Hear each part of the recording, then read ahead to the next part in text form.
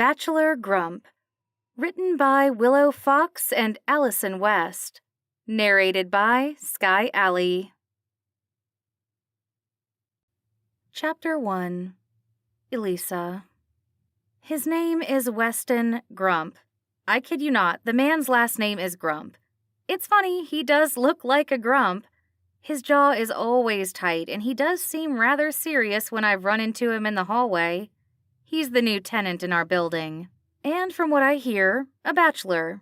There's no ring on his finger, and I've smiled and made polite conversation a handful of times. And he asked me out for drinks at a bar down the street.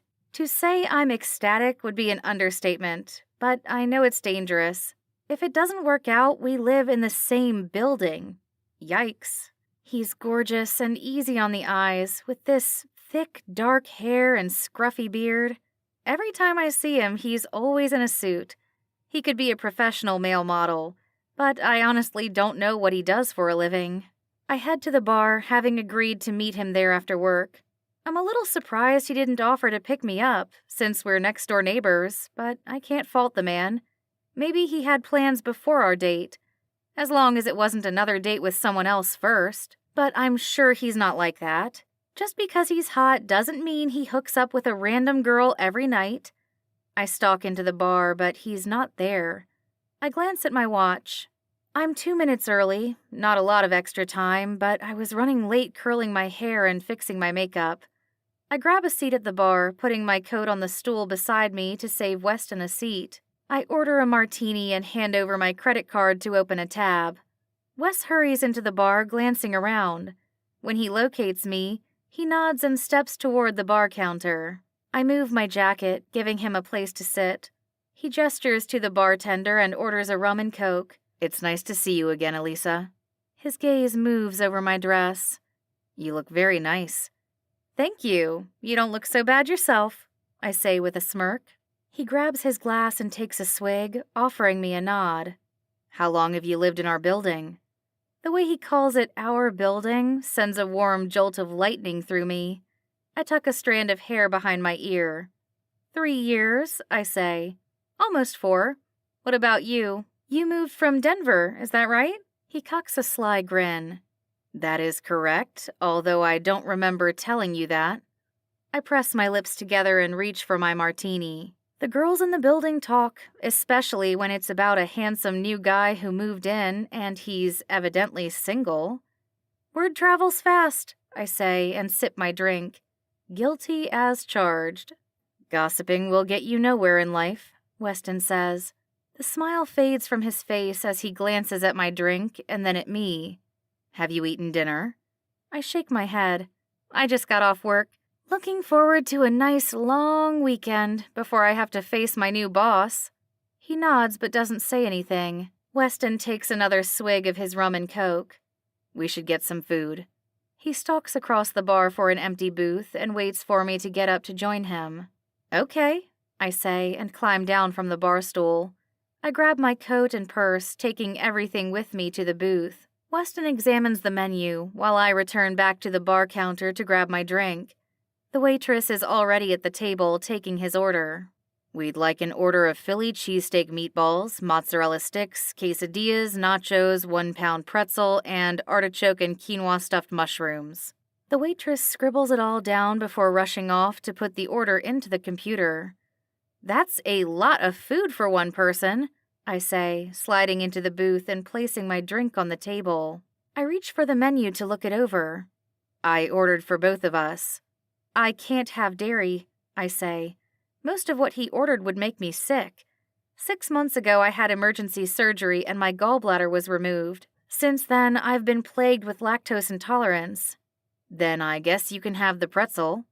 "Or I can find something on the menu to eat," I say, and open the menu, finding something that looks appetizing. I gesture the waitress over and add an order of wings. "Anything else?" she asks. "That's it for me." Weston stares at his phone nestled in his hand. He seems more interested in his smartphone than me at the moment. "I'll have a flaming Dr. Pepper. Do you want another drink?" He doesn't so much as glance up at the waitress. "I'll have another martini, thank you," I say as she hurries off to put the rest of our order into the system. Everything okay? I ask. Yeah, it's nothing. He shoves his phone into his pocket. Work? I guess. Just some family stuff. He doesn't elaborate. You've been in the building 3 years, you mentioned. I take it you like it. It's nice. I haven't had any issues with any other tenants. Good. His eyes wander toward the bar, and I shift uncomfortably as he stares at a blonde with another guy. They're having drinks in the spot we vacated. Do you know her? I ask. Who? Weston gives me the clueless look, but I get the feeling that she might be an ex. It doesn't matter. No one. I exhale a sigh and finish the last of my martini, relieved when the waitress brings a second one to the table just in time. There have been rumors that our boss, the executive producer, and, more importantly, head of acquisitions, was leaving. I'm not sure whether it was willingly or not, but the gossip has been spreading like wildfire. Elisa, oh my gosh, you got your hair cut short, and I love the new color. It's cute. Sloane is chipper this morning. It looks okay? I ask, worried that it didn't turn out after the disaster of a date. Of course. Why? I exhale a breathy sigh. Well, my next-door neighbor and hot date set my hair on fire. What? No way! I wish I were joking. Well, it wasn't his fault. The waitress got bumped into when she lit the flame, and the next thing I know, my head is slammed against the table and there's a jacket on my face. Utterly romantic and mortifying, I mutter. Did you get burned? Sloane asks, her eyes wide. She glances me over, but she doesn't see any evidence of the fire. That's because there isn't any, except for my hair, which went up in seconds. No, thankfully my date was quick to act and pretty much beat me with his coat. Sounds sexy. I'm glad you're okay. Thanks, and it really wasn't. It was embarrassing and just awful. I mean, the date went from bad to worse. Wait, Sloane's mouth drops. That wasn't the worst part? No, it probably was, but he kept eyeing this blonde girl like he wanted to be with her instead of me. I tug my bottom lip between my teeth. Bad date. Date from hell, Sloane corrects me. Oh, did you hear that we're getting a new head of acquisitions? Rumor has it that some new bigwig from out west is getting the executive producer role, and we'll be forced to report to him. I saw John clean out his desk on Friday. Have you seen who they hired? I keep hoping they'll promote someone on our team. I caught a glimpse of him when he met with HR this morning, and let me tell you, girl, he is eye candy. Sloane's cheeks are red as she fans her face. Yeah? When do we meet him? Not that I'm excited to gain a new boss, but reporting to the CEO has been difficult since he's never at the office. He works at a different location, and our executive producer typically had direct contact with the CEO. You get to meet him now, a deep voice says, and I inhale sharply. Weston Grump, and don't you dare comment on my last name. My tongue swipes across my top lip. How long had he been standing out in the hallway? How much had he heard? Mr. Grump, I say and stand, holding out my hand to properly introduce myself. Elisa Emerson, I'm your acquisitions editor. Wonderful, he says, staring at me, locking eyes, and the air seems to be sucked out of the room. I'm Sloane Michaels, my colleague says, standing up to introduce herself. Nice to meet you, Miss Michaels, Weston says. Just call me Sloane. We're pretty informal around here. I'm glad Sloane is talking because right now my mouth is prickly like a cactus. Does Weston recognize me? The last time he saw me on Friday night, my hair was long, blonde, and lit on fire. After that disaster, I bolted and went home, vowing never to see him again. On Saturday, I made an emergency appointment at the hairdresser's. I had her fix the disaster, and in the process of cutting, we also did a full color. With my pale skin, I look a bit gothic for my taste, but I don't care. I'm grateful for the change. Is it possible Weston doesn't know I'm the girl from Friday night? He hasn't let on, other than the long stare. Maybe he thinks I'm familiar. I'll go with that. But it's not like a name like Elisa is all too common. Miss Emerson, I suggest you grab a paper and pen. My office, 10 minutes. He turns and heads back towards his private office. What do you think he wants? Sloane asks, wiggling her eyebrows suggestively. Stop it, I hiss, glaring at her. I don't have the courage to tell her that he was my lousy date. He's our boss, and he is hot as sin. Girl, let me have the fantasy, at least until he starts bossing us all around. You know he will, I say. With a surname like Grump, it's inevitable. I don't tell her how he was an awful date. And while catching my hair on fire wasn't his fault, him constantly ogling the blonde and checking his phone was entirely on him. I guess he had a thing for blondes. It's a good thing I'm no longer his type. Sloane's laughter bounces off the open walls. Girl, get it together.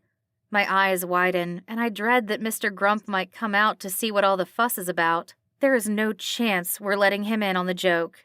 Although it kind of feels like the joke is on me having gone out with him. Chalk it up to experience and lousy dating apps. You have to kiss a lot of frogs to meet your prince. And Weston Grump is 100% frog.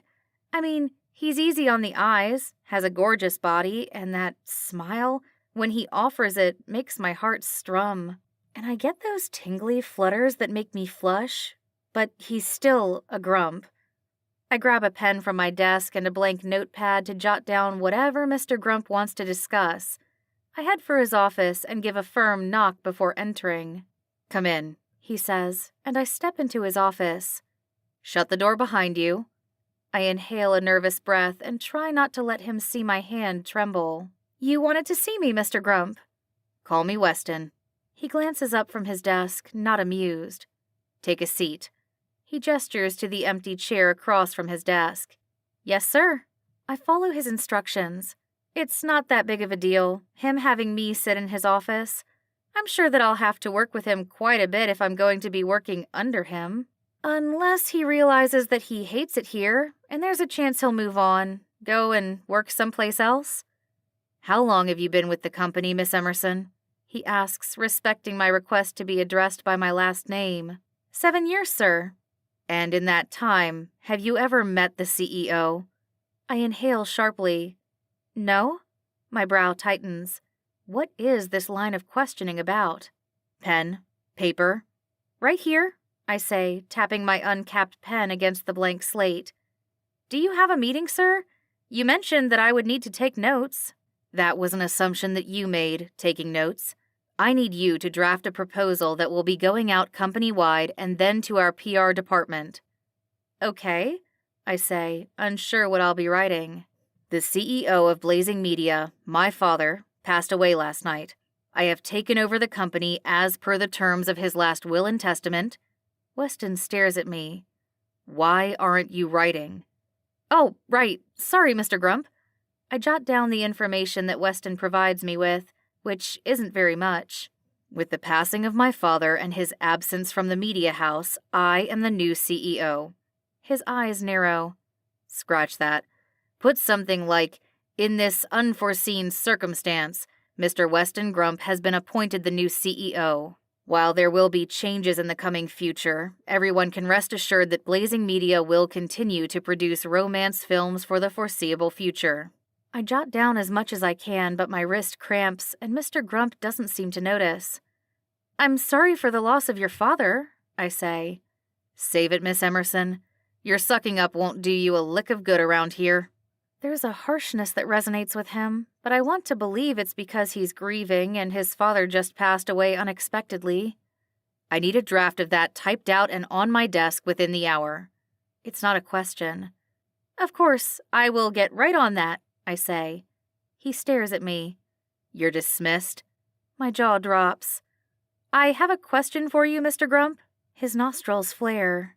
I hope you take direction better when you write, because your listening skills are significantly lacking. It's Weston. Call me Weston. His jaw is clenched as he glares at me. When he realizes that I'm not leaving his office, he gestures to speak. Go on.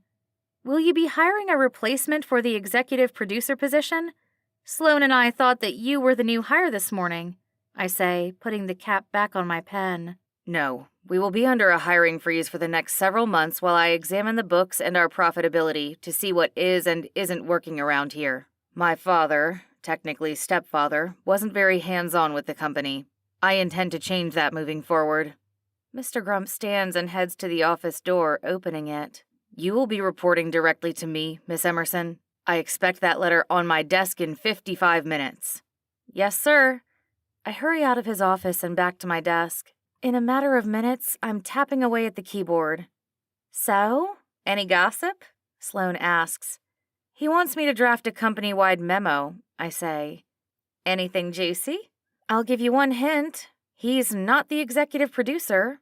Her eyes widen. Savage. Who is he? What's his role? I click away at the keys on the computer, trying my damnedest to get the memo finished ahead of schedule. Not like Mr. Grump gave me a lot of time to finish the email. You'll have to wait, I say, not ready to spill his secrets. She'll find out when he sends the company-wide email to all employees. Sloan stares at his office like she's envisioning the man naked or something. I swear she's drooling and obsessed with him. He's hot. Any word if he's married? That would be my luck. The bachelor in apartment 4B isn't actually a bachelor. Wouldn't be the first time that I was duped, but I haven't seen any signs of a wife or girlfriend. No ring for starters, and his office is pretty bare of any pictures. But it's only his first day. I don't think he is, but he's off limits. Trust me, I say without elaborating. Obviously, Elisa, he's our boss, but I swear he could be an underwear model. Trust me, he is not worth it. The good-looking ones all think they're hot shit. Mr. Grump may be dreamy, but I'm sure that in bed his dick is a little pecker and he can't even rock the boat. He probably keeps a cucumber in there so girls think he's got a giant dick, but in reality, it's like one of those mini cucumbers. A thick, heavy voice clears his throat. Elisa, my office now, he snaps at me. Sloan bursts out laughing, and I throw my pen at her. She dodges the missile, grinning at me like she's proud that I got called to the principal's office. Fuck. Am I about to get fired?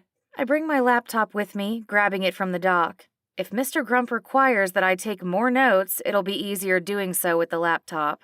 He lets me step into his office first, and then he slams the door abruptly behind himself.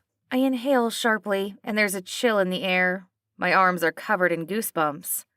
Do you find it appropriate to talk about my junk to another staff member?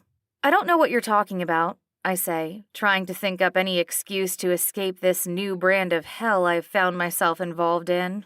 But there's no way out. I did this to myself, and I'm going to have to pay for it. Chapter 2. Weston. I thought the weekend was bad. I wasn't expecting Monday to be worse. After learning of my stepfather's passing and dealing with the lawyer over the weekend, I show up to blazing media first thing Monday morning. The HR team at least was expecting me, but only a handful of people are aware of the situation, that I'm now CEO. It's not like I don't know the company. I've been working under my stepfather, helping him for the past 10 years. The man had some memory issues lately, and I was doing most of his work while he got the credit. It's why he was never in the office. And it worked for me for the better part of the last couple of years, working from his home while having a son to look after. At the moment, my son, 3, is in daycare across town, closer to where I used to live. I'm renting a 2-bedroom place in a condo complex while my house is undergoing renovations. Changing preschools for Tyler isn't ideal, especially if we will be back in the house around or shortly after Christmas. Apparently, the old estate had lead paint on the walls and asbestos siding and roofing. Had I known, I'd have done the renovations sooner. And while I'm not looking forward to moving, even temporarily, because Tyler needs stability in his life, I also don't want to put his health at risk. He's already so fragile. Tyler means the world to me. Never in my life did I imagine having kids. I sure as hell didn't plan any of it, and I'll do whatever is necessary to keep him safe, which usually means casual dating and not bringing a girl home. I rarely tell anyone I'm a father. It doesn't mean I'm not proud of my son, it's just no one's business. Besides, I'm a billionaire. I don't want anyone getting the crazy idea that they can kidnap my boy for ransom. I've seen the movies. And yes, I have plenty of top-notch security at my house. The condo I'm renting is a different story, so I have to keep a low profile to protect my boy. I should also have kept my dick in check when I saw the cute blonde next door. Instead, I'm the one being tortured by the one bad date that I went on Friday night. How the hell did Elisa catch her hair on fire? It wasn't the first flaming Dr. Pepper that I ordered, and maybe that had been the mistake. Not mine, but the waitress had grown too cocky and forgot to blow out the shot before tossing it into the glass of beer. And just as she did that, some asshat opened a door and brought in just enough wind to whip Elisa's gorgeous blonde locks into the flames. I don't think I'll ever drink again. Well, nothing set aflame. I still can't get that horrifying image from my head, and I blanketed her with my jacket, dousing the flames as quickly as they took. Her face and skin were unscathed, but her long locks were singed. Elisa claimed to have to go to the bathroom, but she must have snuck out the back door because she didn't come back to the table. What a fucking nightmare. Oh, and it gets worse. My ex-girlfriend was grabbing drinks at the bar, and it wasn't with her new husband, just when I thought I was finally over her. To top off my spectacular Monday, Elisa is an employee of Blazing Media, and I walked in catching her talking about my cock to one of the staff members. What the actual hell? Could my life become any more complicated? I run a hand through my hair, and I'm trying not to lose my cool because I'm about to blow a fucking gasket. Do you make it a habit of talking about your boss's cock to other employees? I pin her with my stare. Her pale blue eyes flutter up at me under her thick, dark lashes. It's such a stark contrast to her raven hair. After the fire damaged her hair, she went from having long hair halfway down her back to a short trim above the shoulders. But instead of the blonde, her hair has been dyed jet black. Gothic isn't her color, but I bite my tongue, knowing better than to comment on a woman's hairstyle. "No, sir," Elisa says. "It was completely out of line." "Damn straight," I growl. "Did you tell gossipy Sloane about Friday night?" She bites down on her bottom lip. Guilty as charged. Shit. I exhale a breath. Do I need to inform HR about what occurred prior to us working together? She's quick to shake her head. "No, that isn't necessary. We had one lousy date. We both know that it won't ever happen again." "Good," I say, glad she's on the same page. I don't appreciate being ditched during a date. Even if I wasn't on my A game, I wasn't the one who lit her hair on fire. She didn't have to run out the back door. I'd have taken her home if she wanted to leave. I can be a gentleman when the moment arises. She exhales a shaky breath. "Is there anything else? I'm almost done with the draft that you requested." Her laptop is clutched in her hands. "Sit." I gesture to the chair. "Show me what you've done." I'm not a monster, contrary to popular belief. I am, however, laser-focused, and I always get what I want. Elisa opens her laptop and reviews with me the letter that she's compiled. I make a few suggestions and tweaks before having her email me the final version, which I will send out to all staff members. "Is there anything else?" Elisa asks, although it's obvious it's more out of necessity than desire. She wants to run back to her desk and get as far from me as possible. "Yes, you're going to be my executive assistant in addition to your acquisitions responsibilities." "Excuse me? Isn't there someone else better qualified for that role?" She's not wrong. It's not that her experience is limited or lacking. It's more a matter of the two of us working side by side being dangerous. Not that we'll wind up in bed together. One of us is more than likely to end up dead. I force a smile. My eyes crinkle as I fold my arms across my chest. Her laptop rests on my desk, and I try to seem like I'm not enthralled with having her as my EA, keeping her on her toes and reporting to me. There's something highly satisfying about getting even with the woman who snuck out on a date. Was that the first time she'd done something so rude, or is that a regular occurrence? When she isn't enjoying herself, does she usually up and leave? Do I need to worry that she'll be looking for another job? While there is a hiring freeze because I'm not intending to bring in a new executive producer, I'm willing to offer you a 20% salary increase for working directly under me. You will have additional responsibilities, but I can assure you that the bulk of your work will continue to be with the acquisitions department. And if I turn it down? You won't, I say a little too boldly. Either way, Miss Emerson, you are working for me. Her pink tongue darts out to the side of her lip, contemplating my offer. Can I think about it? You have 24 hours. Should I have offered her more money to EA for me? I hate to admit that I don't even know what she makes, and I'm not about to ask her either. I'll go to HR later and do a little investigative digging to see if my 20% offer was good enough. Is there anything else? She asks. It's obvious she doesn't want to be in the same room as me. She can barely look me in the eye. I consider bringing up our evening, her bailing, but think better of it. Now is not the time to be sore for the way she treated me. There are plenty of single ladies in Manhattan. Besides, dating a coworker and, better yet, an employee is frowned upon. And the fact that I'm CEO and no longer just an employee, nope, I will not be pursuing Miss Emerson. That depends. Do you plan on being of assistance? Are you going to run to the bathroom and leave me with everything including the bill? Okay, for the record, I didn't intend to say those words. I swore to myself I wouldn't, and then it comes out unwillingly because she riles me up inside. Just looking at her stirs emotions I shouldn't have brewing. Her mouth drops and her eyes widen. That is highly inappropriate, Elisa says, and she is right. But I don't care. I've already crossed the line. I brought it up, and now it's too late to undo said damage. I usually wouldn't mind paying for drinks, dinner, a night out with a beautiful woman, but having her escape through the back door on her way to the bathroom is a little juvenile, even for you, Elisa. It's Miss Emerson, she corrects me. Why stop now? I'm on a rant and I can't help myself. I step closer, my gaze moving over her body and back up to her face. The black doesn't suit you, Miss Emerson, I say. My dress? She asks and glances down at what she's wearing, obviously flustered by my brashness.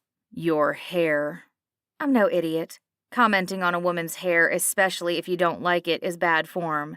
But doesn't she deserve a little harshness and scolding? If she's going to work at Blazing Media, she needs to grow a backbone.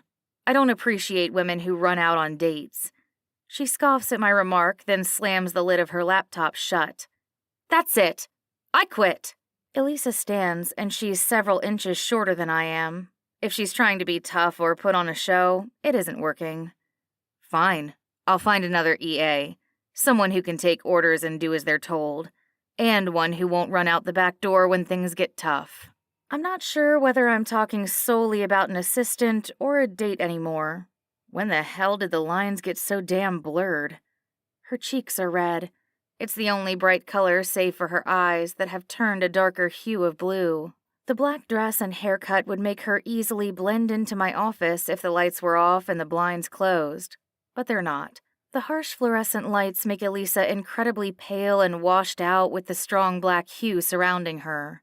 The outside sun pours into the office, shining bright. You're incorrigible, she shouts at me, then grabs her laptop under her arm and storms for the door. Always running, Miss Emerson, I say, standing tall over her. Is that all that you do? She spins around and clocks me with a mean right hook. Fuck, I mutter, holding my jaw. My eye twitches, and I growl as she rips open the door and storms out of my office. Maybe I went a little too far. Chapter 3. Elisa. What a boss hole! I can't help the wave of anger toiling through me as I grab a filing box, toss the contents on the floor, and stuff all the crap from my desk inside. What happened? Sloane asks, incredulous. Eyes wide, her jaw practically on the floor. I can't work for him, Sloane. It can't be that bad. What happened? She asks, glancing in the direction of his office when he stomps out like Bigfoot. Drinks later, on me. Sloane wheels her chair back to her desk, making sure to look busy when Mr. Grump approaches my desk. Sloane is seated only a few feet away, and she can overhear anything in our open bullpen-style office. We're neighbors. The irony isn't lost on me, and I continue to pack the last of my belongings into the box, avoiding the boss's heated glare. Elisa, we need to talk. I don't have anything to say to you. I'm surprised he hasn't suggested throwing an assault charge at me, and maybe he will, or at the very least a restraining order. I can't even avoid him if I want to because he lives in my building. Maybe I should move. Although that grump wad is the new tenant, he should leave, but doubtful that he will. The man probably gets whatever he wants, handed to him on a silver platter. He thinks he's royalty. What an ass. I grab the box, toss on my coat, and head for the elevator, ignoring everyone's stares. The email hasn't gone out yet that he's the CEO. Imagine their surprise when everyone discovers that he's not just the new executive producer. He's the fucking boss of this media house. Let the implosion begin. I don't glance over my shoulder. I'm not sure what I expect him to do. Chase after me? Yeah, right. This isn't a love story. He's not my prince or knight in shining armor. He's the grumpiest boss hole that I've ever met. Thankfully, I don't have to work for him another day in my life. I punch the button on the elevator, wanting the damn ride to come already. You should quit assaulting my building, Mr. Grump says. I feel his presence as quickly as I hear him. He was silent in his approach, but he's brooding and standing over me. Is he trying to make me feel small and insignificant? I already feel like shit. It wasn't bad enough that I hit him, but now he's going to harass me all the way to my car? It'd be wise for you to back up, I warn. The elevator doors open, but it doesn't feel quick enough. I hurry into the elevator cart and he leans in, pushing the button for the parking garage. He doesn't step into the elevator. Your keycard will be disabled as soon as you leave the parking garage. Fine. I shrug like it doesn't matter. In case you haven't figured it out, I'm quitting, Mr. Grump. I'm not returning to your office, and I swear if you contact me in my condo, you'll what? He seethes, glancing me over, like I'm too small to pose any real danger to him. I'll file a restraining order, I pipe up. He laughs darkly. Seriously? You pummeled me, and you're the one wanting an order of protection. Real original, darling. He purrs at me. I punch the elevator's door close button, and am relieved when it finally closes. Too bad it's not on his face. I want to scream, shout. Beat the hell out of the elevator, but what good will that do? Weston Grump is a pain in my ass no more. I head to my car, pop the trunk, and drop the box inside. Hurrying around to the front seat, I climb in and hurry out of the parking garage.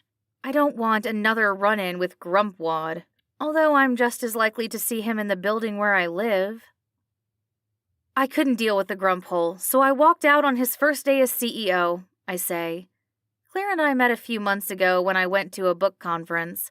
She was there because of her love of reading. I was there to spot talent and find the next great book to become a movie. Claire is a nanny and soon-to-be mother to this sweet little girl, Amelia. Oh my gosh, Claire squeals. And you said you punched him? What? Sloane's jaw drops. It's the three of us grabbing drinks to celebrate my freedom. I feel bad for Sloane having to put up with his antics, but at least she didn't try to date him. I guess Sloane missed that part of the story. I had called Claire to tell her that I punched my new boss, who happens to be my bad date from last weekend, and can she do drinks because I need to vent. Yeah, I may have clocked him in the jaw when he brought up the date from hell. And get this, he didn't apologize about my hair catching on fire, or the way he kept checking out the blonde or staring at his phone. Nope. He was mad that I left his ass and made him pick up the check, which was his anyways, since I didn't touch the food and he ordered for the table. Table? Like there were more than the two of you on the date? Claire asks, trying to catch up. Nope, it was just us, but he tried to order for me. Who does that? I ask. Claire grins. I think it's rather hot when a guy orders for me. On a first date? I ask. It's bossy and presumptuous. How does he know that I'm not vegan? He ordered so much cheese. Oh my gosh, I couldn't even eat the food that he ordered. Sloane takes a long swig from her daiquiri. Sounds complicated. And by the way, you left Weston in a terrible mood when you quit. All day he was moping and impossible to placate. That's how he is all the time, I'm sure of it. That's why his last name is Grump. It isn't, Claire says and bursts into laughter. Oh my gosh! Thank God Levi's last name isn't Grump. I couldn't handle that.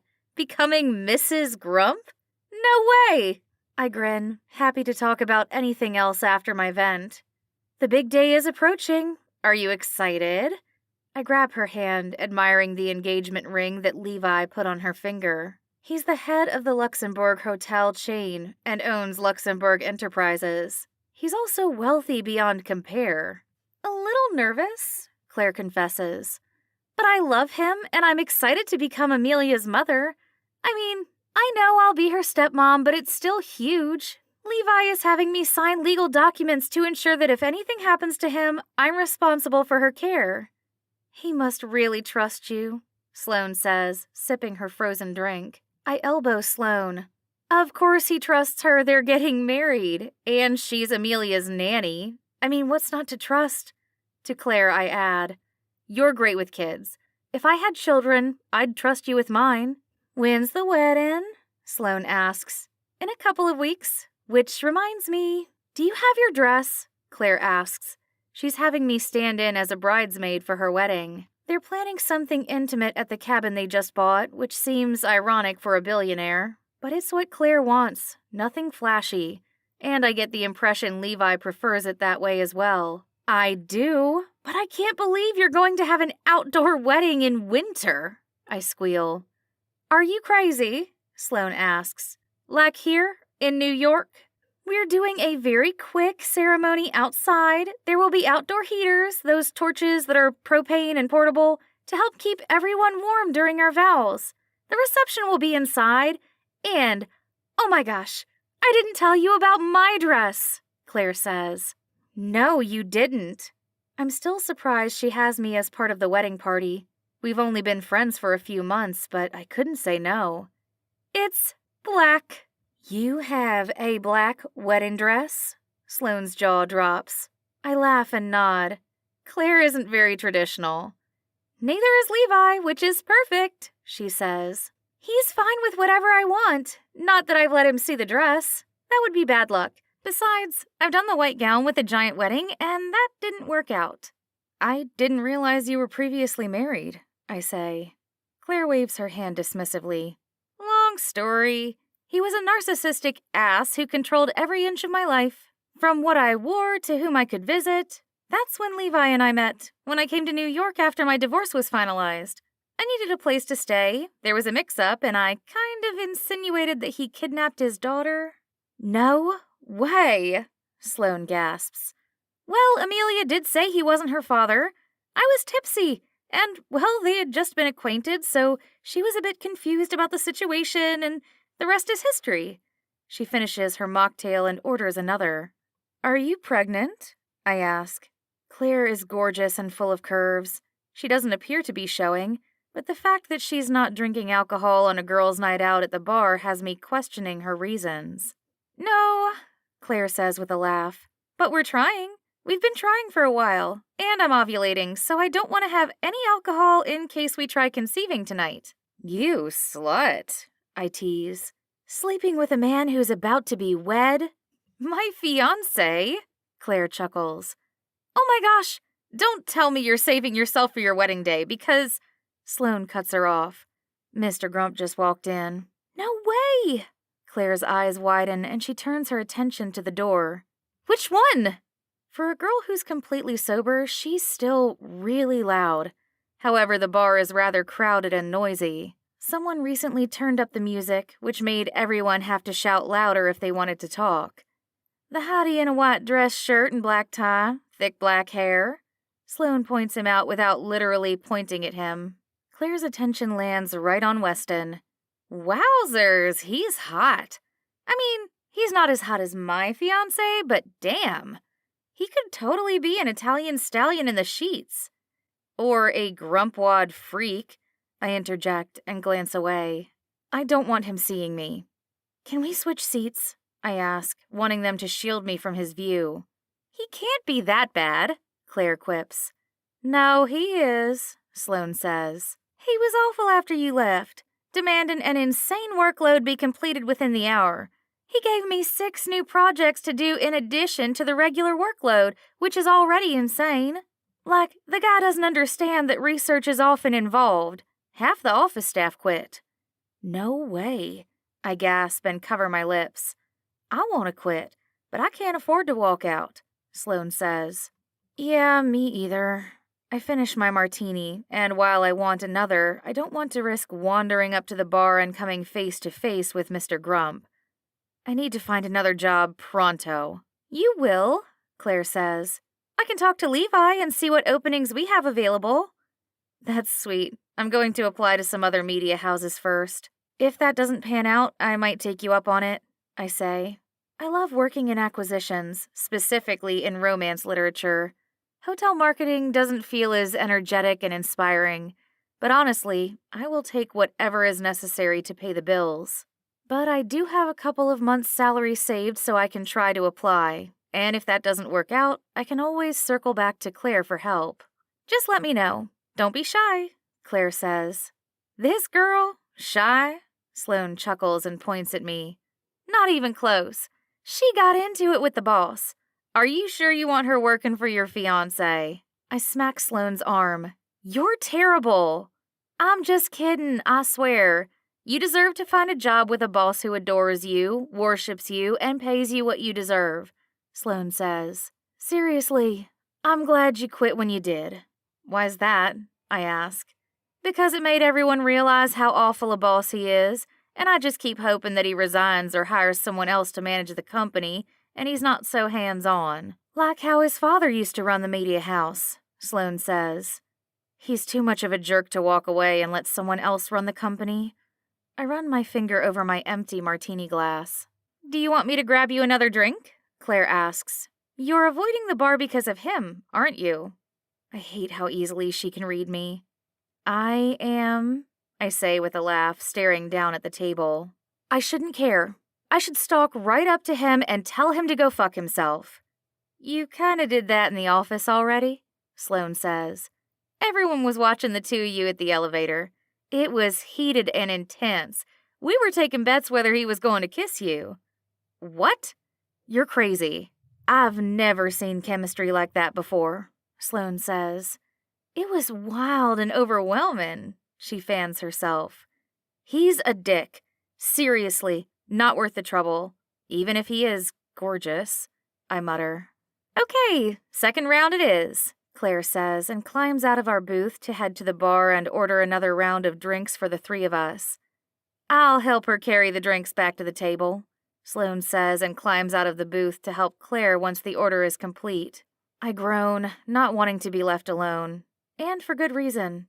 Mr. Grump glances back at the bar and his eyes land on mine. He grabs his glass of beer, or whatever the hell he's drinking, and raises it toward me with a nod. Why the hell is he giving me a smile? Like he's happy that I'm here, wallowing in my own self-made misery. Okay, well, some of it was self-made. I did land a physical blow to Mr. Grump, but he said quite a few inappropriate and unnecessary remarks to me in his office. Still, fighting and being aggressive isn't the answer. My parents would not be proud of me. Hell, I'm not feeling too proud of myself either right now. Mr. Grump pushes himself off his stool and heads toward me. Oh, hell no. I'm scowling, and I'd really like that martini, even if it only makes it into Grumpwad's face. It'd be a waste of a perfectly good martini, but well worth the $12 for a drink. Elisa, he says, giving a nod, like he's happy to see me. He can't be happy. I'm not happy to see him. What do you want, Grumpface? I mutter, my fingers grazing over the wood table. I glance past him at Sloane and Claire. They're holding the drinks and whispering to each other, probably deciding what to do. If they could read my mind, tossing it in his face would be my first choice. But Sloane still works for the jerk, and I doubt she's ready to say goodbye to her job. At least the money she's not ready to part with yet. Real original, Elisa, he says, and his eyes tighten. One hand is tight around his glass of beer, the veins protruding in his arm, like he just might squeeze it a little too tight and it'll shatter at any moment. What do you want? I assume he wants something, or else he'd be leaving me alone. Looking to get the last word in? I hear half the staff quit today. Half the acquisition staff, he says with a shrug.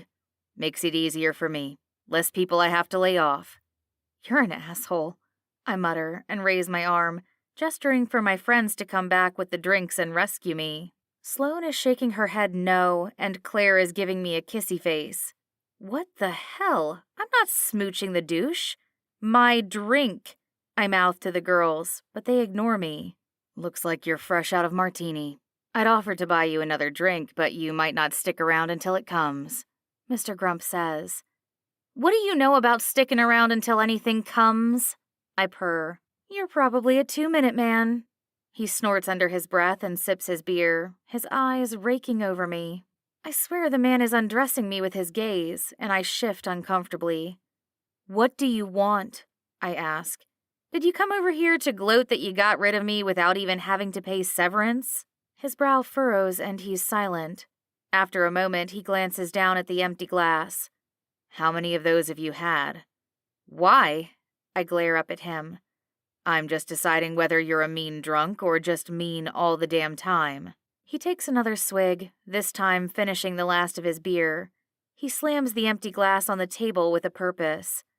All the time when I'm around you.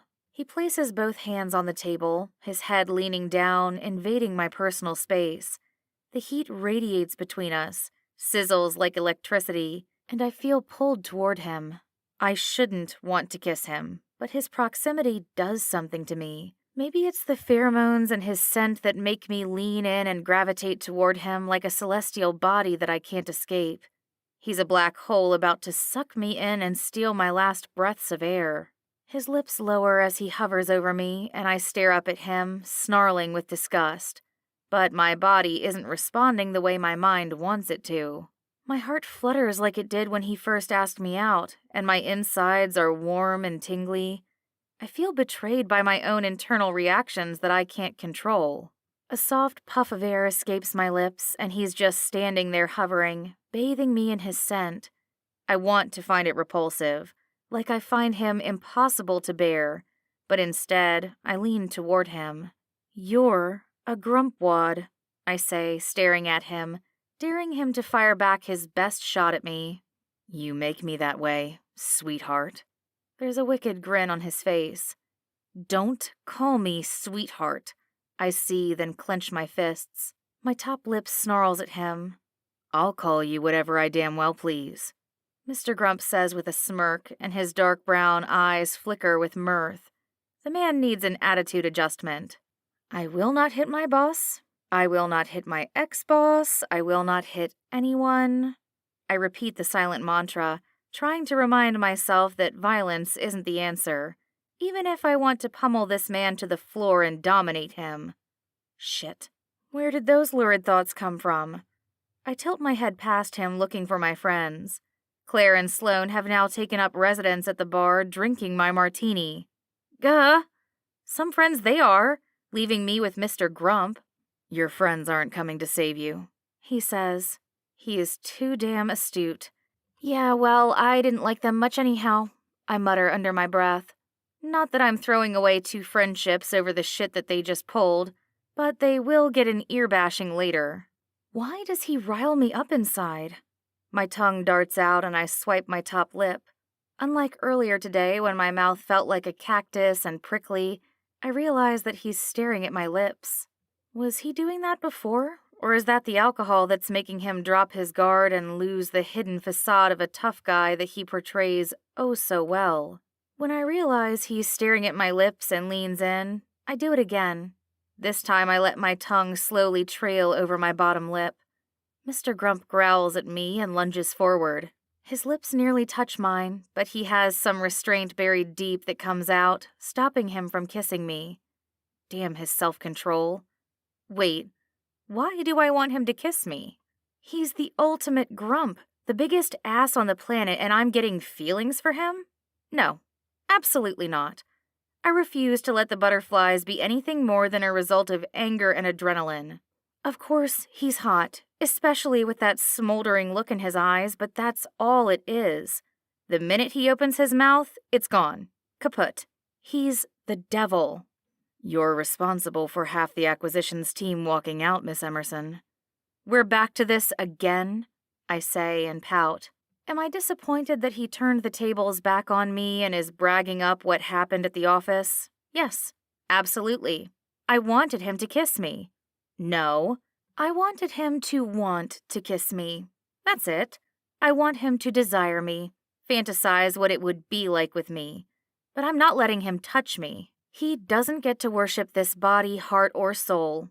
I don't belong to him or anyone else for that matter, and he's never going to get the opportunity to see me naked.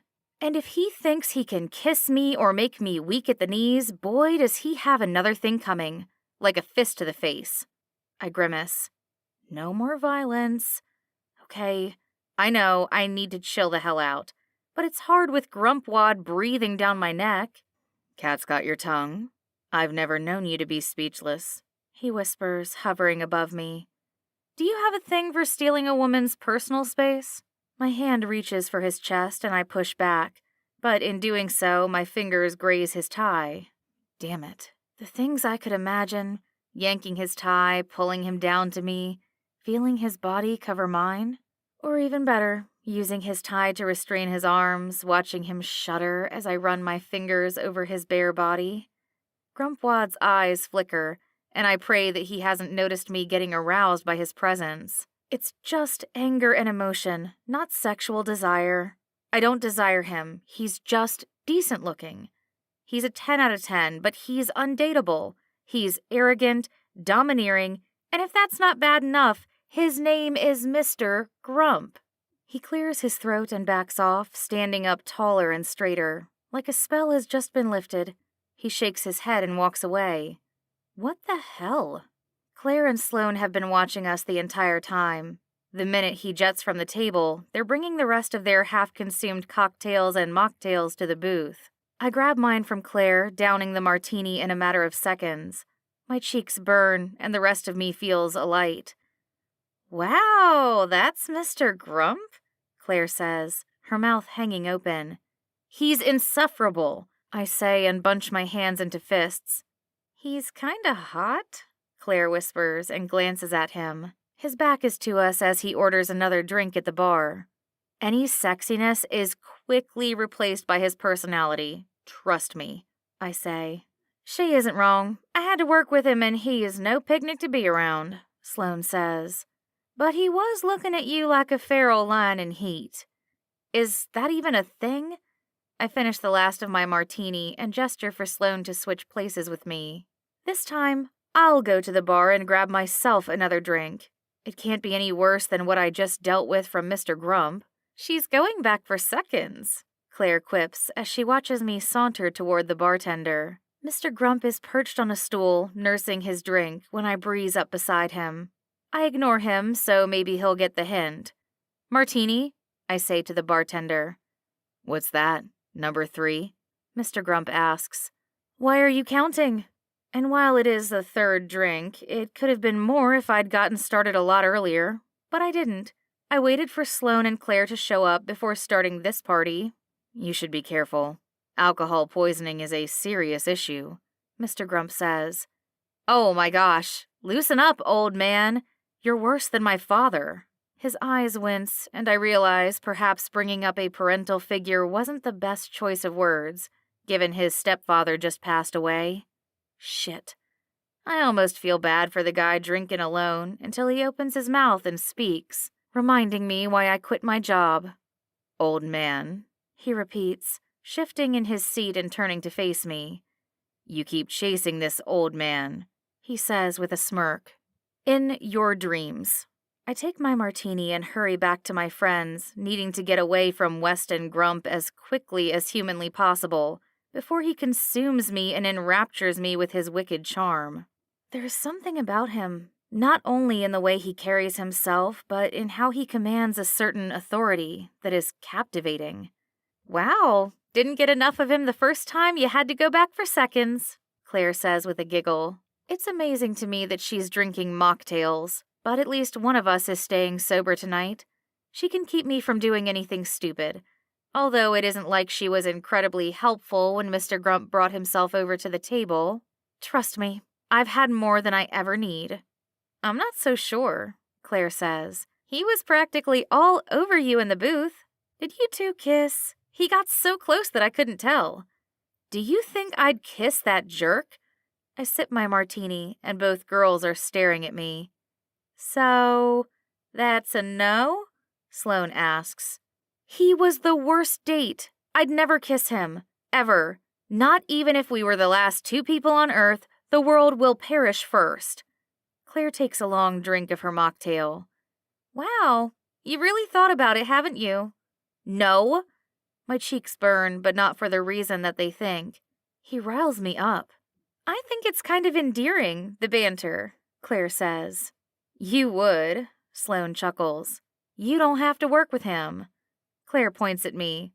Neither does she anymore. Don't remind me, I say. I hang my head in my hands. I need to start looking for a new job first thing tomorrow. I'm not sure if you know this, Elisa, but when Levi and I first met, we hated each other.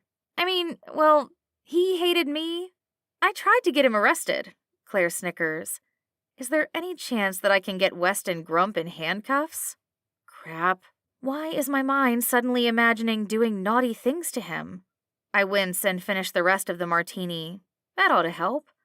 While Claire's already told me the story in confidence, she was also trashed and probably doesn't remember much of that night. He'd kill me if I told anyone, but it's our meet cute. You're what? Sloane asks, scrunching her nose. The first time that we met. Anyways, sometimes the best love stories don't start out where two people are madly in love, Claire says. Oh, he's mad all right, I mutter. And you're mad for him, Sloane says into her daiquiri glass. I heard that. I elbow Sloane. You're unbelievable. And you've finished your martini. Buy us another round. I groan. It's not the money. I'd happily pay for all the drinks tonight. Of course, having a job would be beneficial to help with that, but it's waltzing back over to the bar and standing right next to Mr. Grump again. Are you girls trying to torture me? I ask. Maybe, Claire says. It's fun to watch your face turn bright as a tomato. My eyes widen in horror. Don't worry, it's not that bad. He probably thinks it's cute, Sloane interjects. You guys are going to kill me, I swear. I should just step out in front of traffic right now. Claire laughs and finishes the last drop of her mocktail. Don't be so dramatic. Go get us another round before I have to get home to Levi. All right, Miss Bossy Pants, I joke, climbing out of the booth. Save your nicknames for your grumpy ex-boss, Claire calls after me. I groan as I head up to the bar. Why is it the only empty spot is once again next to Weston Grump? Is the universe trying to torture me? I realize he's hot. I don't need a reminder, but I could use without talking to him. Just let me have my eye candy, 3 drinks, and get out before it's too late. Missed me, Mr. Grump says, turning slightly on the bar stool. Do you always drink alone, or is it because you chase all the cute girls away? His brow tightens and he gestures the bartender over, ordering himself another beer. I'm kind of relieved he's not ordering another flaming drink like Friday night. That is one experience I never want to do over. I'll have you know I could get any girl in the bar, he says. Any girl? Minus present company and your entourage. Damn, it would have been fun to watch him flirt with Sloane or Claire and get turned down. There's zero chance either of them would be interested in returning the sentiment. How about her, I say, and nod toward the girl at the end of the bar counter. She's got blonde hair, which I've surmised is his type. What about her? You said any girl. Okay, I have to admit, I picked the one girl that seems not the least bit interested in men. She's with another woman, and she's wearing a pride shirt, so I'm hoping that she's not attracted to the male species. How about I pick my own dates? Then I guess you can't get any girl. I smirk proudly, and the bartender hands me the bill. I slide my credit card over to pick up the tab for the 3 drinks. I've got it, Mr. Grump says, putting his card on the tray. What? You're not buying our drinks. I don't need handouts. You don't have a job. Why does he have to remind me that I quit this morning? Is he going to remind me next that I sucker punched him? I ignore his remark. Are you scared of a little bet? What are we talking? Mr. Grump asks. A date? A kiss? Her phone number? He doesn't back down, that's for sure. I pause, considering the options. Kiss her, I'm ready to watch him get cold-cocked twice in one day. That's it? I just have to kiss her. The smile on his face is far too smug. He's confident in his abilities to knock a woman off her feet. And since it's a bet, if you win, I buy your drinks.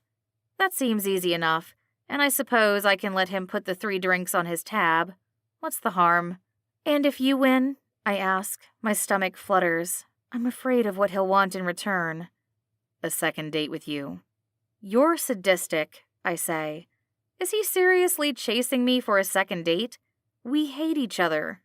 Probably, but my ego got bruised when you bailed. I promise that there won't be any alcohol lit on fire. Well, intentionally, anyways. I stare at him, dumbfounded by his suggestion. You're not going to win. Then I see no problem with the bet, and we should make it a little more interesting, Mr. Grump adds. Inwardly, I'm groaning. What? I ask. If she gives me a little tongue action, you come back to work for me. Is he insane? He must be to think that I care. Why? So you can torment me indefinitely? No thanks. I haven't gotten to the good part if you win, he says, letting it hang in the air, and I glance again at the woman seated down the bar.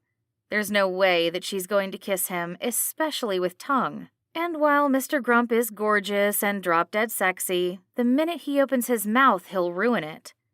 And what's that? I take the bait. You give me your job and let me run the company? He offers a wry grin. I like your sense of humor, but that's not a possibility. Too bad. I thought this was going to get interesting. Besides, I knew you couldn't get her to kiss you. I swear I hear him growl under his breath.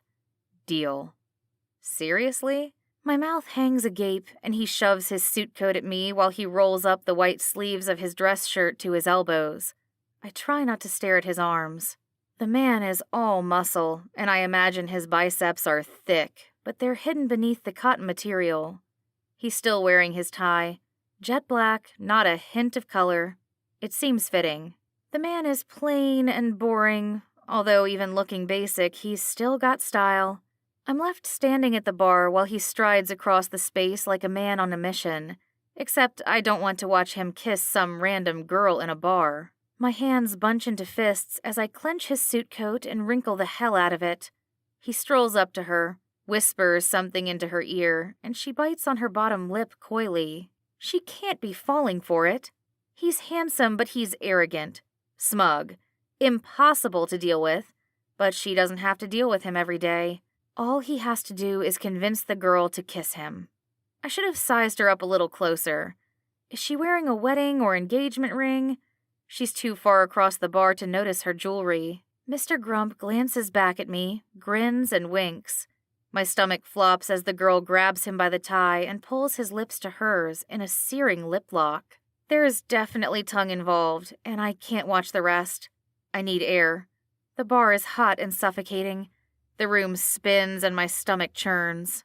I do not want to get sick, not in front of Weston, although I doubt the man would notice since he's smooching with that girl. I hightail it out of the bar, not caring that I'm ditching Claire and Sloane. They can fend for themselves. Sweat trickles my brow. The cold night air is a welcome relief from the heat of the bar and the moment I just witnessed between the two of them. I shouldn't care. I hate him. He was the absolute worst date I've ever been on, and he's the reason I quit my job. But watching his mouth shoved up against another girl's, his hands in her hair, and hers around his lower back, it was too much.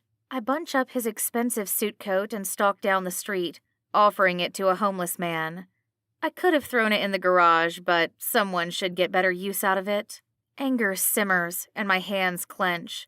The more that I think about his hands on her face, in her hair, pulling her closer, like he was enjoying it. I want to throw my head back and scream up at the heavens for bringing me such torment. And he lives in my building. How am I going to face him? I'm going to have to move. That's the only explanation. Pack up my stuff, box it, and sell the condo. Because I can't face him every day. Not if he's kissing other girls. And what if he brings one of them back to his place? What if he brings her back to his place tonight? I despised Mr. Grump when I quit Blazing Media, but now I absolutely hate him. Nothing can change my mind or make me think anything different. Why was I so naive to take his bet? He'd never let me run the company. It was all hogwash, telling me anything to convince me to go along with his plan. And why? So that I could watch him kiss another girl? Elisa! Sloane hurries outside, and Claire is right behind her, chasing me down on the sidewalk. What happened? I'm an idiot, I say, pinching my eyes shut. I lost a pretty big bet. What? Claire steps forward and pulls me into her arms for a hug. Whatever it is, it can't be that bad. And he's an asshat for kissing another girl. They saw that kiss. I might die from embarrassment.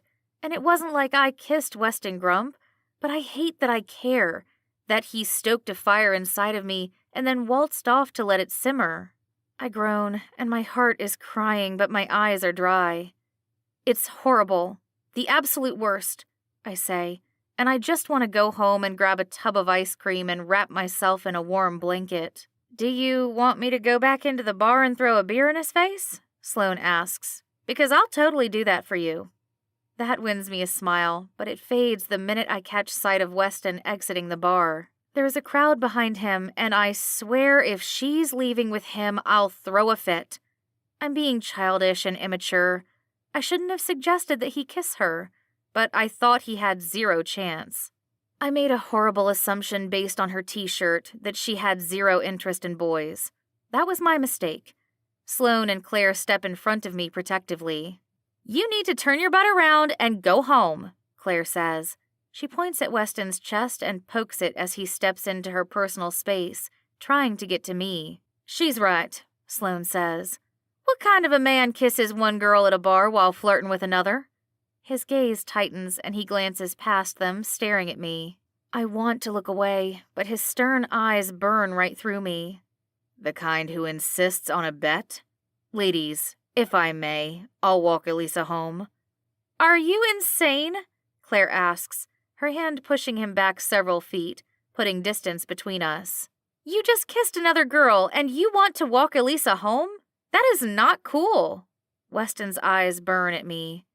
Is that what you told them? I open my mouth, but no words come. Sloane steps up, speaking for me. She doesn't have to say anything. We saw you kiss that girl in the bar. It was a bet, one that your sweet and innocent Elisa suggested. Claire and Sloane glance back at me for confirmation.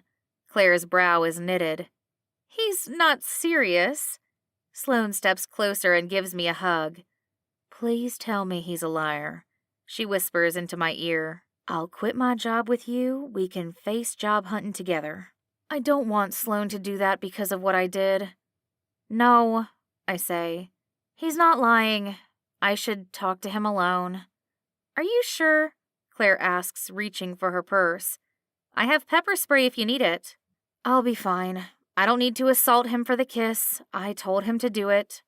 Claire's eyes widen and she takes a step back.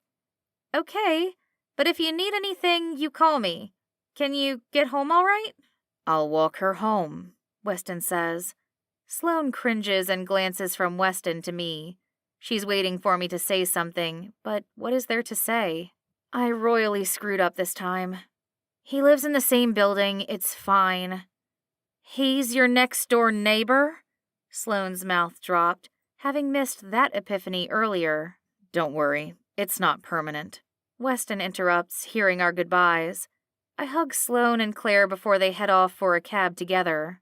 I glance at Weston and consider making a break for it, but it's not like he doesn't know where I live. Never date your next-door neighbor. Chapter 4. Weston. Why did I take Elisa's suggestion and go with it? It's not like I'm innocent. Yes, I kissed the girl Elisa bet me that I couldn't kiss, but it wasn't like there was even a hint of attraction from either of us. I offered her $100,000, and when she said no, I upped it to $500,000. That was enough for her to grab me by the tie, and the rest should be history. I won the bet. Elisa never set any rules in place about payment, and there was no chance that I was going to turn over a billion-dollar corporation to a girl in acquisitions. It wasn't a bet I could lose. And it was worth the $500,000 large ones. Not because I enjoyed the kiss, but I was hoping to catch a glimpse of Elisa's shocked face. But instead, the moment that I ended the tongue duel, I glanced over my shoulder and she was gone. I cut a very large check to a lucky lady at the bar before following Elisa's friends outside in search of her. Worst case scenario, I could waltz up to her front door and demand she follow through on the bet. While I contemplated keeping it to just a single date, having her work under me is much more inspiring. I need an executive assistant, someone who can handle my bullshit and be honest with me. If an idea I have is shit, I need someone I trust to tell me that to my face, not behind my back. And Elisa is a mystery. Maybe hiring her isn't the best move for the company, but it's what I want. She knows the industry, and she's been around for several years. I did a little background digging, and she's overqualified for her current position with us in acquisitions. She's been a huge part of the recent success of the business, and the 20% raise I offered her for extra work wasn't unreasonable. She could be playing hardball, but I don't get that impression. Elisa wouldn't have walked out if it was about the money, not without having another job available, but none of it matters. I wait for her friends to say goodbye and disperse, leaving Elisa and me alone. We're only a few blocks from the condominium complex. It's cold outside, and I really wish I had my jacket to help warm me up. I didn't bring anything warmer than a suit coat, and that seems to have been abandoned. "Where's my coat?" I ask, unrolling my sleeves, making them long again. It's not enough, but it keeps the direct chill off my skin. "I gave it to someone who needs it," Elisa says with a smirk. "It's cold tonight." "Tell me about it," I mutter under my breath. "Why? You should be plenty warm after having that girl's hands all over you." I stop walking and grab Elisa by the arm, turning her to face me. "Jealous?" She inhales a shaky breath. "No." Turning, she shrugs out of my grasp. I don't force my hold, letting her take a step back. But I'm right next to her. She's not walking home at this hour alone. Even if we're in a nice part of town, I'm not risking anything happening to her. "In case you forgot, you were the one who suggested I kiss her with tongue and picked out the girl." "Well, you didn't have to enjoy it," she mutters. "You are jealous." It's the only thing that makes sense. But why does she care? We had a lousy date together. She quit her job the minute she found out I'm her boss. Granted, I wasn't exactly warm or welcoming, but she didn't have to bail. "No, I'm not. I just hate losing a bet." Is that why she ran outside of the bar and wanted to get away from me? Is working for me that torturous a job? I've never had to manage other employees, let alone an entire company. At least not directly. I had the luxury of hiding behind my computer screen working as my father. And now I have to prove myself all over again.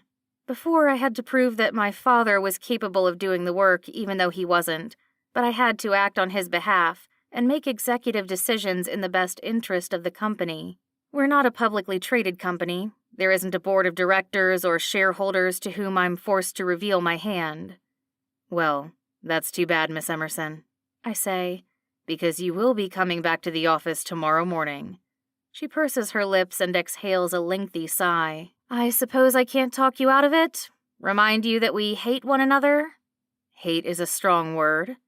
What did I do to deserve such distrust? It wasn't my fault the date was a natural disaster. Maybe we're not meant to be anything more than acquaintances, and that's fine with me. Now that I know she works for me, anything else would have to be off limits. "Yeah, but it's deserved in this instance," Elisa says. I step closer, invading every inch of space without physically touching her. "I don't believe you hate me, Miss Emerson, because if you did, you'd never have run out of the bar after watching that lip exchange." Her eyes flicker, and the anger that seems to seep into her features disappears just as fast. She's capable of hiding her emotions more than I gave her credit for previously. "Like you said, I just make it a habit of bailing, which is why I shouldn't come back to work for you." "Why? Because you'll quit?" That doesn't surprise me. No, what surprised me was Elisa's bold assumption that I'd want to kiss another girl in the bar, and that she didn't suggest that I kiss her. That is the only bet that would have left me in a frenzy, and I might have wagered the company and lost it to her. But there are other nights for more fun and games with Miss Emerson. My gaze rakes over her body. She's shivering, her grip clutching her purse. Is it the cold or my proximity that makes her tremble? I want to be the reason, but she hates me. Elise has made it perfectly clear that she wants nothing to do with me, and a woman like that doesn't bend easily to the will of someone strong and powerful. She's too stubborn to think of her future, the opportunities that she's giving up by leaving Blazing Media. I didn't expect you to rescind on a bet. I want to mince words with her, but she's tapping her feet to keep the blood flowing in this chill, and I'm doing my best not to freeze. Did I mention that I despise winter? But my father is the reason that I'm still in New York and not living it up on the beaches in Hawaii or the Caribbean. Even the South Pacific would be amazing right now. Anywhere but a New York winter. It's not as though I can't afford it. I've inherited the company and my father's fortune, moving me from millionaire to billionaire status. It's not all liquidated funds, but I have more than I'll ever need in my lifetime, and very few people know that about me. I keep my private life quiet, and I don't flaunt my money. Well, not typically. At the bar earlier was an exception. I could not lose the bet with Elisa, and I was willing to do anything to ensure I didn't lose, even if I had to stack the deck, which is pretty much what I did. She can't find out. Her eyes flinch, and she shivers. Can we walk? My legs are numb. I'd pick her up and carry her, but I don't think she'd like that very much, and I don't want another blow to my face. I'm lucky she didn't throw back a hard enough blow to leave a bruise. Yes, let's walk and discuss, I say, keeping her pace as we stroll together along the sidewalk. I'm not rescinding on the bet. I just don't think you'll be happy with me working under you, Elisa says. Working under you. Those words play on repeat in my head. I'd like to get her under me, pin her down, show her what it's like to be respected. I miss whatever she's jabbering on about for the next couple of streets. We still have a few minutes to go before we're back at the building. Did you hear a word I just said? Elisa asks, glancing at me. It's cold. I'm just trying to focus on getting to the condo before I get frostbite. We approach the last block, but we can't cross the street until the traffic clears or the light turns. I rub my hands together and blow what I would hope to be warm air into them. It doesn't help. Why the hell didn't I suggest a cab? While I usually tolerate the cold, I am not dressed for this weather. I didn't plan on walking home from the bar. That's why I didn't take my winter coat with me. She grabs the scarf that's wrapped around her neck and offers it to me, swinging it around and pulling it down around both sides of my neck. Her gaze lingers for a moment longer than necessary. Does this make us even? Elisa asks. Giving me your scarf when we're 2 minutes from home? It is warm, and it smells uniquely of her scent. It's overpowering and wonderful. A blend of roses and vanilla with a spicy aroma that tickles my nostrils. I could get used to this smell. I try not to let her notice me breathing her sweet fragrance in as I bring the scarf up around my chin, lips, and nose. It's thick and warm. Consider it a peace offering, Elisa says. Since I gave your jacket to a homeless man. That was kind of you, even if it was at my expense. The traffic light changes and we hurry across the street. Not because we're worried about getting run over, but we're anxious to get inside a warm building. The minute we approach the foyer, I grab my wallet with the key card positioned on the outside. I press it against the black entry panel to unlock the door. I hold the door open for Elisa, letting her slip inside first. She shivers, and we're both assaulted with a warm gust of heat. That's better, she says, digging her keys out of her purse. The heat is turned up quite a bit, but it does feel really good. We head to the elevator together, and she presses the button for the 4th floor. You are coming in tomorrow to work, I say. It's not a question. Excuse me? Elisa glances at me. She unzips her jacket, and I slowly remove the scarf that she draped around my neck and return the sentiment. I step into her personal space, wrapping the scarf around her neck, my hands tugging at the ends, keeping her close to me. The gesture is intimate and heated as we stare into each other's gaze. You lost the bet, Elisa. You work for me. Her mouth drops as she stares up at me. You can't be serious. As you said, I'll just quit. 90 days, I quip. I should have said a year, something more permanent, but I'm not sure either of us can survive that long together. I don't know why you even want me, Weston.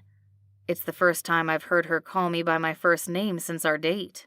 Ever since that epic disaster, I've been Mr. Grump, which gets old and isn't the least bit charming. Not that I'm attempting to be charming with Elisa, and if she is working for me, there is zero chance that we'll sleep together, ever. I avoid relationships like the plague. I have a son who needs my focus, not a woman vying for attention. And aren't they all the same? And marriage is absolutely out of the question. Never in my life am I committing myself to one woman. It's not because I like a little variety, although it's true, I do. I can't trust that whoever that woman isn't a gold digger. Sure, there are prenups that can be signed, but that only covers prior to the marriage. I don't need a woman sneaking in through the side door to get a piece of the empire that my father created. And while that wouldn't directly be hers, any money earned while married she would be entitled to a portion of.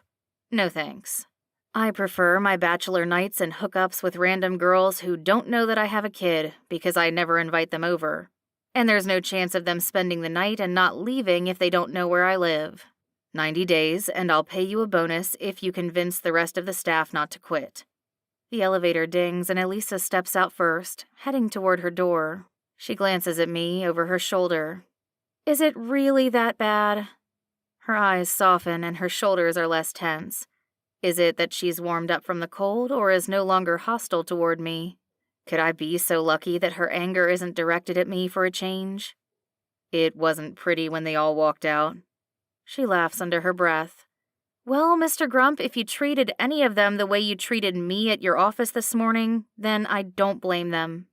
I step closer, foregoing the door to my place. I'll be home soon enough. I have the nanny with Tyler, and at this hour, he's already down for bed. It's funny how you blame me when you were the one talking about my cock. She inhales sharply and her cheeks blush. Can we pretend that didn't happen? She reaches to twirl the strands of her hair. I won't comment on the gesture. She's nervous, and her gaze flickers down to my lips. If you can be professional at the office, I certainly can as well. She exhales a shaky breath and fumbles with her keys. Very well. I'll see you tomorrow at the office. We'll drive together. There's no reason not to carpool, and besides, I have a private driver arranged for work. I refuse to drive in New York City. And while I love driving off-road in the mountains and can tolerate an empty highway, I won't let my blood pressure spike over a traffic jam. I leave that for my driver. Are you sure that's appropriate? Elisa fiddles with her keys. She's ready to go into her condo, and I'll let her, as soon as we knock out the last details for tomorrow. Besides, will our hours line up?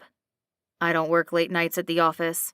If I have work that needs to be done after hours, I do it from home. She doesn't need to know about Tyler. He's the reason that I vow to be home every night for dinner, at least as many nights as possible. Okay, I guess we can carpool, Elisa says. I don't correct her that I have a private driver and am chauffeured around the city. She'll meet Camden tomorrow. Good night, I say, making sure that she gets into her apartment before I unlock my front door and head inside to check on my little man and kiss him goodnight. The nanny is already fast asleep in her bedroom. Martha is an older woman in her early 60s. I don't know how she keeps up with Tyler and all his energy, but she helps around the house a lot with chores, laundry, and meal prep. The next morning, I'm awake early and text Elisa that we're leaving in 20 minutes and to meet me downstairs by the front entrance. Her response is a thumbs-up emoji, and I'll take that as a win, considering who it's coming from. I put on a fresh suit and tie. I'll have to replace the suit coat that I lost thanks to Miss Emerson giving it away. Not that I don't help the homeless. I donate clothes to charitable organizations and give a generous monetary contribution as well. But I don't hand over a tailored suit coat that I still wear on a regular basis. I'm doing my best not to grumble before I've even left the condominium. I head down to the elevator, and Elisa steps out from her place, just in time for us to ride the elevator together. It shouldn't be a big deal. We're driving all the way to the office together, but at least in the car we'll have company. Camden will be there to make sure that Elisa behaves herself, although I'm not sure what I'm expecting to happen. I don't bother with my coat. I'll be staying inside until Camden pulls up and the car will be warm. Good morning, she says, forcing a smile. She's dolled up in a winter hat, gloves, scarf, and a purple wool coat.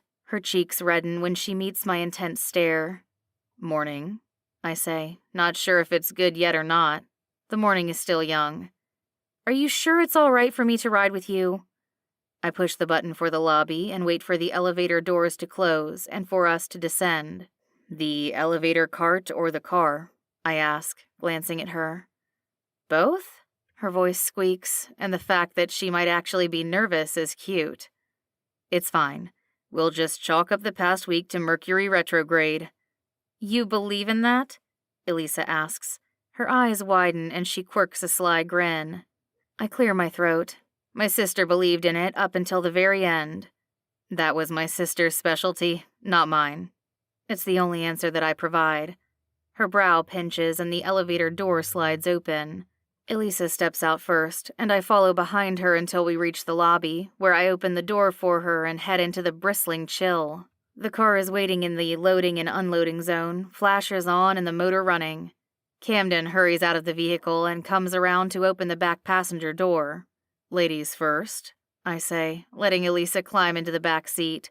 I slide in beside her, and Camden gives me a curious look, but knows better than to ask, especially in front of a woman.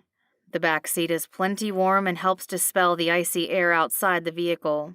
I shiver, my body warming up from being outside for a few seconds without proper winter attire.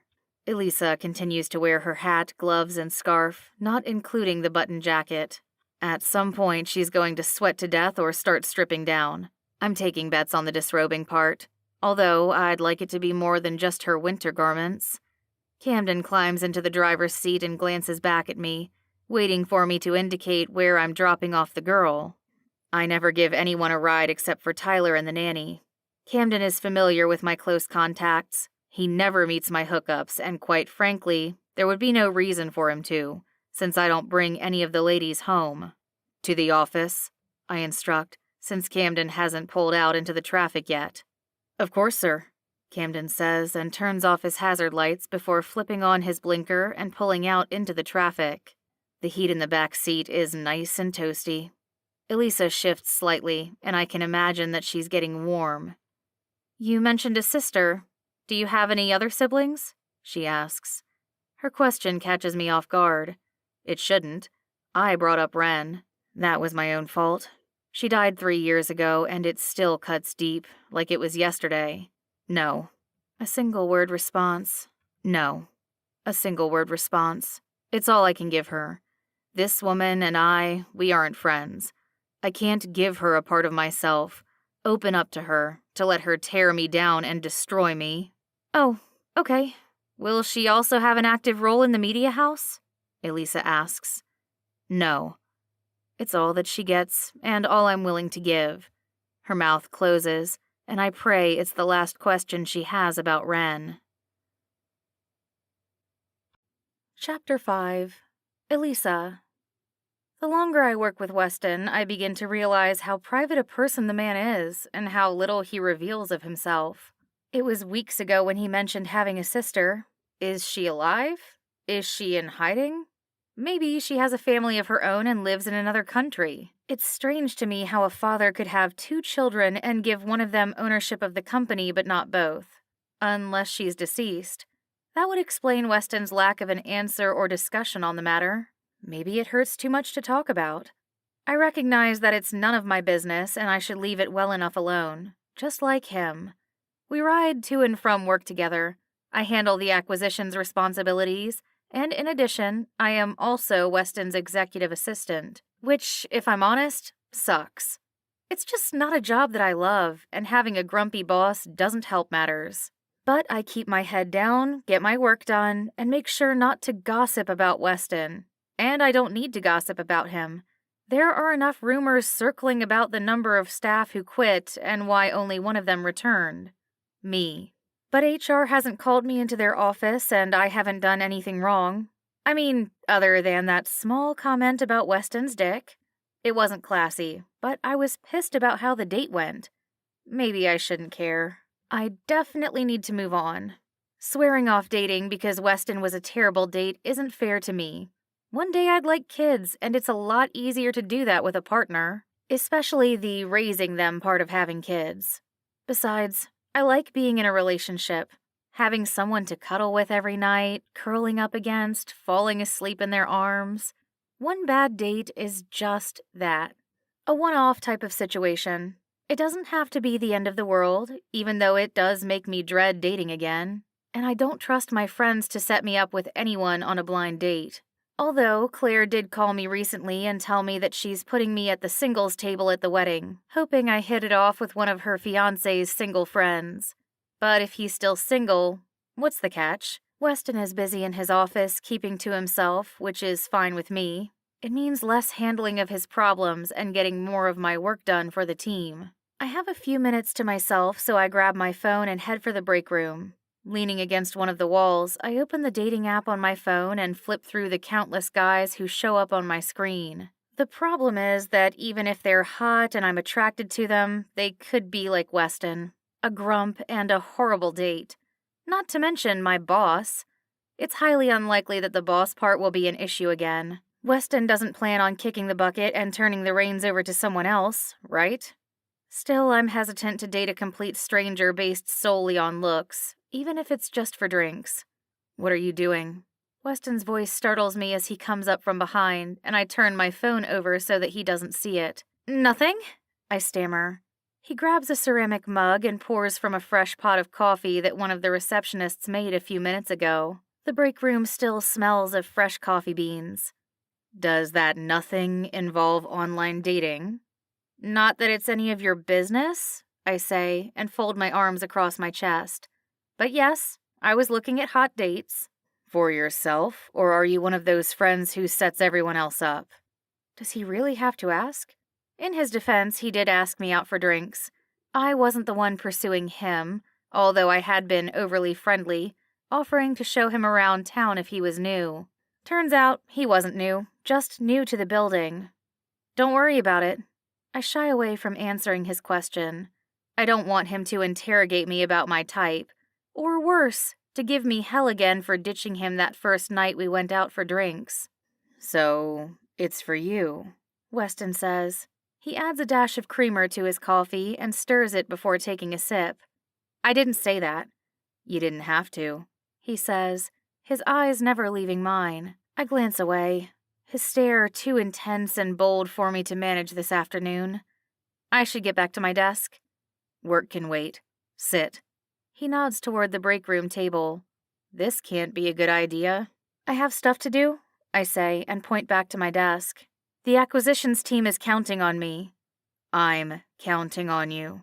Weston's gaze tightens and he pulls back the chair. It slides across the floor, squeaking in a high-pitched manner, making me grimace. Did he do that on purpose? The man loves to torture me. Sit. His single word is a command, and I obey. I pull out the chair and sit on the wooden surface. I wait for whatever it is that he intends to say.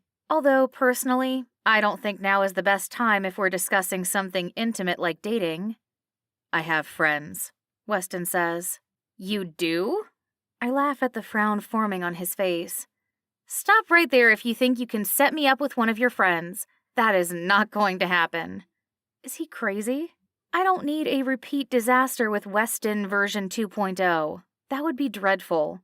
Weston sips his coffee, his eyes staring straight to my soul. If I remember correctly, you still owe me a date. Thankfully, I'm not the one drinking coffee, or I'd have spit it all over him. Unintentionally. Excuse me? The bet? Or don't you remember? He tilts his head, and there's a set of footsteps approaching the break room. Weston stands, although this time he's quiet with the chair, placing it back as it was, when Sloane steps inside. Oh, you, he says. I can't tell if he's relieved or irritated that whatever he says, she'll side with me. Oh, you too, Sloane says right back to him. Is this knucklehead bothering you? She jabs her thumb in his direction. No, it's fine. I was just going to head back to my desk. I need to finish the monthly report you asked for, I say to Sloane. It can wait, Weston interrupts. I need to see you, Miss Emerson, in my office. I follow Weston to his office, and Sloane gives me an apologetic look. I merely shrug, unsure why he wants to bring me behind closed doors, unless he plans on reaming me. What'd I do this time? Have a seat, he says, and gestures to the empty chair across from his desk. He closes the office door and sips his coffee before sitting behind his desk. You should be careful meeting strange men on the internet. I don't need you to protect me, I say. I fold my arms across my chest. I've been taking care of myself forever. Even so, there are a lot of men on those apps who aren't good guys, he says, staring at me like I'm supposed to know what that means. I get it. They just want to hook up. It's cool. Sometimes that's all I'm looking for, too. His jaw drops and I leave him speechless. Good. It's not true, not even in the slightest, but he doesn't have to know that about me. I want him to think about what he missed out on when he was too busy checking out the blonde and staring at his phone all night. Not to mention the fire incident. Just thinking about it makes me want to swear off dating forever. Maybe you don't care who you let into the building, but I do. You're worried who I sleep with?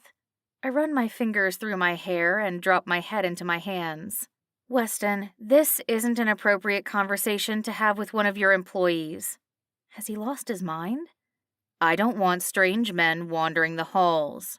What the hell? I don't even know how to respond to that, I say and stand. I'm not talking to you about my dating life or my sex life, Wes. Don't call me that.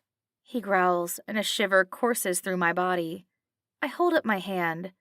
I can't deal with whatever this is, I say, and head for the door, trying to hightail it out of his office. There you go again, running. With my hand on the doorknob, I inhale a deep breath. I either face him or do exactly as he's saying, running. I spin around and he's closing the distance between us, coming closer to the door. I shouldn't have come back here to work under you, I say, and grimace at the double innuendo. Not that I slept with him. I can count the number of guys I've slept with on one hand, and it's not a lot. I'm not the kind of girl who wants no strings attached fun. That's not my style. I prefer romance and passion. I want to be swept up, not swept away. What? Why? Weston doesn't seem to grasp any inkling of why I'm upset right now. We're a good team. We work well together. And yes, I'm not the easiest person to get along with, but you do a good job. That's the first time you've given me any praise. He tilts his head, his eyes boring into mine. You have a praise kink? My cheeks burn and I glance away.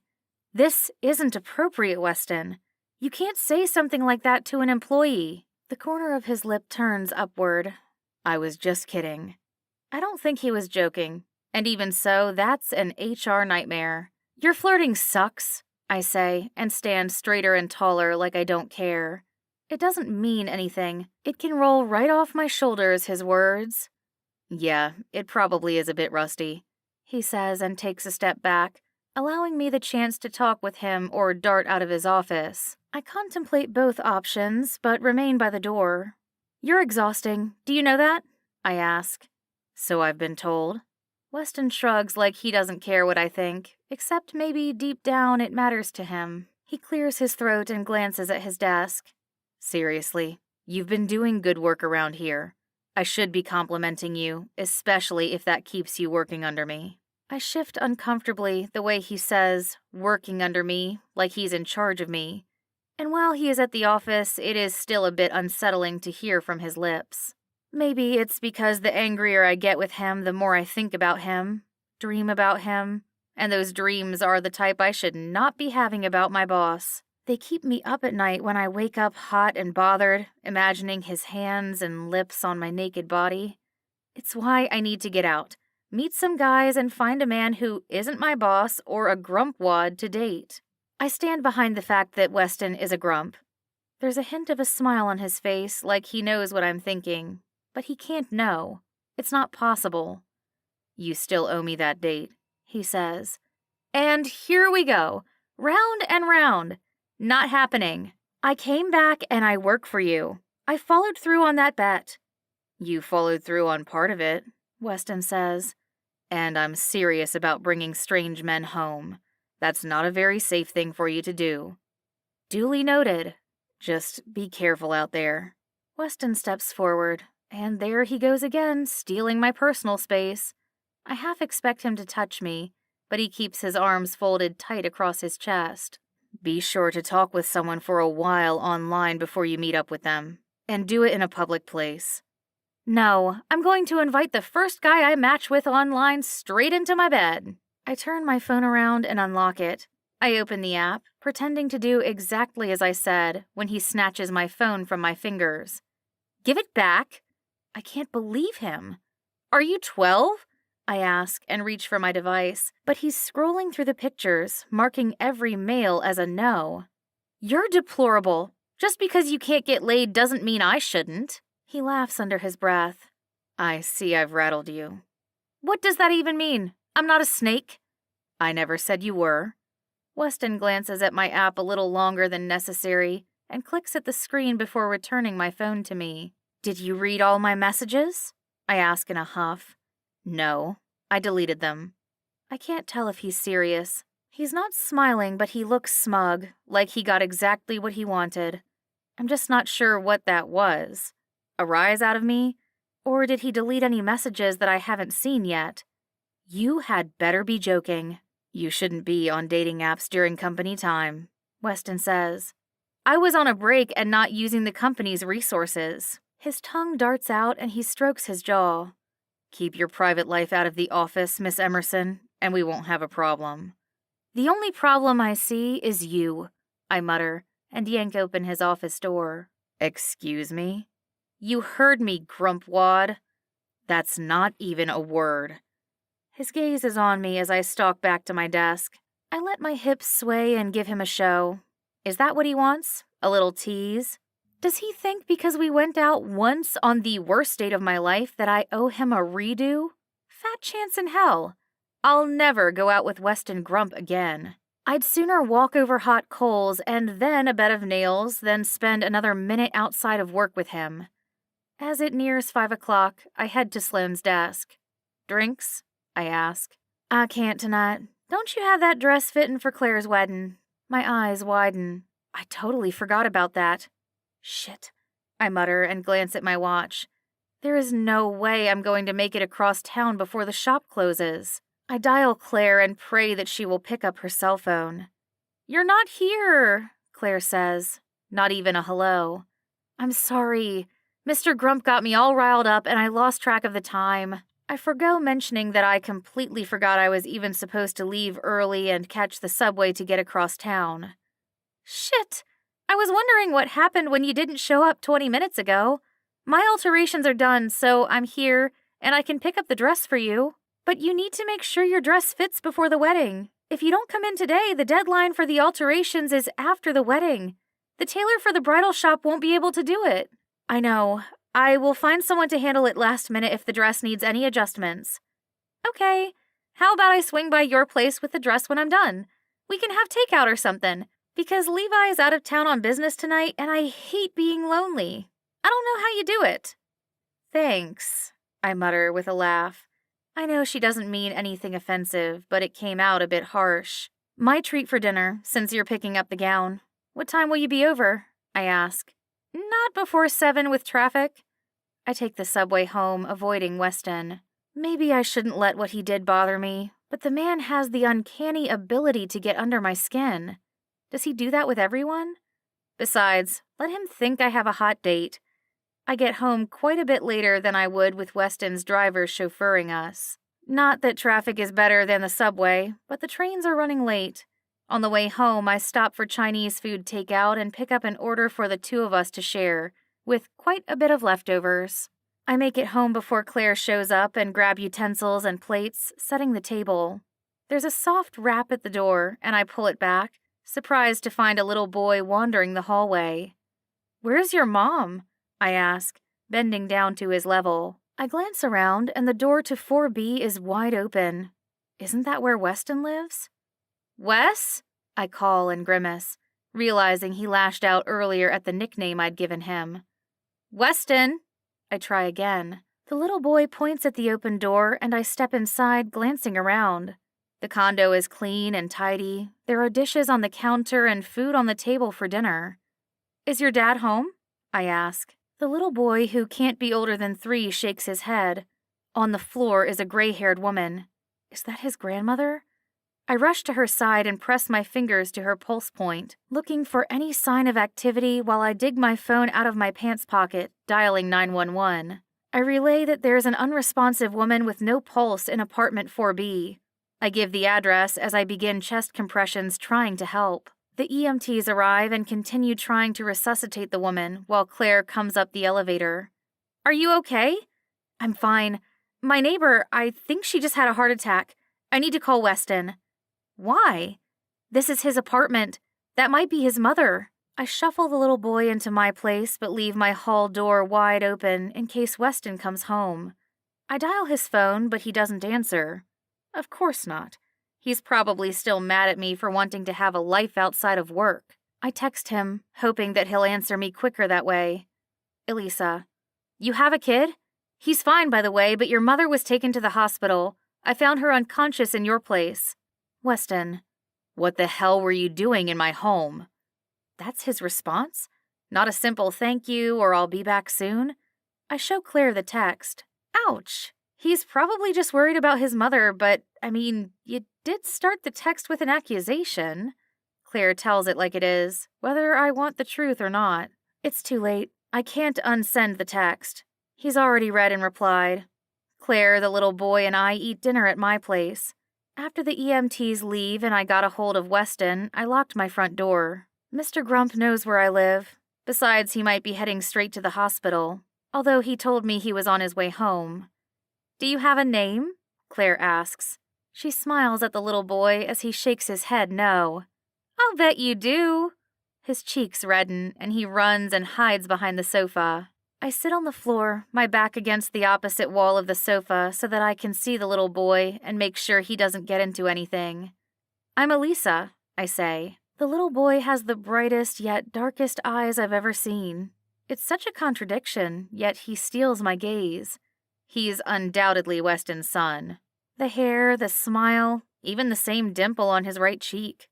He steps backwards, smacking into the wall, but he doesn't so much as flinch. He stares at me, and it reminds me so much of Weston that it's uncanny. Where is the little boy's mother? Weston never mentioned that he was married, but he also neglected to tell me that he had a kid. I exhale a heavy breath as Claire cleans up our dinner dishes while I keep a watchful gaze on the little one. I'm not chancing he'll get into something and his father will blame me. I play with my phone, glancing up at the toddler every so often. He watches with curiosity before tumbling at me, trying to wrestle me for the phone. "Oh, you're just like your father," I laugh as the little boy tries to grab my cell phone. Claire glances at me over her shoulder. "I think I missed something." Wes decided to snatch my phone and delete my dating app messages at work. "Wait, what? And Wes?" Claire grins. "Wow, you've given him a nickname." "Only because I know that he absolutely hates it. Yes, I'm that much of a bitch."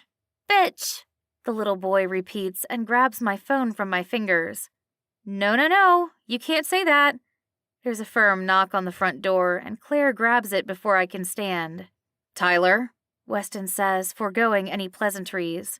"He's right over there," Claire says, and points at the two of us on the floor. The little boy is still wrestling for my phone, but the minute he sees Wes, he releases his grip. "Daddy!" Tyler squeals and runs toward his father. Weston bends down and sweeps Tyler into his arms, giving him a giant hug and several kisses. It feels like such an intimate moment that I'm invading. "I'm sorry about your mother. Are you going to the hospital now to see her?" I ask, standing and approaching the two of them. Claire takes a step back, hanging out in the kitchen, although she can see and hear everything that's going on. My condo isn't huge, but there's enough room for it to be comfortable. Besides, it's just me living here.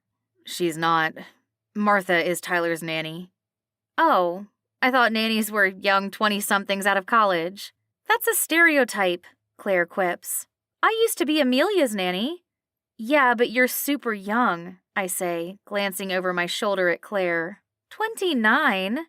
I've got 5 years on Claire. My biological clock is ticking. I return my attention back to Weston.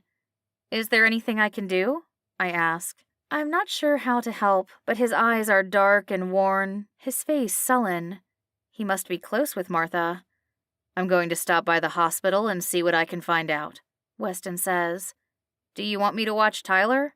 I ask, having learned his name. He glances from Tyler to me like he's not sure that's a wise decision. I'll stay and help, Claire offers. I've been watching Amelia since she was 5. Weston's brow tightens. He doesn't look convinced that the two of us can handle one little boy. Tyler is 3, and your place isn't baby-proofed. Are you asking us to watch him at your place? I'm not sure what he's getting at. Is he trying to use it as an excuse or mulling the idea over? If you're going to be a while, Claire chimes in, it might be good to stay where he's familiar, especially if it's his bedtime soon. No bedtime! Tyler squirms in Weston's grasp, trying to wiggle free. Weston emits a heavy sigh. Are you sure? I can just take him with me. No, you can't. I step forward toward the 2 boys with the cutest dimples I've ever seen. One I could easily fall in love with. The other, that's a thought I shouldn't even ponder. Hospitals don't let children in to visit, and it'll be his bedtime before you get back, right? No bedtime, Tyler repeats again. Damn it, Elisa. Damn it, damn it, damn it, Tyler chants. Weston groans, not pleased but not stopping it either. I imagine that he's overwhelmed with all that's happening. It's fine. We can handle a little boy for a couple of hours, I say. I swear, I'll be back as soon as I can get an update at the hospital. I'll text you when I hear anything. Weston escorts Claire into the hallway and to his door while I lock up my place. I shove my phone into my pocket and follow inside. There's a broken dish on the floor that needs to be cleaned up. Weston hands me Tyler. I need to clean up this mess before I leave. We've got it, I say. I promise we can handle him while you visit the nanny in the hospital. You should probably get a hold of her family too. Let them know what's going on. I'm sure they'll be worried and want answers as well. She doesn't have anyone, Weston says. And I'm not leaving this mess for you to clean while looking after my son. His son. Just hearing the words sets it in stone. I have so many questions, but it doesn't feel right asking, at least not right now. But it's clear that maybe the grumpwad isn't such a bad guy after all. The kid certainly takes to him, and maybe there's a softer side to Weston that I haven't seen before today. Claire cleans up the food that's out on the counter and works on the dishes while Weston picks up the tiny shards of the plate that shattered. He makes sure the floor is safe and spotless, vacuuming the hardwood floor before giving Tyler a bear hug. Weston gives me a boatload of instructions on his way out the door, instructing me about his bedtime, showing me where his bedroom is, in case I couldn't have figured out that the bright red race car bed was for a 3-year-old. Don't go thinking I'm a free babysitter while you get to go on hot dates, I joke with Weston as he's on his way out the front door. Not funny, Elisa. But I swear I catch a hint of a smile playing on his lips. He's out the door and it's just the 3 of us. Tyler doesn't seem to be overwhelmed when his father leaves, which is a relief. He's busy playing with his own toy phone, which happens to be a real phone that is considerably old. I'm not sure how safe it is for a kid his age, but his father gave it to him. It's not my place to say anything. Just make sure that he doesn't get hurt. After Tyler is changed into his pajamas and tucked into bed with a story, I shut off the lights and close his bedroom door, heading to the living room with Claire. How long do you think he'll be gone? Claire asks. Do you need to go? I can take it from here. You've been a big help. The grin on Claire's face grows even wider. Hell no! I'm not going anywhere. The real fun begins now that the kid is asleep and can't tattle on us. What are you talking about? I stare at her, perplexed. We can snoop around your boss's house, Claire says. See what we can dig up? You didn't know he had a kid. Clearly he's keeping secrets. Aren't you the least bit curious? I mean, is Tyler's mother in the picture? Is there a Mrs. Grump? I groan and drop onto the sofa in a heap, my head in my hands. I'm not sure I want to know. Well, I want to know, Claire says and stalks down the hallway. You're welcome to join me or be the lookout person for when Weston comes home. I glance at my watch. He's already been gone for over an hour. He could be back any minute. Has he texted you? Claire asks. I glance at my phone. No. Well, he said he would text you when he got news. I don't think he'll be back before he texts you. Everything inside of me screams that this is a bad idea, but I follow Claire into Weston's bedroom. "Did you do this with Levi?" I ask. "No, but Levi didn't keep secrets like having a kid from me. If he did, well, we never would have met." Claire quirks a grin and stalks right for the dresser. "Guys always keep the goodies behind the socks or underwear." "And how would you know that?" I ask. "Isn't that where you keep your sex toys?" "No, I keep mine in my nightstand drawer." Claire bursts out laughing. "You weren't supposed to admit to having sex toys." She grins deviously. I roll my eyes and grab a pillow off Weston's bed, chucking it at her. "It was just a vibrator." "Whatever, like it's any big deal." Weston clears his throat behind us. What the hell is going on? He stands in the door jamb, glaring at the two of us. Claire spins around, slowly trying to ease the dresser drawer closed, but it squeaks, gaining his attention. She tosses the pillow at me and rushes out of the bedroom. Weston lets her escape, but he blocks the entryway of the door, making sure that I'm not slipping past him. I fluff the pillow between my hands, using it as a momentary distraction. I could throw it at him, try to dart around him and run back to my apartment, but I'll have to face him tomorrow at work. Will he ever let me live this down? I'm not a coward, but I'm also not ready to be humiliated. Well, it's too late for that, it seems. I place the pillow back onto the mattress like we weren't just snooping through his bedroom. "Sit," he barks. It comes out like a command, and I obediently do as I'm told. I plant my bottom at the edge of the bed, and Weston stalks toward me, trapping me between him and the mattress. "Do you always disrespect the privacy of others?" Weston glares down, and I shiver. "You kept Tyler a secret. What other secrets are you hiding?" "That is none of your damn business." He snarls and takes a step back as he paces the length of his bedroom. I breathe a small sigh of relief when he backs up enough that he's not towering over me, encroaching on my personal space. Weston loosens his tie and slides it off. Wordlessly, he unbuttons the top button of his dress shirt. I try not to get turned on by the fact that my boss could very well be stripping in front of me, although he showed more skin when he rolled up his sleeves. He's quiet, but he's not calm. His demeanor is brooding and growing hotter by the second. "What is it that you were looking for?" Weston asks. I stare up at him, his question catching me off guard. What were you expecting to find?" Weston gestures to the dresser. I'm honestly not sure. It wasn't even my idea, but I'm not going to blame Claire. I went along with it. I could have stopped her, but I didn't. "Are you married?" I blurt. "You tell me, Miss Emerson, the detective." He's mocking me. "There are photographs on the walls in the living room. Did you see evidence of a wedding, a wife, a honeymoon?" I didn't notice. He works the cufflinks free on his dress shirt and approaches the dresser. He opens the top drawer, retrieves a small box, and flips the lid, placing the cufflinks inside. "But you found it reasonable to snoop through my bedroom." It would be easy to blame Claire. "You never mentioned a kid when we went out on a date." I hate bringing it up, the date from hell. While as my boss he might not confide in me that he has a son, I would have hoped that he would have opened up with that when he was dating. "It was one lousy date, Elisa. My one-night stands don't need to know about my son." Is that what he wanted that night at the bar? A one-night stand? "After I left, did you go home with the blonde?" I can't help but feel the bite of jealousy seep into my veins. Why should I care? It shouldn't matter. We're nothing. We never were anything. But it still stings that his attention was on her instead of me. "What?" He snaps and shoves the dresser closed. He rolls his sleeves up. His face is red. There's sweat on his brow. The heat has been turned up a little too high, like we're under a heat lamp baking. "The blonde you kept eyeing during our date, did you pick her up? You obviously have a thing for blondes." He raises an eyebrow. "You think you have me all figured out, Miss Emerson? I assure you that you don't." "Because you keep secrets," I retort. "I'm not the only one." Weston approaches the bed, and I want to get up, but I'm frozen inside.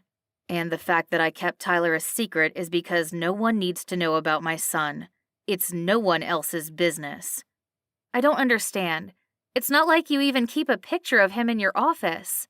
Weston runs his fingers through his thick, dark locks. His hair is messy and wavy. It makes him look even more smoldering and sexy. Damn him.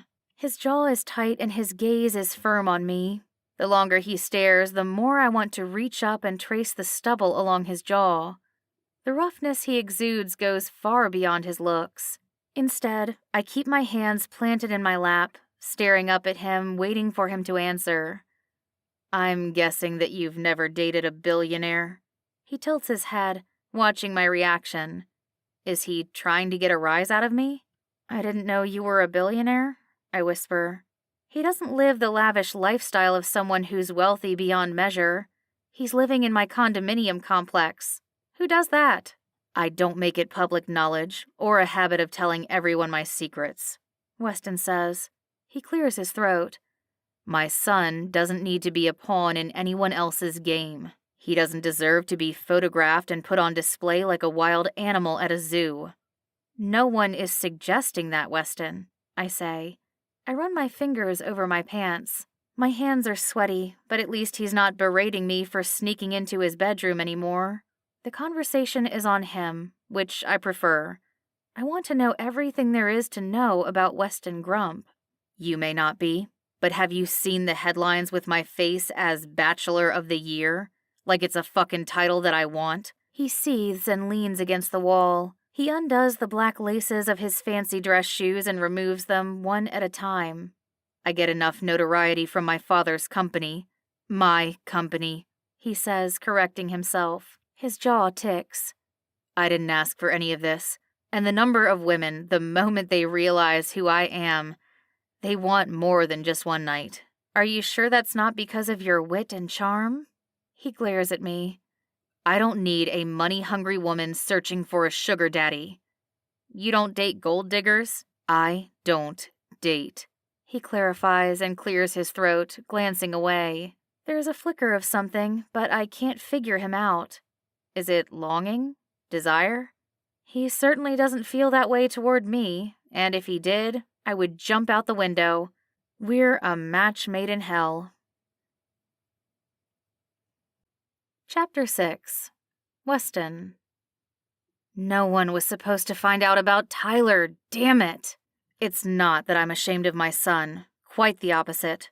I want to protect him, and I can't do that if he could be used as a tool against me. I would give up everything to protect Tyler, and I worry that someone will take advantage of that fact. Kidnap him, hold him for ransom, and if those fears aren't enough to drive a man mad, the fact that he was born with a rare genetic disorder doesn't help either. Not that anyone can tell by looking at him how fragile he is on the inside. What do you mean you don't date? Elise stares at me longingly, perched at the edge of my mattress. What the hell was I thinking commanding that she sit on my bed?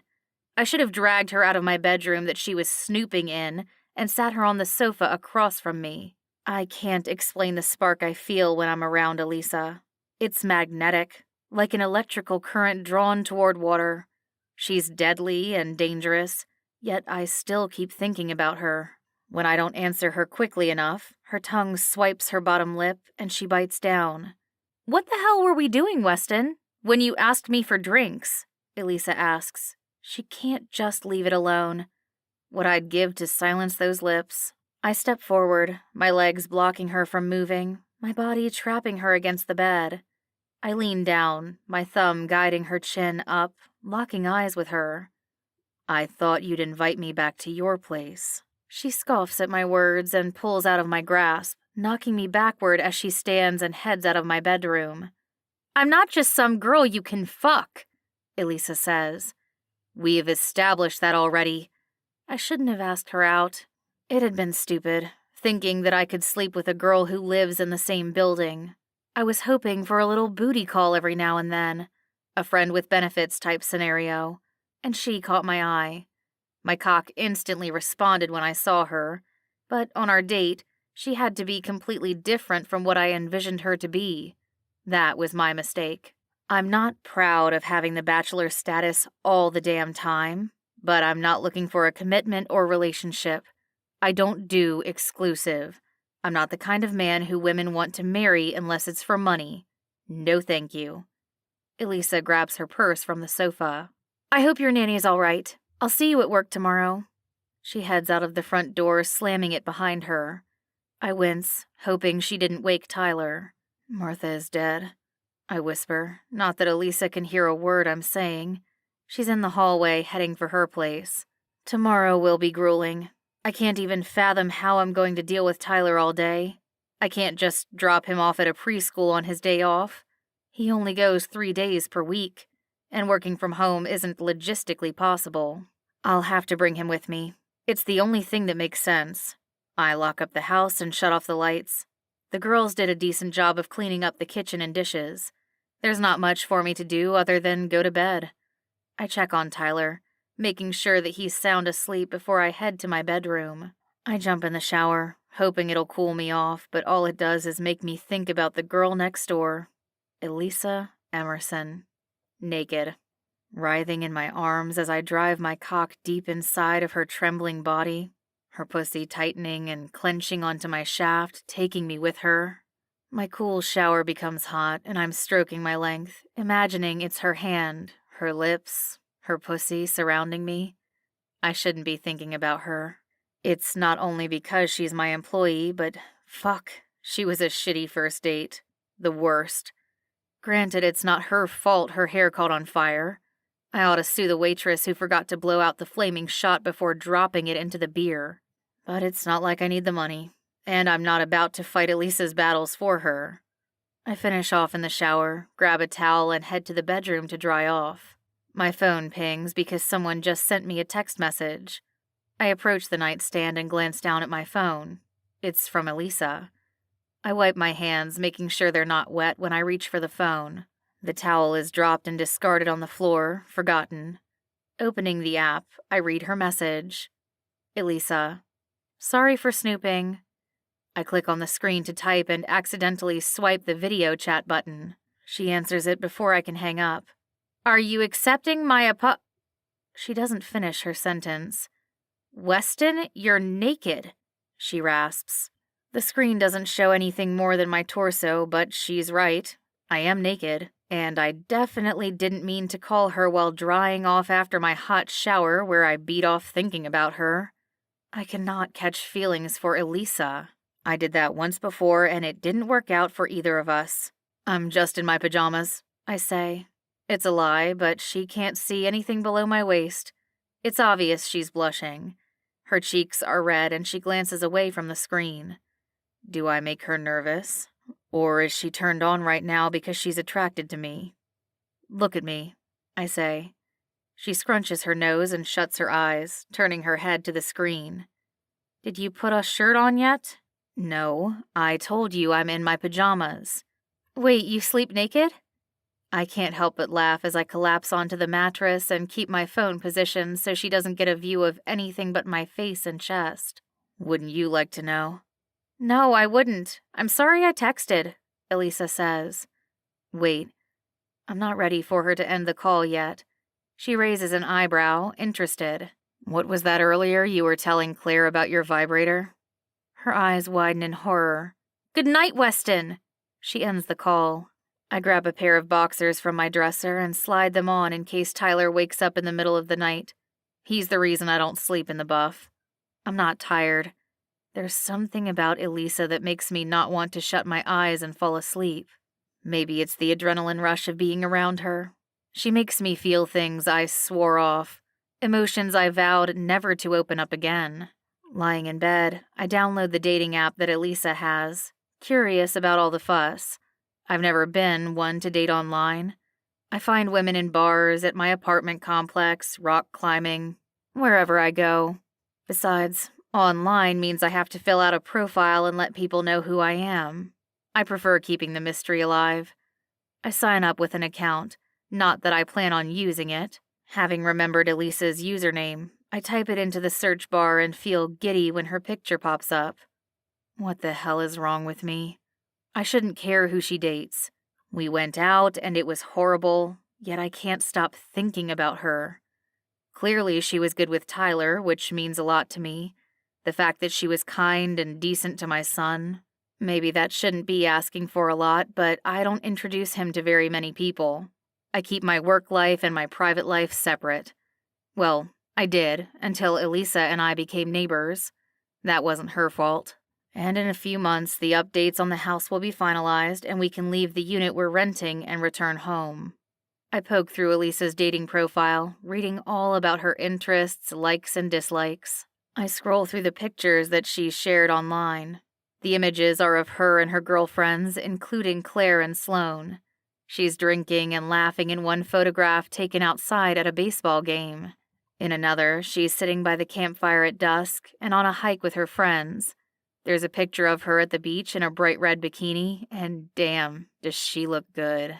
But that photo worries me that she'll catch creepers. In every image, she has a natural smile. The pictures don't look forced. She's having fun and enjoying life. Before looking at the photos, I wouldn't have taken her for an outdoorsy girl. I want to get to know the real Elisa, behind the walls we've built up around ourselves and each other. I create a profile. I grab a few pictures that I have from the last time that I was at the beach. I crop off the head, making sure that all anyone can see is my body. There are no discernible marks or tattoos on the photographs to give me away. I click on her profile, and after I click like, I message her through the dating app. I just have to wait and see if she responds.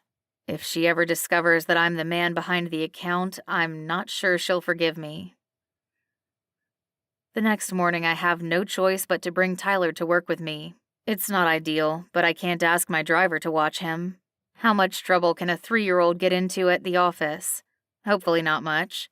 I get dressed and make sure that Tyler is ready, with a bag of snacks and toys tossed into a backpack. I carry him into the elevator. Elisa is already waiting for us when we get downstairs. "Hey, Tyler," Elisa says, greeting him with a warm smile. "I didn't know you were coming with us today."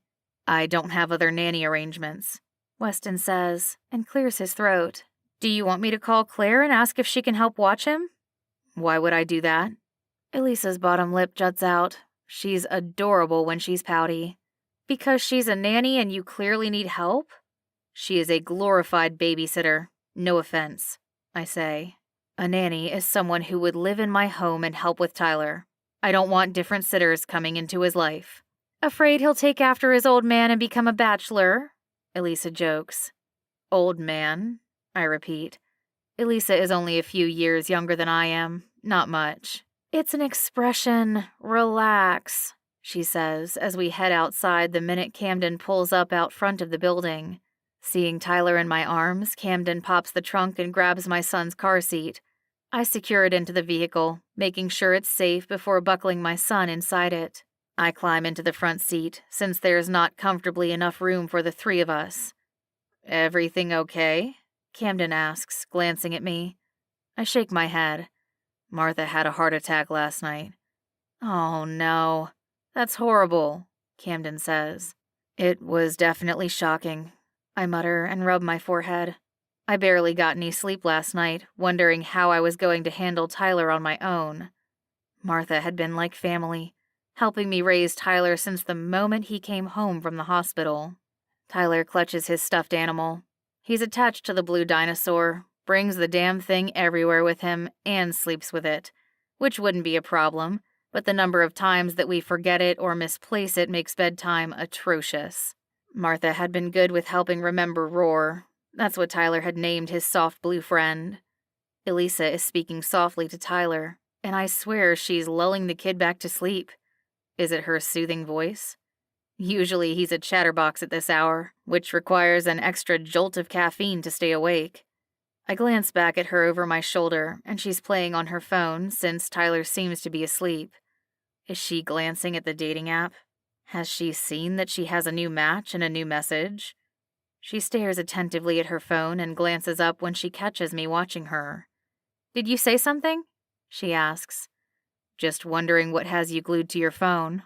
"A hot date." There's a smirk on her face, and I can't tell if she's playing with me or if she actually saw the message. I'll have to wait and check if she has replied on the dashboard. We pull up out front of the office and I step out, coming around to open the back door to unbuckle Tyler from the car seat. Elisa has already unbuckled him for me. I lift him, careful not to hit his head as I carry him inside. He is dead weight and asleep. Elisa grabs his stuffed animal and hurries after me, catching up when we get inside out of the cold. "Thank you," I say, grateful that she didn't forget his best friend. "Don't mention it," she says, smiling as she watches him. I swear if Tyler weren't my kid, I'd be jealous of how much attention she's giving him. We head up to the elevator and Tyler squirms, shifting in my arms, beginning to wake up. I rub his back and Elisa punches the elevator buttons as we head up to my office. It's too bad there isn't a daycare facility at the office. It's an upgrade that I might consider making in the near future for Tyler's sake. That way I can be around my son more while I work and won't have to bring in another nanny to take Martha's place.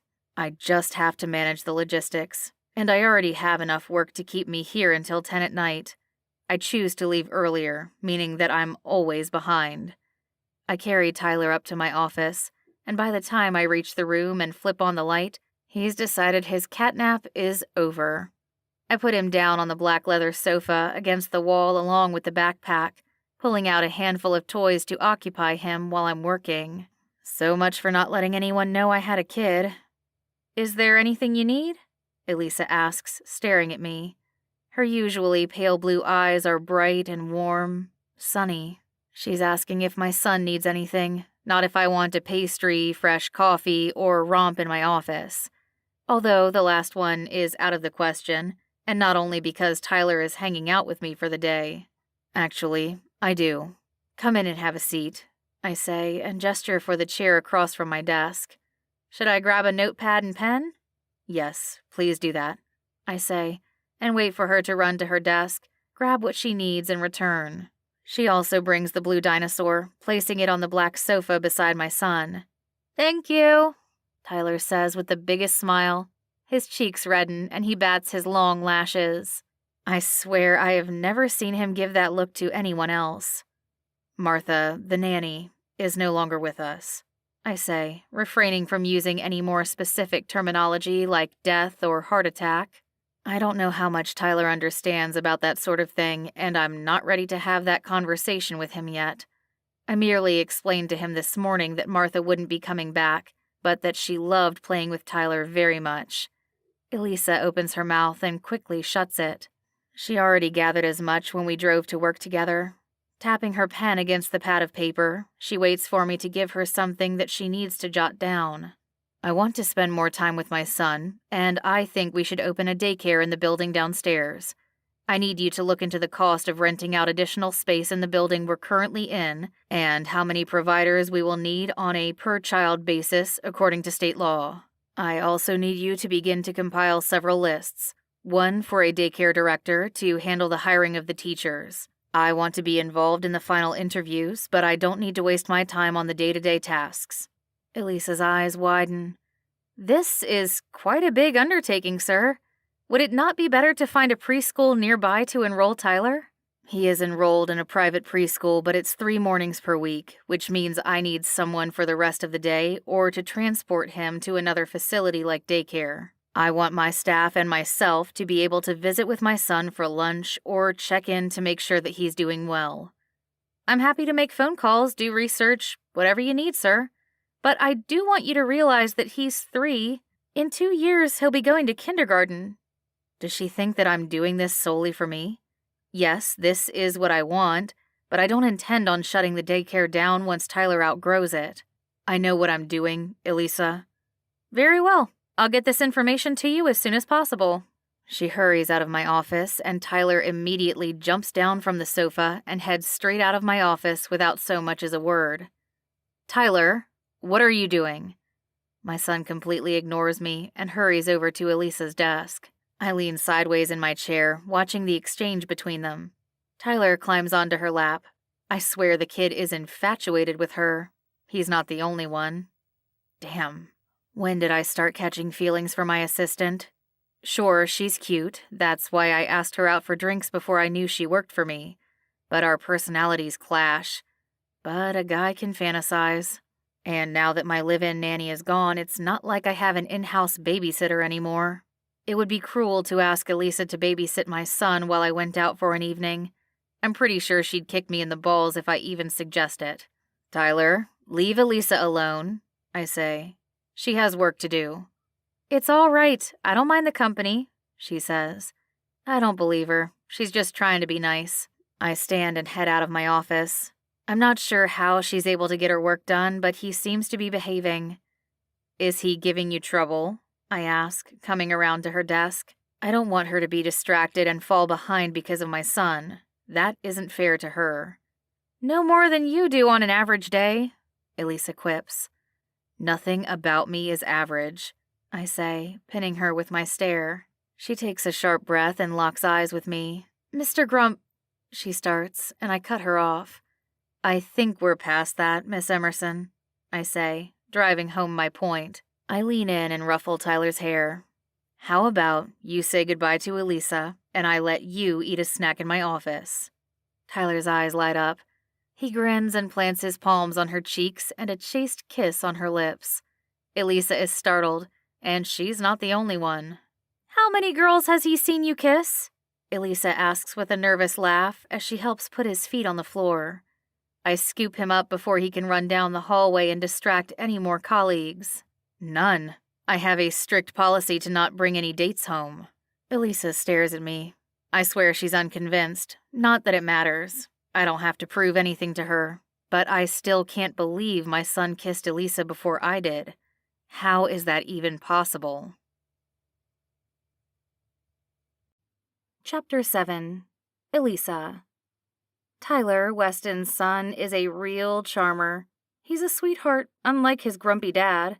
I relinquish Tyler to his father while I focus on getting the new project that Weston wants started, along with the acquisitions work that needs to get done so that we can look at launching several films. I'm behind on work, and while I could easily stay late and finish everything, then I lose my free ride home, and it's nice to not have to take the subway.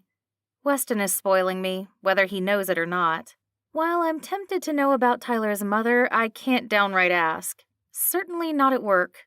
Maybe if we're alone together sometime, which seems unlikely. I could invite him out to lunch, but Tyler would accompany us, and I don't want to ask in front of the little boy. I spend the day getting as much work as possible done. I also call several different local tailors.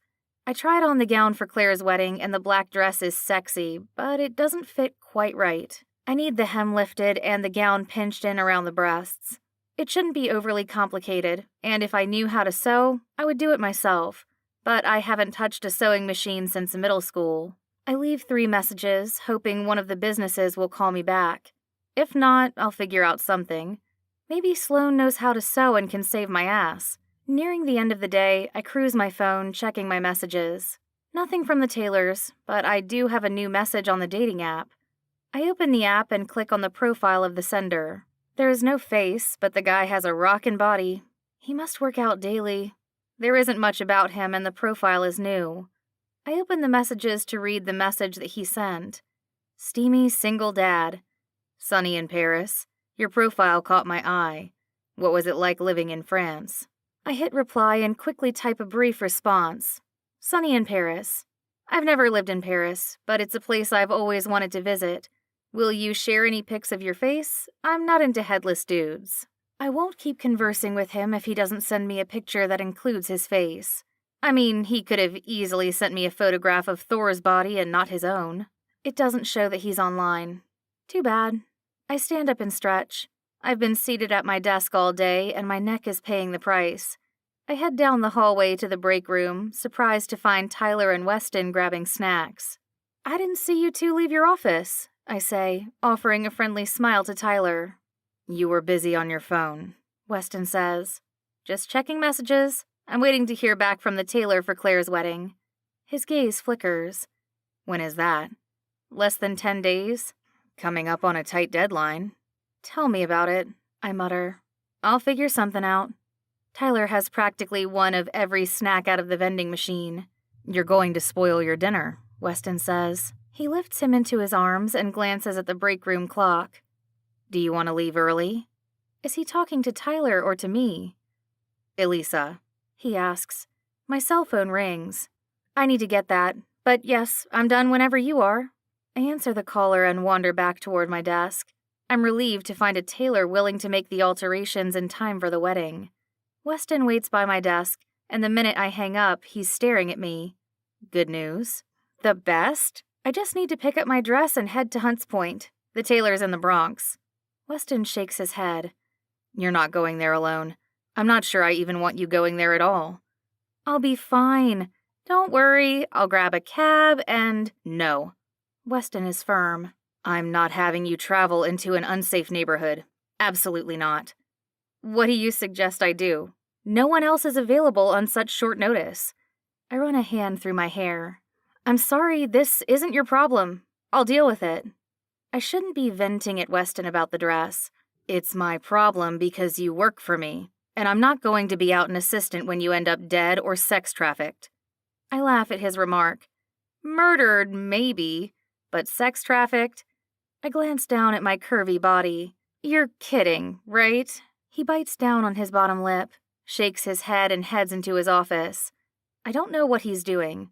Packing up his kid's backpack, perhaps? A few minutes later, he reemerges from his office and hands me a business card. I assume it has to do with work. Do you need me to call him for you? I ask. I already reached out to him, and he will be coming by this evening to your place to have you fitted. Your dress will be ready for the wedding. He does house calls? I ask. That's unheard of. How much is he, Weston? You can make it up to me with a dance sometime. Weston smirks with a twinkle in his eye. A dance? We're not going on another date. Has he lost his mind? Weston heads into his office to grab Tyler's turtle backpack. Just say thank you and accept the generous offer of help. He holds his son's hand as the three of us head for the elevator. I wonder if the rumor mill is going to be filled with all sorts of gossip now that everyone knows Weston has a son. It probably doesn't help that I'm always coming into work and leaving with him in the evening. We head downstairs and Camden is waiting for us outside by the front entrance. He opens the back door on the driver's side and I shuffle into the vehicle while Weston helps secure Tyler into the back seat. Daddy, where's Roar? Are we going home? Tyler asks. Weston unzips the backpack and hands him the blue dinosaur. Yes, we're heading home and going to make dinner. Do you want to join us? He asks, glancing at me. No, I've got the dress appointment that you made, remember? I can have him meet us at my place. It's no big deal. It's not like it's any farther for him. I laugh nervously. Are you asking me out on a date, Weston? He snaps the buckle for Tyler's car seat and shuts the door before answering me.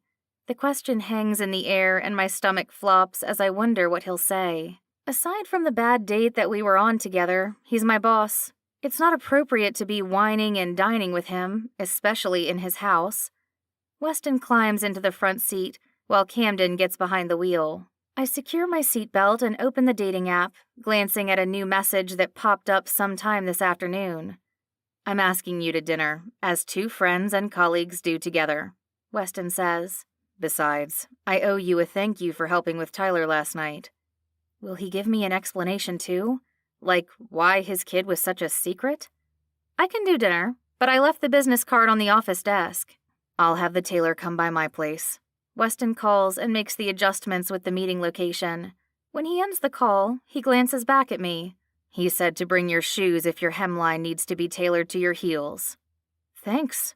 I breathe a sigh of relief and glance at the new message from Steamy Single Dad. Steamy Single Dad. Don't worry, I'm not actually a headless dude. There's a picture attached to the message, but his face is blurred out. Seriously? I shouldn't give him the time of day, but I have a few minutes to kill while in the back seat. Sunny in Paris. Tease? Sleepy Hollow is about as much interest as I have in headless men.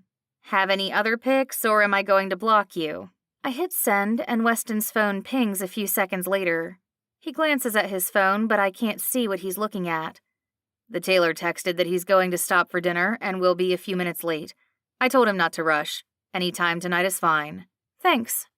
After we're dropped off at our building, I head inside to change clothes, freshen up, and grab my gown and shoes. Weston insists to just come on over whenever I'm ready.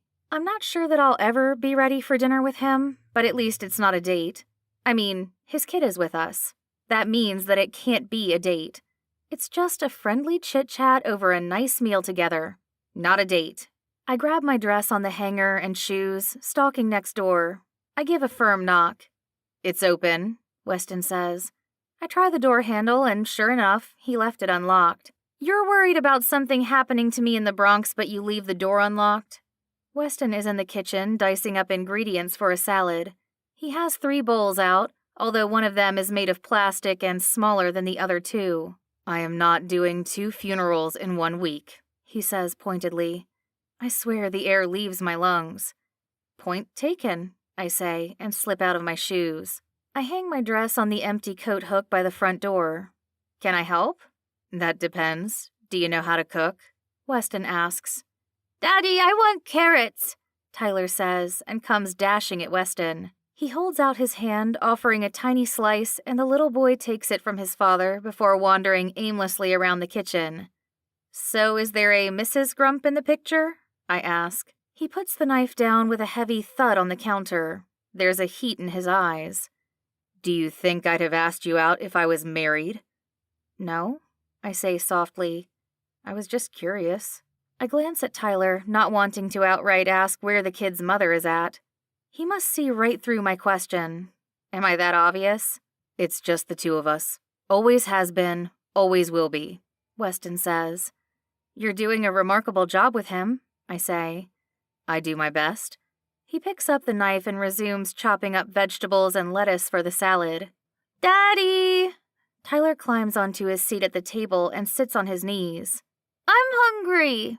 Weston prepares the 3 of us a nice dinner. We open a bottle of wine, killing just about all of it by the time the meal is through. Afterwards, I help with the dishes while he gets Tyler washed up and ready for bed. I debate leaving. There's no reason for me to stay, except that the tailor is supposed to come to Weston's place instead of mine. Not that he couldn't be redirected again, but if Weston is tucking Tyler in with a story, I don't want there to be any interruptions. It isn't long before Nigel, Weston's personal tailor, arrives. I hurry into the bathroom to change into the dress and slip on my shoes to let him hem everything perfectly. Soft footsteps graze the floor, and I glance over my shoulder as Weston sneaks out of Tyler's bedroom. It's good to see you, Nigel. Nice to see you too, Weston. Thanks for coming on such short notice, Weston says. Fancy date for the 2 of you, Nigel guesses as he pins my dress. Just a wedding, I say. What? You 2 are getting married? Nigel gasps. No, we both say in unison. I'm grateful that the tailor didn't just stab me with a pin. It's obvious that he's distracted, staring up at me and then Weston. Well, you could have fooled me by the smoldering looks that you 2 keep exchanging. Dating?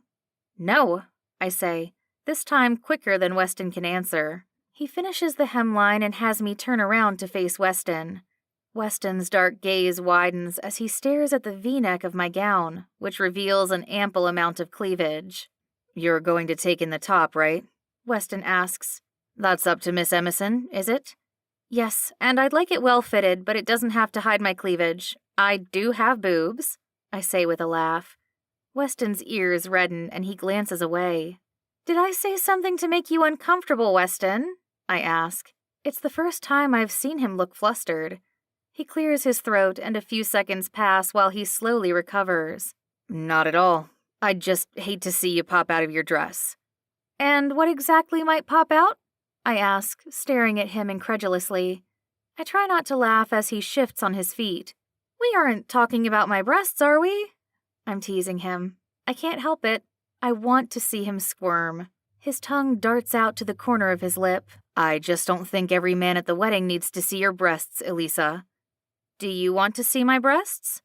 Nigel is a professional, standing there pinning along the open neckline that dips into my cleavage, revealing an eyeful. He doesn't say a word about the comment that I just made to Weston. We're done, Nigel says. If you'd like to remove the gown, I'll take it with me and have it finished in a few days. Thank you, I say, and hurry to the bathroom, closing the door. I change back into my torn jeans and t-shirt. I tried to pick the least sexy outfit I could find on a whim. Nigel and Weston say their goodbyes, and I hand my dress over to Nigel, with his promise that he'll have it back in time for the wedding. I should probably head home, I say, pointing at the door. Worried about traffic? Weston jokes. I know it's quite a distance to your place. Very funny. I roll my eyes and walk past Weston, only to feel him grab me by the hips, pulling me against him. He growls, and I exhale a nervous breath. I like you a lot, he whispers, his breath teasing mine as he stares from my eyes to my lips. I don't dare admit that he's grown on me. The burning hate that I felt for him the first day at the office after our date, it's simmering. The wine from dinner makes my head spin and the room warm. I lean onto my tiptoes, wanting to kiss him. Do you ever wonder what I taste like? I ask. A warm smile covers his face. I have, he admits. I've been wanting to taste your lips since that dream I had the other night. He grabs my hand, not letting me slip out of his reach. Your lips aren't the only thing that I want to taste. What dream?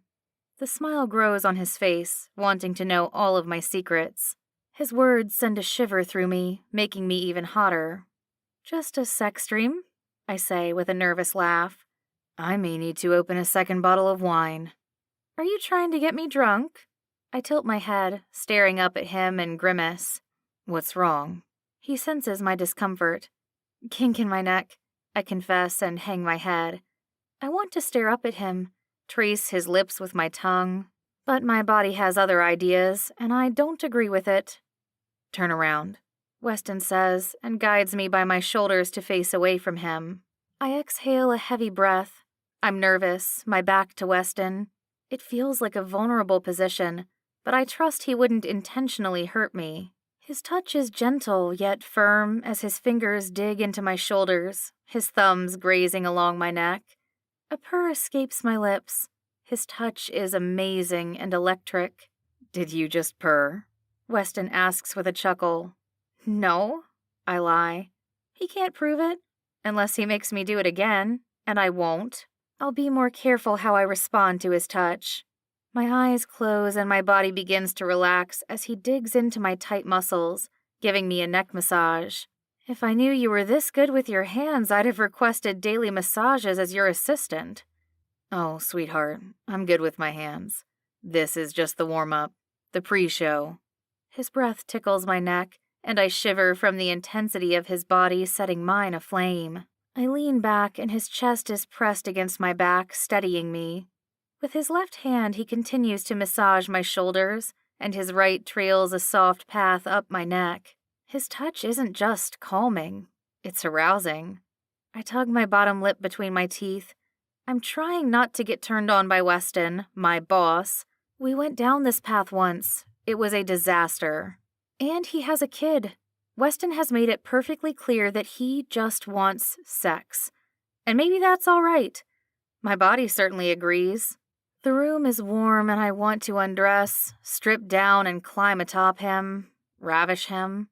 But what if this is just a massage to him and he doesn't want me? There's only one way to find out. I spin around in his grasp, his fingers along my neck as I tip my lips up and brush his mouth with mine. The kiss is soft and gentle at first, almost lazy, like lounging by the fire on a winter's night. He groans and tugs on my bottom lip, dragging it between his teeth. Fuck, he growls, lifting me into his arms. My legs wrap around him, my insides on fire because of the power he exudes. There's a confidence and a sexiness that seeps out of him. Usually I find him arrogant, but right now I just want to get him undressed. My fingers deftly work the buttons on his dress shirt free. I take my time, although not intentionally, as my hands tremble. He takes my hands, bringing them to his lips, kissing my skin. You can rip it, he says with a smirk. When I don't tear his shirt open quick enough for his liking, he yanks it open and the buttons pop off, flying across the room. He puts me down on the kitchen counter. My feet dangle over the edge while he unbuckles his belt and yanks it off. I press my lips together. That was hot. Just watching him undress has my body ablaze. I want to feel him, taste him, devour him before the night is through. Weston unbuttons his dress slacks and pulls down the zipper, stepping out of the expensive material. He tosses it onto a nearby chair. God, you're so sexy, he whispers, pinning me back against the counter with kisses. He helps me undress, Our lips fuse together and only apart a few seconds as my t-shirt crashes to the floor. Weston's fingers slide into the open tears in my jeans. One of them rips high on my thighs, letting him touch me. His touch is hypnotic. I stare at his lips, gasping for breath, panting together from the overwhelming intensity building between us. I never understood why jeans with rips were fashionable until now. He growls, stroking my inner thigh, his fingers grazing my panties. Easy access. A wicked grin crosses his features before capturing my lips with his.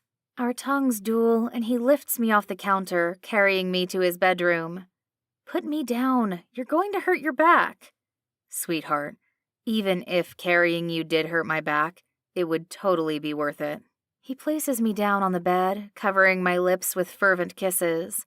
Weston trails a path from my collarbone down my neck, his scruff scratching and teasing me as he kisses lower. There's only one rule in this room, he says. I stare up at him, breathless. My fingers tease through his hair as I bring his lips back down to mine, both of us wrestling for control. He growls and pulls back. Scoot back on the bed farther. I do as he commands. Is that your rule? Obey you? I tease with a smirk. You have to be naked, he says, unfastening the button on my jeans. He unzips the denim, his palm grazing over my stomach. His touch is feather-light and sensual, making my body tingle all over. Hips up. I do as he says, lifting my hips while he helps shimmy my jeans down my legs and slides them all the way off. That's much better. But you're still breaking the rule. I am? I ask, staring up at him, trying to catch my breath, and he hasn't even brought me over the edge yet. Naked, he says. His fingers work the clasp of my bra free, sliding the straps down my arms. I let the undergarment fall to a heap on the floor. My fingers graze across his stomach, my fingers teasing the waistband of his boxers. Your turn. Weston shakes his head. My home, my rules. He keeps me from undressing him and climbs down my torso, his lips and beard grazing over my thighs. His kisses are sweet and warm as he heats me to my core. But you're not naked, I whine. He's clad only in his boxers, but I'd rather see him in nothing at all. I want to know what he looks like, feels like, tastes like. He presses his lips to mine, drinking me in. Our tongues duel, both of us wanting to take the lead. In the end, Weston wins, pinning me down, pressing his groin against mine. I can feel his thick, hardened cock, but I want to see it. Tit for tat, I say. Weston raises an eyebrow and his lips move toward my breast. I'm all about your tits, he says with a grin, before sucking and palming my breast. His tongue moves over my nipple, teasing and kissing me. He blows cool air across the mound where he kissed, watching my nipple harden. I squirm beneath his touch, desiring more with him. I meant both of our panties off, I say, trying to form a coherent sentence. Panties? I don't wear panties, he says, correcting me. But yours can come off. That wicked grin is back, and he helps guide me out of my panties, sliding them down my thighs until I can kick them away. Your boxers, Wes. His eyes flicker, and he covers my lips with his mouth, shoving his tongue in, taking what he wants, or rather, needs. Like an animal is wild, an untamed side is set free, and I'm unsure if it's something I said or if he's craving sex as much as I am. His fingers graze my folds, discovering I'm slick, but he doesn't fuck me. Not yet. I push at his boxers, but he doesn't help, and his angle makes it difficult for me to remove them. Off, I say, whimpering when he doesn't let me remove his last article of clothing. It's not magic. You can't just command it to disappear. Trust me, I've tried with you multiple times at the office. He moves closer, bringing his boxers down, letting me see every inch of his cock, throbbing and waiting for attention. I raise an eyebrow, curious how long he's wanted me. When? I ask. He certainly hasn't acted like it. He's hidden his desires rather well from me. My fingers graze his shaft, wanting to excite and satisfy him. I climb onto my knees, gently pushing Weston onto his back as I lean down to take him into my mouth. His fingers tangle in my hair as I drag my tongue along his shaft. He groans and pulls me back. Not like this. Don't tell me you're a romantic, I say with a chuckle. He doesn't strike me as the kind of guy who wants our first time together to be slow and sensual. He silences me with kisses, pushing me onto my back, spreading my legs. His fingers tease my folds, and he kisses a warm path everywhere except where I want him to kiss me most of all. He goes slowly, his motions methodical. It's no secret that he's done this before, the way he makes me antsy, and my body crave the feel of his cock buried inside me. But he still doesn't give me what I want most of all. His kisses are on my inner thigh. His stubble grazes my skin, and I shift slightly, hoping to get him to rub over my clit. Not yet. He smiles knowingly. I throw my head back with a hearty sigh. My insides are on fire, and you're fanning the flames. Weston cocks a wicked grin. That's not all I'm going to do, sweetheart. But I like to give everything I do my full and undivided attention. I whimper at his words. He sounds like he's in boss mode. It's hot. He's sexy. And my body is craving release, and he hasn't even fucked me yet. You're such a tease, I mutter, trying to convince him to satisfy me already. Me, darling. You're the one in that dress earlier with your tits about ready to hang out. Do you know how hard I was with Nigel in the room? I wanted to take you right there on the floor. You should have, I say, smiling up at him as he crawls back up my body. That's how every good porn movie starts, he chuckles. But seriously, no. I'm not letting anyone else see you naked. You're mine. He growls and sucks my neck, dropping long, slow kisses, making my insides warm. You'd better not leave a mark on my skin, I mutter, prying his lips from my neck. And why not? Let the whole office know that you're spoken for, Weston says. He leans down, playfully biting my collarbone. No more hot dates for you. You're evil. I swat his hand away from my neck. I can't have a hickey at the wedding. What about 3? What? I gasp and sit up, but Weston pulls me back down against him, tangling our limbs together. Relax. It's not like you're going to be seated at the singles table or anything. I'm sure your friends aren't that cruel. You don't know them, I say, my jaw dropping. And Claire is that cruel. His breath tickles my neck, and he trails a soft path of kisses across my breasts and over my navel. Enough about them, he mutters. Trust me, it'll be worth it. His fingers roughly caress my skin, marking and claiming me as he delves lower, teasing me before tasting my nectar. He guides 2, then 3 fingers inside me, stretching me so I can accommodate his size as his thumb circles my clit.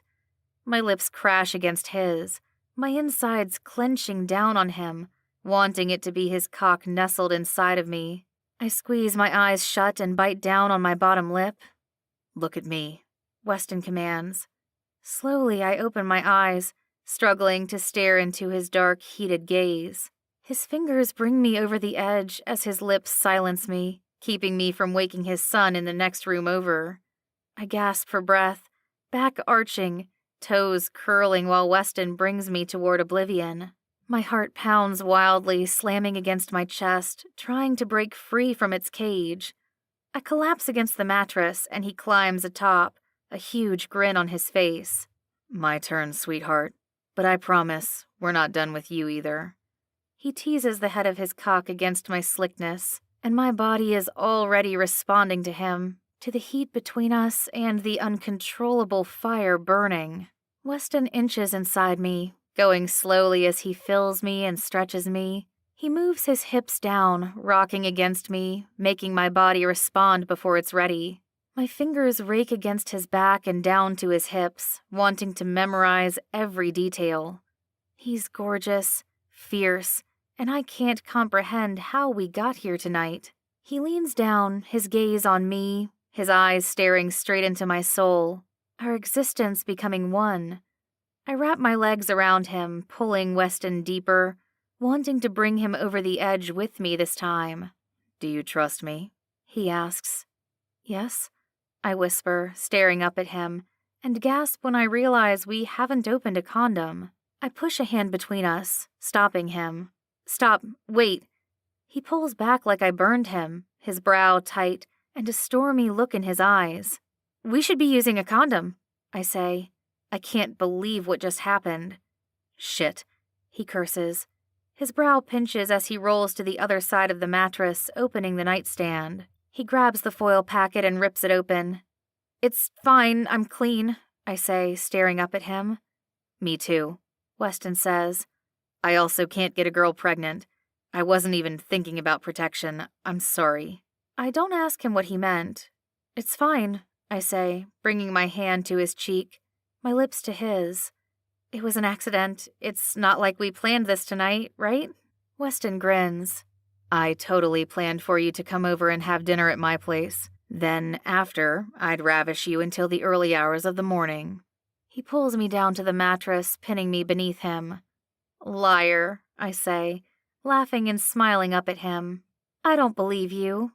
"Yeah, me either." He guides his cock back inside me, and this time it feels completely natural, like we're meant to be and fit perfectly. His lips cover mine, our breathing labored. My heart pounds wildly, my toes curling, and I cling to Weston as though my life depends on it for survival as I chase my orgasm. He is right there with me, both of us falling into oblivion. Sweat coats my forehead and he rolls off, gasping for air. My skin is slick and I want to curl up against him, but I'm also too exhausted to move. He climbs out of bed, tosses the condom in the bathroom trash, and shuts off the lamp beside the bed, collapsing on the mattress beside me. Should I go back to my place? I don't want to overstay my welcome. He hasn't exactly invited me to stay the night. My legs refuse to move. Weston wraps an arm around my waist, burying his face in my neck. "Sleep," he says, reading my thoughts. I do as he says, letting slumber take hold as I drift off to sleep. It's the most peaceful slumber I've had in ages, wrapped in his embrace. I roll over and the bed beside me is empty. The morning light shines through the sheer curtains, forcing me to cover my face with my hand. The shower is running. Weston must be getting ready for work. I force my eyes open, and the clock reminds me that I need to get dressed and be ready shortly. I climb out of bed, retrieve my clothes, shoes, and sneak out of his place. What the hell happened last night? I mean, I remember what happened. I wasn't that drunk, but I slept with my boss, Weston Grump. I hurry into the shower at my house, rinsing last night away, letting it swirl down the drain as I get ready to face a new day. But how am I going to face him? I've never had a one-night stand, and Weston is, well, Mr. Grump. The man has never indicated that he wants more from me or anyone else. I'll chalk it up to having too much wine and avoid any discussion on the subject. I can't imagine that he's going to want to talk about it either. Finishing in the shower, I dress in a dark red knee-length skirt and black shirt with matching red along the hem. I grab a tube of matching lipstick and apply it before heading out the door. I slip on the heels that I plan on wearing to the wedding with the outfit that I'm wearing to work. One last glance in the mirror, and I smirk, quite pleased. My phone is completely dead, so I grab a charging cable. I'll need to plug it in while I'm at the office today. I head for the door, then the elevator, descend downstairs. Weston isn't down here yet, and neither is his driver, Camden. I shift nervously on my heels. Am I overdressed for the office? My stomach flutters and I glance at the elevator as it descends to the lobby. There is still no sign of Weston. Did he send me a message that he's running late? I won't know until I can plug in my cell phone and get enough of a charge to read any texts. I should probably get the battery replaced. My phone isn't that old, but it barely makes it through the day before it requires charging. Still no sign of Weston or his driver. Did he leave without me this morning? I didn't think I was running late, but after standing around the lobby for the past 20 minutes, I definitely will be pressed to make it into work on time. I hurry outside into the frigid winter air and make my way for the subway. The ground is slick with ice, and wearing heels was not in my best interest. My feet are numb, my legs frozen from the short skirt. I thought I'd be nestled inside the back of a heated car on my ride to work. Sleeping with Weston was apparently a mistake. I grumble and hurry to the subway, trying to catch the train on time. I don't make it. The train whizzes past before I'm even down the platform. Damn it! I curse and slow down. I don't need to roll my ankle or fall down the stairs. I'm not making it to work on time. Eventually, I stroll into the office, late. The next train was delayed, and then we sat on the tracks for a while. Just my luck. I head for my desk and glance up at Weston's office. It's dark. The door is open, but he's not inside. I plug my cell phone in and wait for it to gain enough of a charge that I can power the device on. There are no messages on my desk phone. I grab a seat at my desk, check my work emails, and get started. I have a feeling that it's going to be a long and tiresome day, especially when I run into Weston. Where the hell is he, and why isn't he at work? Is he avoiding me? Did he go straight to HR to confess what we did last night? Chapter 8. Weston. I'm not sure where Elise and I stand after what transpired last night. I left her in bed, letting her sleep a few extra minutes while I showered and dressed for work. But by the time I stepped out of the shower, towel wrapped around my waist, she was gone. Was it too much to hope that she might have snuck into the shower and told me goodbye? It's wishful thinking and a bit insane since I don't want a girlfriend, but I'm not sure what I even want with Elise. Don't get me wrong, last night was amazing. I would love another replay without the massive amount of wine to get us in the mood. My head is a bit foggy with a dull ache. Nothing that a couple of aspirin can't cure. There's a loud thud from across the hall, and I race out of the bedroom to see what the hell happened. Elise is nowhere in sight. Tyler's screams of pain radiate through the house, growing louder and more pronounced. Fuck. I hurry to the bedroom. He's on the floor. I don't know how he got there. He can't magically roll out of bed. The entire reason I bought the race car bed was to make sure he was safe. His screams grow louder and more pronounced. Come on, let's get you checked out. I lift him into my arms. The cries not settling as I bring him into my bedroom and put him on the mattress. Daddy! He wails the minute that he's not in my arms. It's hard to tell if the pain is that bad or it's the emotional fall that hurt him worse. But he's not like other kids. Tyler is a ticking time bomb. Any injuries, even mild in most instances, could be devastating for him. I quickly throw on a pair of jeans and a t-shirt, slipping on my shoes before hurrying out the front door. I head downstairs, relieved that Camden is already waiting. If he wasn't, I'd have grabbed a cab. Camden glances me over but doesn't say anything about my attire. Mountain Sinai Kravis Children's Hospital, I say, needing him to get us there right away. Are you sure you don't want an ambulance or helicopter ride? Camden asks. I'm doing what I can to not scare Tyler as much as possible. The last time we took an ambulance about 6 months ago. Afterward, he cried every time he saw one on the road or heard sirens. Hysterical, inconsolable sobs. It's heartbreaking to watch and not be able to do anything to help. I cradle Tyler in the back seat, keeping him to my chest. It's okay, buddy. We're going to make sure everything is fine. My voice cracks and I can't help but worry that he's just like Ren. Fragile. A bump on the playground could be fatal. Camden pulls up out front of the emergency room and I rush Tyler inside, carrying him to the main desk. My son has vascular Ehlers-Danlos syndrome. He fell and I need someone to examine him. Tyler and I are rushed straight back, and he's placed on a gurney and examined while I give them his full medical history. He's poked and prodded with a number of tests and medical imaging to ensure there's nothing fatal from the fall. The doctor speaks to us, assures me that he's fine. He will probably have extensive bruising from the injury, but luckily there were no internal ruptures or tears. Relief floods through me and my eyes water, but I swallow back the emotion. We got lucky this time. Next time we might not be. Shit. I left my phone in the car. I carry Tyler, who is dead weight and sound asleep after the extensive tests, toward the exit. Camden is seated in the waiting room, cruising through his phone. He glances up, a look of relief flooding his features. I feel the exact same way. Let me pull up the car, Camden says. He hurries out of the waiting room, and I head to the exit. I wait on the opposite side of the double doors where it's warm and winter isn't assaulting anyone. In a matter of minutes, Camden pulls up the car. It's not quite as warm as it usually is, but he waited, which is a relief since I don't have my phone. "Where to, boss?" Camden asks.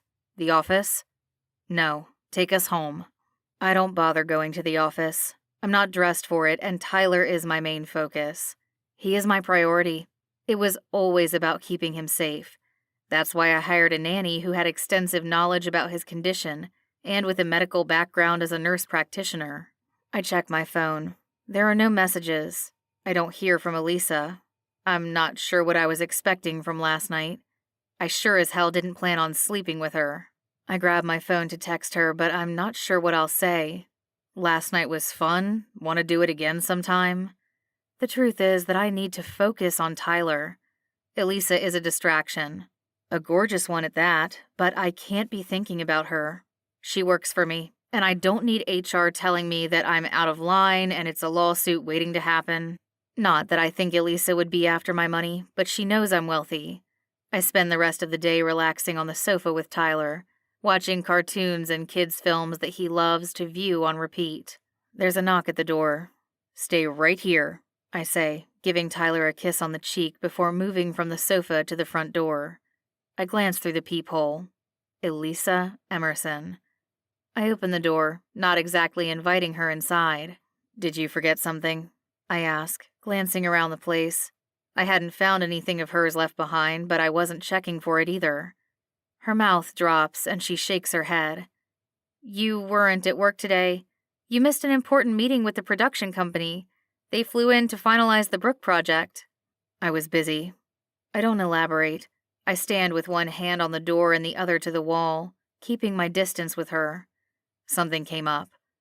"I see," she says, and her brow pinches. "This isn't because of what happened last night between us, is it? If I'm the issue, Weston, I'll quit. I told you that from day one." I exhale a throaty sigh. "I am not asking you to quit. You do a great job with the acquisitions department and as my assistant." "But?" she asks, waiting for me to elaborate. My cell phone rings, and I swear I don't know who it is. But even if it's a telemarketer, I'll be pleased to talk to them right now. "But nothing. I have to take this call," I say, and grab my phone from the counter. "Will you be at work tomorrow?" Elise asks. "The staff was wondering why you didn't come in when you had meetings scheduled all day." "I had an emergency." I shut the door and answer the caller. "What?" I bark. "Nice to talk to you too," Logan says. I rub my forehead. "Fuck. Sorry." "Is it a bad time? I can call back," Logan asks. No time is ever good, it feels like. "No, it's fine." I lock the front door and grab a seat on the recliner across from Tyler. He's enthralled with his cartoons, which gives me a few minutes to unload on one of my closest friends, Logan Henderson. "So, Juliana and I are coming up for Levi's wedding," Logan says. "And I, may be bringing a hot date." His daughter Juliana is 15, almost 16. I still remember the day that kid was born. When the hell did I get so damn old? "What?" I laugh and cover my hand over my mouth. "You have a date. Damn it, am I the only one of us who is going to be left at the singles table?" "Sounds like your love life sucks," Logan quips. "Funny, since you always have a girl on your arm everywhere we go." "I like to play the field a bit," I say and shrug. I spend more time focusing on Tyler than anyone else. How am I supposed to find the time for a relationship? "Whatever makes you happy," Logan says.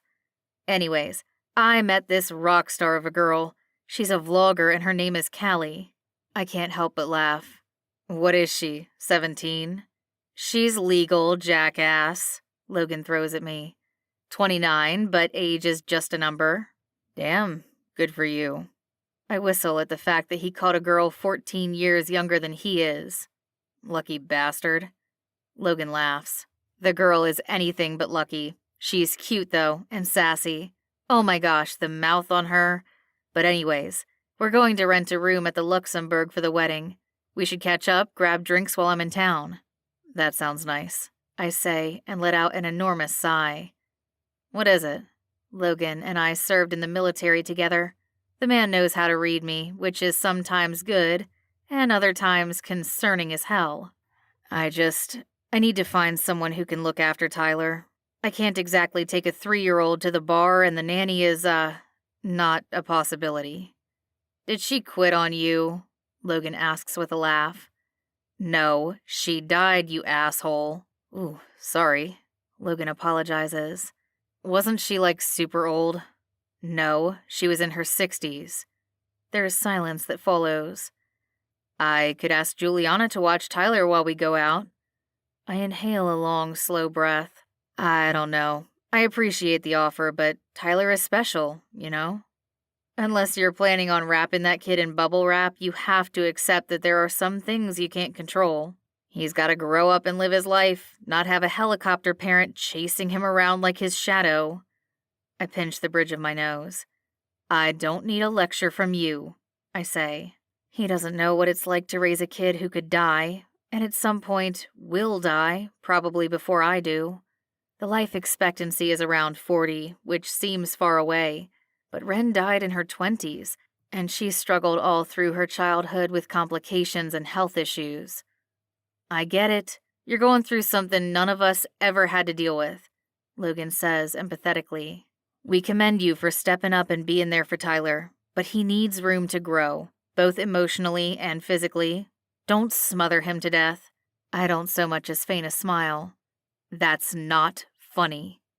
Do you want me to ask Juliana to babysit or not? Logan quips. Yeah, you may as well mention it to her. And what's this about you bringing a date? Who's the unlucky girl who got stuck with you? Her name is Callie, Logan says again, and we met when she came to my resort to do a review on the place. My jaw drops as I remember the scathing review that had been all over social media about Blue Sky Resort. You're dating that traitor?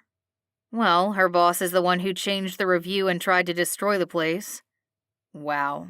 Vicious. I can't believe he ended up dating the girl after all that drama. Callie is actually quite sweet. You'll like her. So, who is running the resort while you're in New York for the wedding? I ask. Wyatt. Your brother? I cover my face with my hand, trying not to laugh. He does realize that he can't sleep with all the guests. Wyatt and I have quite a bit in common. Neither of us have the urge to settle down and start a family.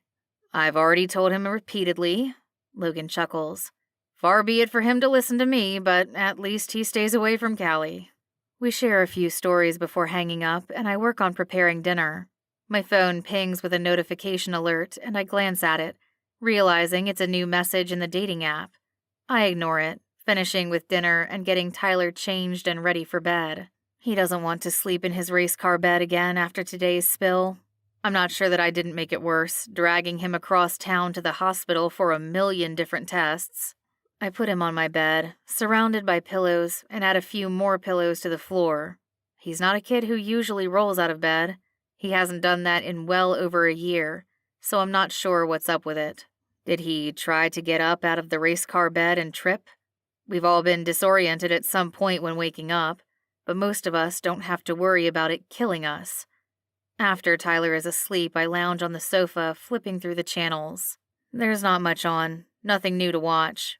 My phone pings again, notifying me of another new message. I grab it from the coffee table and open the dating app. I have 2 new messages. Both are from Sunny in Paris. Sunny in Paris. Are all men jerks? I toss my head back and shut my eyes. Fuck.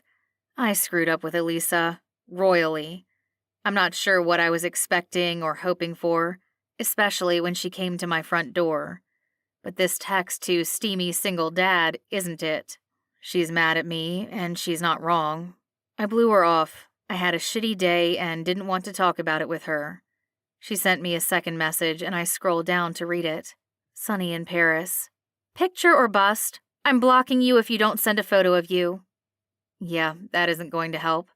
I can't let her know it's me, and if I grab some random photo off the internet, she can easily do a reverse image search. I don't want to be that shitty guy, so I do the next best thing. I open my phone, scroll through my photos until I find one of my buddy Logan. I'll pretend to be him. At least with the picture, the rest is all me, and no one has to know. I upload the photograph of him outside by the campfire. I'm also in the photo, but I crop myself out and send it to her. Steamy single dad. Not all men are jerks. I click on her profile and flip through her pictures. Why the hell am I hooked on her? A notification pops up that she's online. She's probably reading the message I sent and looking at the photo right now. The odds of her knowing Logan are slim. He used to live in New York, but he's been in Montana for a while, getting settled with the new resort that he invested in. While he's also a billionaire, he hasn't been in the media. He's done well to keep most of his private life under the radar. Breckenridge, Montana. I still can't believe he calls that place home after living in New York. Some days I consider doing something similar, leaving everything behind and moving to the beach, enjoying all that life has to offer. But I'd worry I'd get bored if I retired early. Besides, there are too many people counting on Blazing Media. They have jobs and lives, and I can't just walk away because I want to. That would be selfish. A notification pops up that I have a new message. I double-click on it. Sunny in Paris. Cute, but is that really you? Send another pic. I quirk a smile. She's smart. I flip through a few more pictures and land on another one with Logan. I have to crop out his teenage daughter sitting next to him and zoom in, making it more of a portrait. Steamy single dad. Trust issues much? Sending now. I hit send and attach the image of Logan. I feel dirty, and while I know it's wrong, I want to chat with Elise to get to know the real her, and I can't do that with both of our walls up. Being her boss is a bit of a cockblocker. Sunny in Paris. Wow, okay, so 2 for 2. Have a third? I attach one more photograph of Logan. This one has him snowboarding down the slopes. He's wearing a helmet and gear so you can't tell it's him, but it's a third photo that I have handy. Steamy single dad. I have proven who I am. Now it's your turn, Sunny in Paris. I click send along with the picture and wait for her to respond. I stretch out on the sofa, getting comfortable. While I'm waiting for her to respond in the app, I open my texts and message Elisa. Weston, I really hope you don't quit. I'm sorry about this morning. I had an emergency and left my phone behind. Elisa, emergency? What happened? I don't want to get into specifics with her about Tyler. Weston, everything is fine. Elisa, everything isn't fine. We need to talk. I groan at the message that she sent. Nothing good ever comes from the phrase, we need to talk. I don't text her back, waiting to see if she responds to steamy single dad, although it's probably not a great sign if she does, because that means she's over whatever it is that we shared last night. My phone buzzes with another message. Elisa, can I come over? I tap my fingers over my thighs, debating on if it's wise to let her back into my place. Inviting her over is what complicated things between us, but sitting here and texting her in the dating app, pretending to be someone else, that isn't fair to her either. Weston, yes, I'll open the door, but Tyler is asleep, so we have to keep it down. I stand and flip the deadbolt, allowing Elisa to enter when she's ready to join me. She doesn't text me back. 2 minutes later, she quietly opens the door to the condo and steps inside. Elisa glances around the house. I'm not sure what she's looking for. I already told her Tyler is asleep. Can I come in? Sure, have a seat. I gesture to the sofa and fall into the cushions beside her. I could sit on the recliner alone, but I'd rather be in her proximity. I can't explain it, but being around Elisa, I feel quite a bit calmer and more relaxed. About last night, Elisa says, and rests her hands together in her lap. It was a one-off occurrence. It can't ever happen again. Her face is stoic, and I nod slowly. If that's what you want, I say, not telling her how I feel about last night. You're my boss. I don't think we should be sleeping together. If anyone at work finds out, they won't. I assure her. No one will know. She exhales a nervous breath. Elisa fidgets with her hands in her lap. Okay, good. I don't want rumors swirling. Her gaze locks on mine. I haven't told anyone about us. Me either, I say. Even if I wanted to, I hadn't had time, since I'd been looking after Tyler all day. Do you want a beer from the fridge? No, I had more than enough alcohol for the week yesterday. Does she regret sleeping with me? I don't dare ask a question that I won't like the answer to. I lean back in the sofa, letting the cushions envelop me. So, we'll chalk it up to too much wine and poor judgment. Her brow tightens and she purses her lips. Whatever you want to call it, but it won't happen again. It was a mistake. Elise's words cut me like a knife, slashing at my chest, causing fresh wounds. A mistake? I really wish I'd have grabbed that beer to distract me, something to put my lips around as I stare at her features, my gaze traveling down from her nose to her ruby lips. We had too much to drink and let our inhibitions down. It happens. Blame it on the alcohol, Elisa says. She stands and folds her arms across her chest. I'm not upset. I mean, I was when you weren't at the office and I thought you were avoiding me after bailing on my ride to work. But I get it. You had an emergency. She shrugs like she's trying to be cool about the fact I blew her off. I had to take Tyler to the emergency room, I say. I wring my hands together. It would be nice if I could have a normal life, but my life is far from it, raising my son. What? Elisa's eyes widen. Is he all right? He's fine, I say. Her stare is making me nervous. I stand and head for the fridge, opting for that beer after all. But I'm only having one drink tonight. We can't have a repeat performance of last night, especially since my little guy is sound asleep in my bed. She nods slowly, watching me. That's a relief. So, we're good? When weren't we good? I chuck back, popping the lid off the beer bottle. I wasn't sure. You kind of slammed the door in my face rather abruptly, Wes. I inhale sharply at the nickname, and her brow furrows, noticing my reaction. I try to hide it, pretend that it doesn't bother me, because there was only one person in the world who ever called me Wes, and she's dead. I had an important phone call, I say, trying to shrug off what happened. I'm sorry if it came across as rude or abrupt. I am truly sorry for hurting her feelings. That wasn't part of my plan, and isn't who I am. I don't do things to hurt someone I care about. Apology accepted, Elisa says. I'm glad we're back to being friends. Do you want to stay? Watch a movie or something? I offer. As friends? She raises an eyebrow, like she's making sure this isn't a proposition that will lead to something else. Is it the end of the world if it did? Because I can't be sleeping with my boss. Got it. You want to stay for a movie or not? I ask, taking another swig from my beer. She purses her lips, thinking it over. Do you have popcorn? We watch a chick flick that she picks out, and I'm beginning to wonder why I agreed to it. It's not like I get the benefit of sleeping with her at the end of the night, subjecting myself to a rom-com that is entirely too flirty and too unrealistic. Love isn't that sweet. It would be 90 minutes of torture if I didn't have the luxury of glancing at Elisa every so often. Her laugh, her smile, the way she darts her tongue out and it touches the corner of her lips. When the hell did I become so damn smitten over a girl?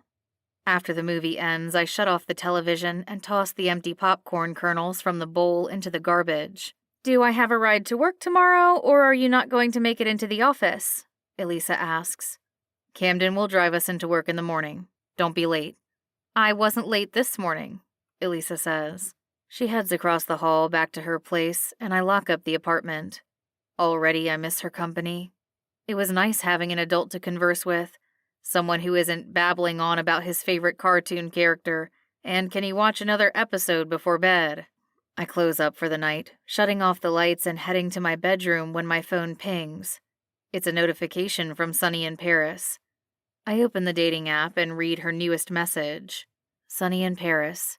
You're cute, but why are you still single? What's the catch? I hit reply and begin to type my message. Steamy single dad. No catch. I have a son. It doesn't give me a lot of time to meet women. I put my phone down on the dresser and lift Tyler into my arms, carrying him back into his bedroom, putting him in bed. If he freaks out tomorrow again with the race car bed, I'll donate it and get him a new frame or put the mattress on the floor. Closing the door to his bedroom, I head back to my room, and there's already a message waiting from Sunny in Paris. Sunny in Paris. I can understand that. Can't bring a child to a bar. How old is he? She asks a lot of questions, but hasn't really given me anything about her. I slip out of my jeans and climb under the covers, messaging her back. Steamy single dad. He's young, under 5. I don't want to give too much away, or for her to suspect that I'm the man she's conversing with, but I don't think at this point she has any idea. I continue my message to her. Steamy single dad. You still haven't told me why you're still single. A beautiful woman like yourself, I'm sure that you get asked out all the time. I turn the bedside lamp off but continue looking at the screen. She's online, so I wait for her to message me back. In a matter of minutes, it pings. Sunny in Paris. I'm not always great at picking out the best men. I quirk a grin. Is she talking about me? Steamy single dad. Elaborate. I respond and wait for her to answer. Sunny in Paris. I went out with my boss. Now it's getting juicy. I sit up, grabbing a few pillows to prop myself up. Steamy single dad. And is he hot? Sunny in Paris. That's not the point. He's my boss. Well, we did more than going out, unless she's referring to the first time that we met, and I don't think that she is. That feels like ancient history after what happened last night between us. Steamy single dad. Well, I mean, it's probably no big deal unless you slept with him.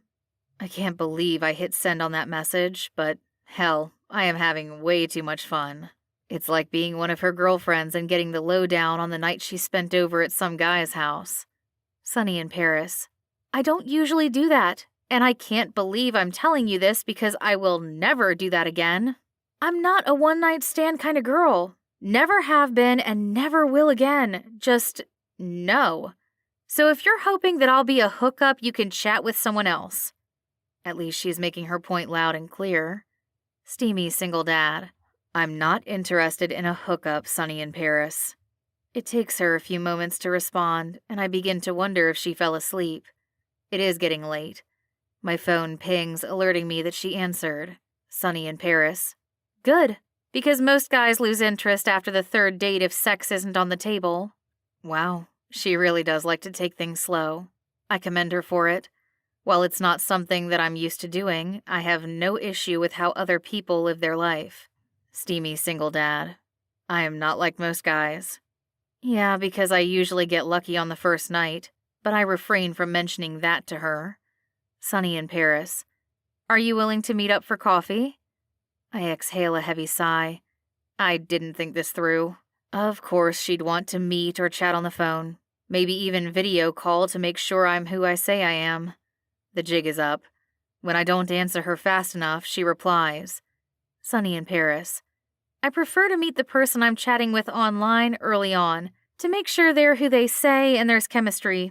I've been on one too many bad dates and I'd like to meet you. We've both had a string of bad dates, our most recent being with each other. At least, mine was, and I assume her last date was with me, but who knows. If she's messaging me on the app, how many other guys is she talking with? I hadn't actually deleted any new messages when I teased her that day at the office, stealing her phone from her. I was trying to flirt with her. It was a dangerous move and could have backfired. Yeah, so could this, pretending to be Logan while chatting with my assistant. I don't answer her message.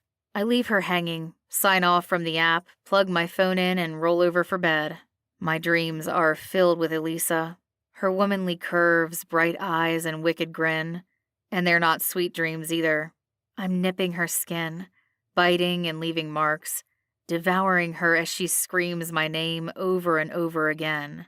I wake up in a sheen of sweat. Not once, not twice, but 4 times. I swear the dream version of Elise is going to kill me. In the early hours of the morning, I shower under a steamy spray, letting my filthy and vivid thoughts of her sucking my cock fuel me as I stroke my shaft. She's all I think about, envision as I finally let go. Shit, it was bad enough, her getting in my head before we had sex. But now that I've had her in my bed, she is constantly in my mind. All I can think about. She's like an addiction, and I am craving my next hit. I finish showering just as the sun begins to rise. I get dressed and put on a pot of coffee while I wake Tyler and get him out of his pajamas and ready for work with me.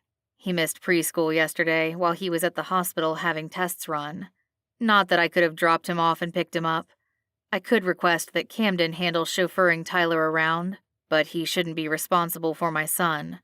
That's what Martha had been there for, to help with my boy. I should hire a new nanny, someone to give Tyler undivided attention, instead of focusing on starting a daycare center in the building. And while I could do both, my time is running short as it is with trying to get my job done on a limited work schedule. When my father was alive and I worked from home, I'd put in long days and late nights.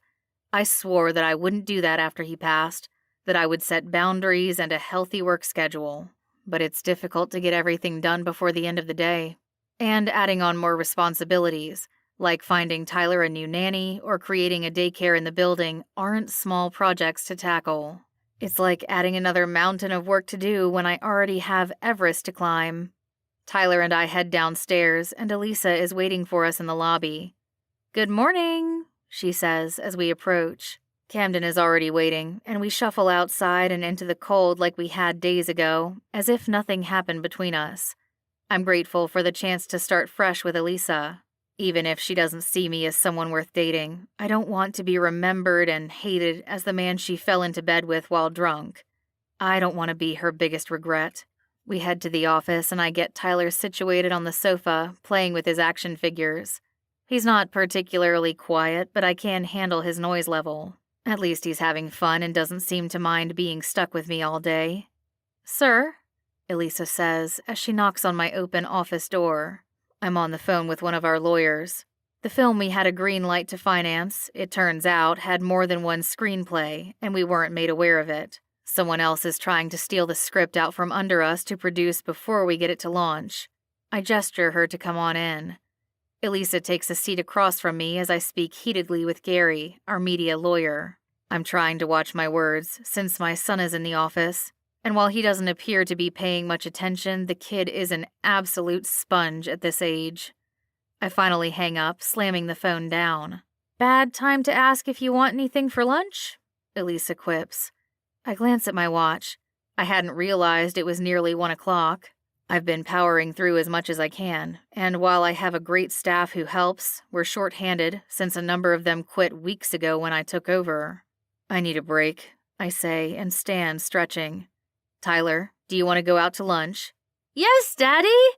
Tyler squeals and drops his dinosaur action figures onto the floor. He jumps off the sofa and I grimace, terrified my son is going to fall and get hurt.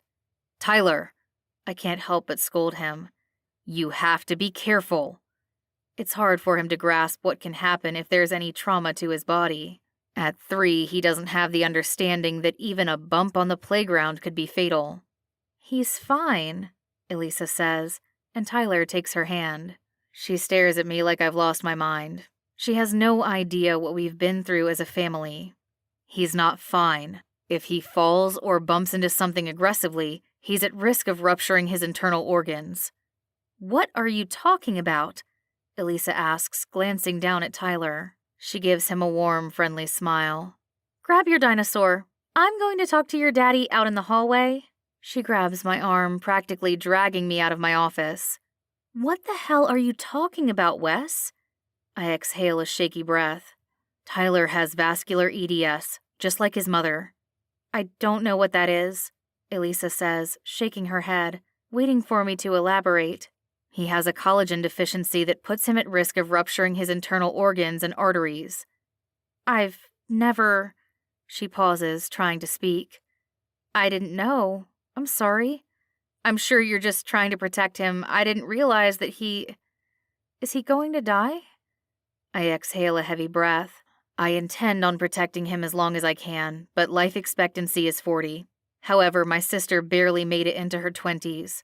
Ren constantly had health issues related to her diagnosis. She had multiple surgeries and complications all throughout her childhood and teens. "That's awful. I'm sorry. I had no idea." The way she looks at me. "I don't want your pity. You asked, and I thought I should explain why I'm forceful when it comes to his safety. It's why having a nanny who knew about his condition was so important to me. Elisa opens her mouth. You let me watch him. I had no idea. Her voice trails off. It was late at night. I wasn't worried about you taking him to the playground or playing an impact sport. While he doesn't fully understand the disorder, he knows that he's not allowed to jump on beds or off furniture. Daddy, I'm hungry, Tyler says, emerging from my office with his blue dinosaur. The toy is an absolute favorite, probably because it was from his mother. We decorated the nursery at my house with a dinosaur theme. I had planned on the two of them living with me. I just hadn't expected Ren not to be there. Join us for lunch, I say to Elisa, picking Tyler up and carrying him to the elevator. He wraps an arm around my neck, squishing me in the chest with his stuffed friend. Are you sure? I wouldn't have asked if I didn't mean it. Chapter 9. Elisa. Weston's grumpy voice still plays in my head, yelling at Tyler for jumping off the sofa.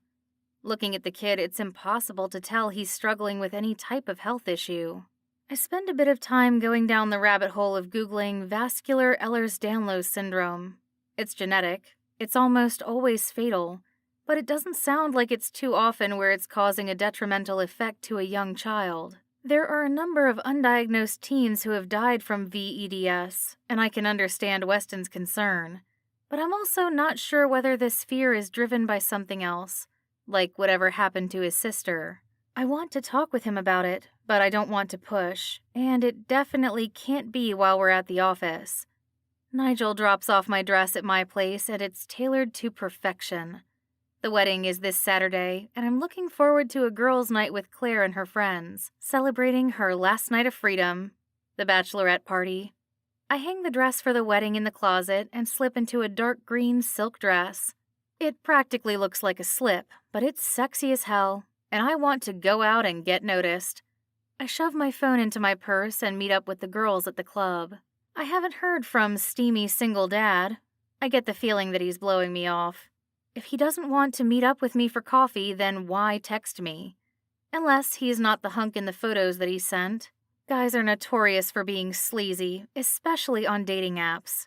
Or worse, he's a teen boy pretending to be a grown man. Ew. Who does that and pretends to be a single dad? I haven't checked the app for any other dates, since steamy single dad seems to have bounced out of our chat, leaving me wondering what the hell went wrong. Is he married? Engaged? I head into the club, making sure I'm a few minutes late so that I'm not the first to show up. Claire is already there with a few girls. I'm surprised to see Sloane. I'm guessing that she was invited when we went out a few weeks ago and all met up. I give Claire a hug and then Sloane, introducing myself to a handful of her friends. Are you excited for tomorrow? Your wedding night? Sloane asks, raising her eyes suggestively. Claire bursts out laughing. You don't honestly think we've waited? She grabs a shot and tosses it back. The girl already looks hammered. Maybe you should slow down, I say. You don't want to be hungover on your wedding day. Claire nods. You're right. We're here to see some strippers. Claire hollers and hoots as the guys start coming out on stage. This is a strip club? How did I not notice? I was carded when I came in, but I thought it was because there was alcohol and it was a club. The men are enticing, easy on the eyes, and damn, do I find it difficult to sit still. There are 4 of them on stage, and my cheeks burn as my eyes roam over their bodies. Hottest stripper. Come on, spill. Sloane nudges me, wanting me to partake in their fun. The guys are all well-built and packing, but I can't say I have the hots for any of them. Maybe the guy in the back? He kind of looks like Mr. Grump, Sloane says. I shake my head. No way, it's just the dark hair. Sloane grins, staring at me. He totally could be Mr. Grump if you had a few more drinks. There's no way she could know that I slept with Weston Grump. What are you talking about? I laugh at her suggestion. You have the hots for our boss. I do not, I seethe, scowling at her. He's an annoying bachelor grump. I'll bet he flirts with all the women he meets. You would know, you dated him, Claire interjects. Why are we all over me about Wes? I ask. Wes? Sloane catches the nickname before I can pretend it was a slip-up. Wow, next you'll be calling him baby or daddy. That's insane, and you're drunk. I've seen Sloane trashed, and she's not the least bit wasted, but I'm trying to push the conversation away from my hot boss and back to someone else. Anyone else. Which stripper do you think is hot? I ask, waiting for any takers. Anyone at all. Claire? Sloane? Or the 3 other girls, Callie, Ellie, and Tally? 2 of them are sisters. They're all quite gorgeous, but honestly, I'd rather see my man undressing, Callie says with a snicker. She's still in the honeymoon phase, Claire quips. Are you recently married? Callie shakes her head. No, but we're recently engaged. She shows me her giant diamond ring. Wow, talk about flashy. I guess he does well, although not a surprise. Claire is marrying a billionaire. Maybe they all run in the same small circle. Congratulations. Claire playfully pushes Callie. Don't even try to steal my thunder, girl. I'll make you get up there and dance with those strippers. Everyone bursts out laughing. Claire is all talk and no bite. She used to be a preschool teacher quite some time ago. Now she spends most of her time as a nanny with Amelia, her soon-to-be stepdaughter. I'd like to see that, Ellie says with a wicked grin. Maybe we can all get on stage and dance with the half-naked men. You're all talk, Tally elbows her sister. I'd totally buy you a dance if you didn't freak out. I don't know where to put my hands, Ellie squeals. Her eyes are wide. She barely looks old enough to be in a strip club and having a cocktail. Excuses, excuses, Tally says. Hey, I have a wild idea, Claire quips. How about we head to the strip club down the street and surprise the boys? That sounds like a bad idea, I mutter. Do you want to see your fiancé staring at other half-naked women? Sure, I'll sit on his lap and give him a dance while he watches another girl on a pole, Claire says cheekily. We pay our tab and walk the couple of blocks to the club where the boys are. It's chilly outside, and my feet are numb from wearing heels in the frigid temperatures. But taking a cab a couple of blocks seems like a waste, and the subway is in the opposite direction. Shuffling into the strip club, we show our IDs and pay the cover charge to get in.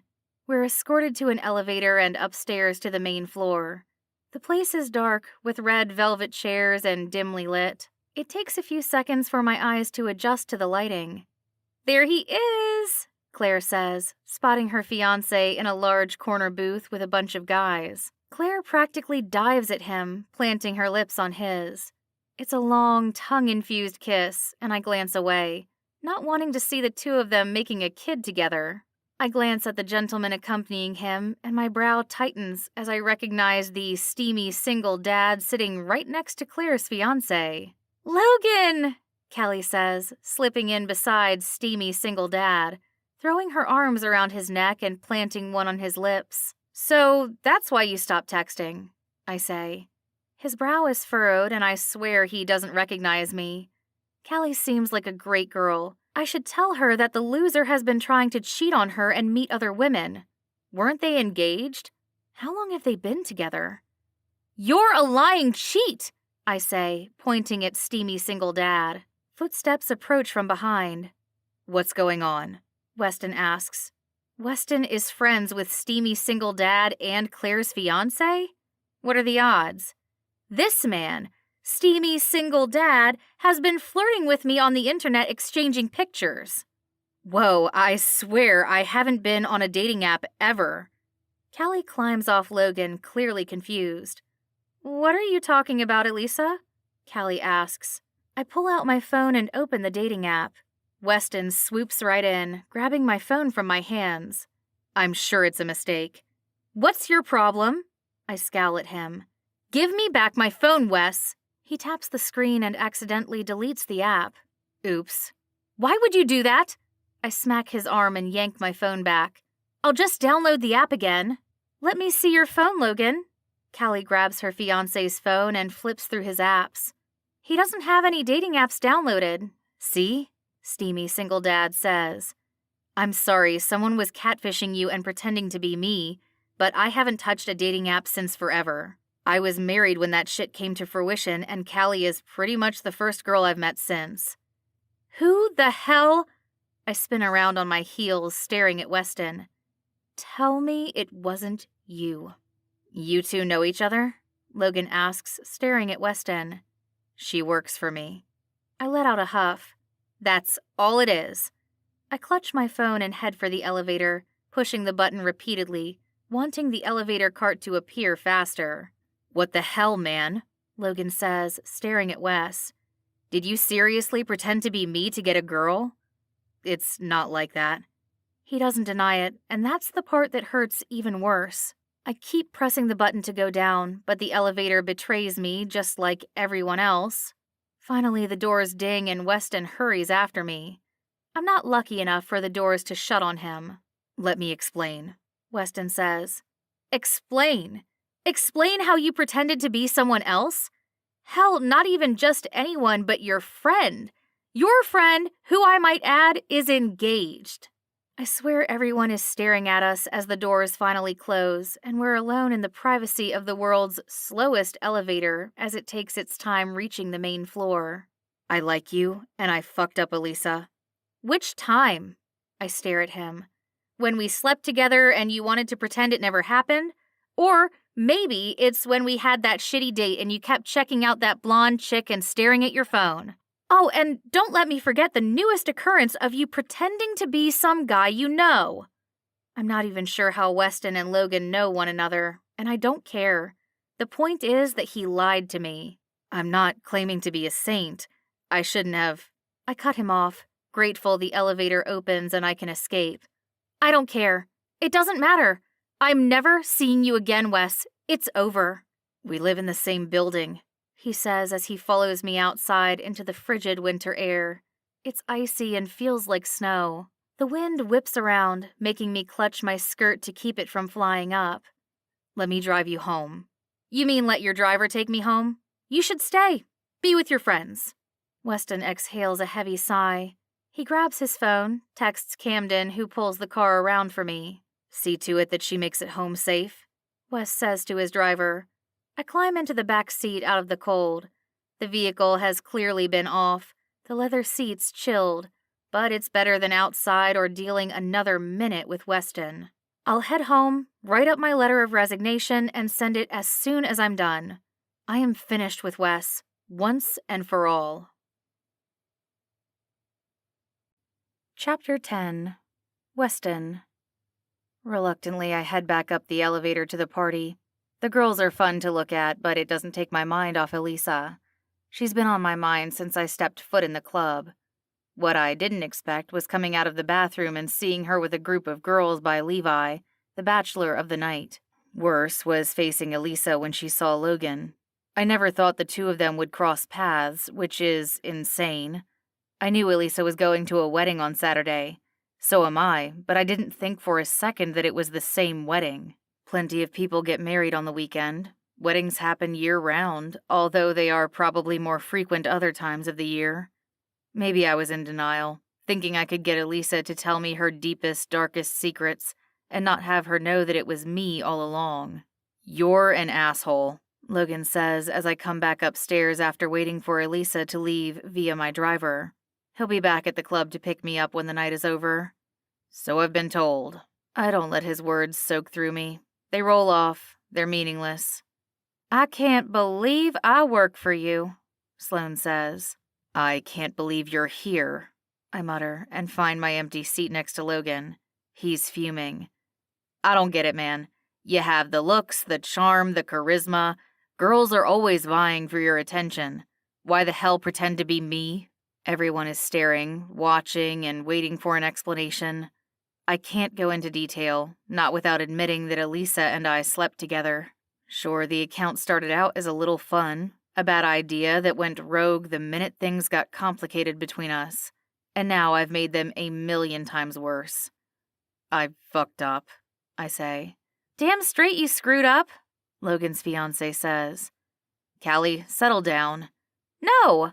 She moves off his lap, making her point known. You nearly gave me a heart attack thinking that Logan is cheating on me.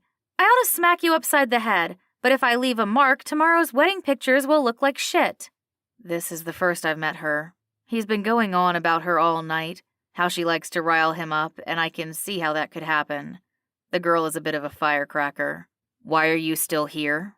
Logan stares at me. Listen, I said I'm sorry.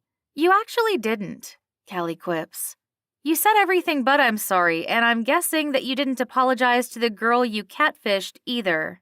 Weston, you're welcome to stay and hang out here. Enjoy the show, Levi says. It's his bachelor party. I'm here supporting him for his big day tomorrow. But you're a dumbass if you leave things unsettled with that girl. Elisa, Claire says, correcting him. My answer is silence. Elisa won't want to see me, and I don't blame her. I betrayed her, burned her, and pretended to be someone I'm not. If it were the other way around, I'm not sure I'd be so forgiving. I sip my beer, stewing in my seat, refusing to get off my ass. I don't know what Elisa sees in you, Sloane says, grabbing a seat next to me. Yep, me either, I mutter. I finish my beer and order another bottle. I don't think I can drink enough to make me forget the damage I've done. I'm lucky Logan didn't throw a punch or threaten to bury me alive. I don't pay for any private dances. I watch the entertainment, but I never thought I'd go to a strip club and be miserable. All I can think about is Elisa, how I hurt her, that I shouldn't have lied to her, how on our date I distracted the waitress as I was attempting to be polite, and she set Elisa's hair on fire. It's no wonder Elisa ran out on me during our first and only date. She should have fled. I deserved it. I finish the second beer, order a third, and Logan comes over, taking Sloane's seat. I don't need a lecture, I say before Logan can berate me for what I've done. I told you what I thought, that you should be with her tonight instead of us, Logan says. He doesn't hide his thoughts from his friends. He tells it like it is. I'm glad we're still friends, even if I did fuck up my life. At least I didn't ruin his. She won't want to see me. Logan shrugs. You're right, she's going to be pissed. Put yourself in her shoes. You catfished her. That's shitty, and I don't care the reasons. Whatever you thought would happen, it couldn't. Unless you intended to be a dick to her, but I don't see that in you, Weston.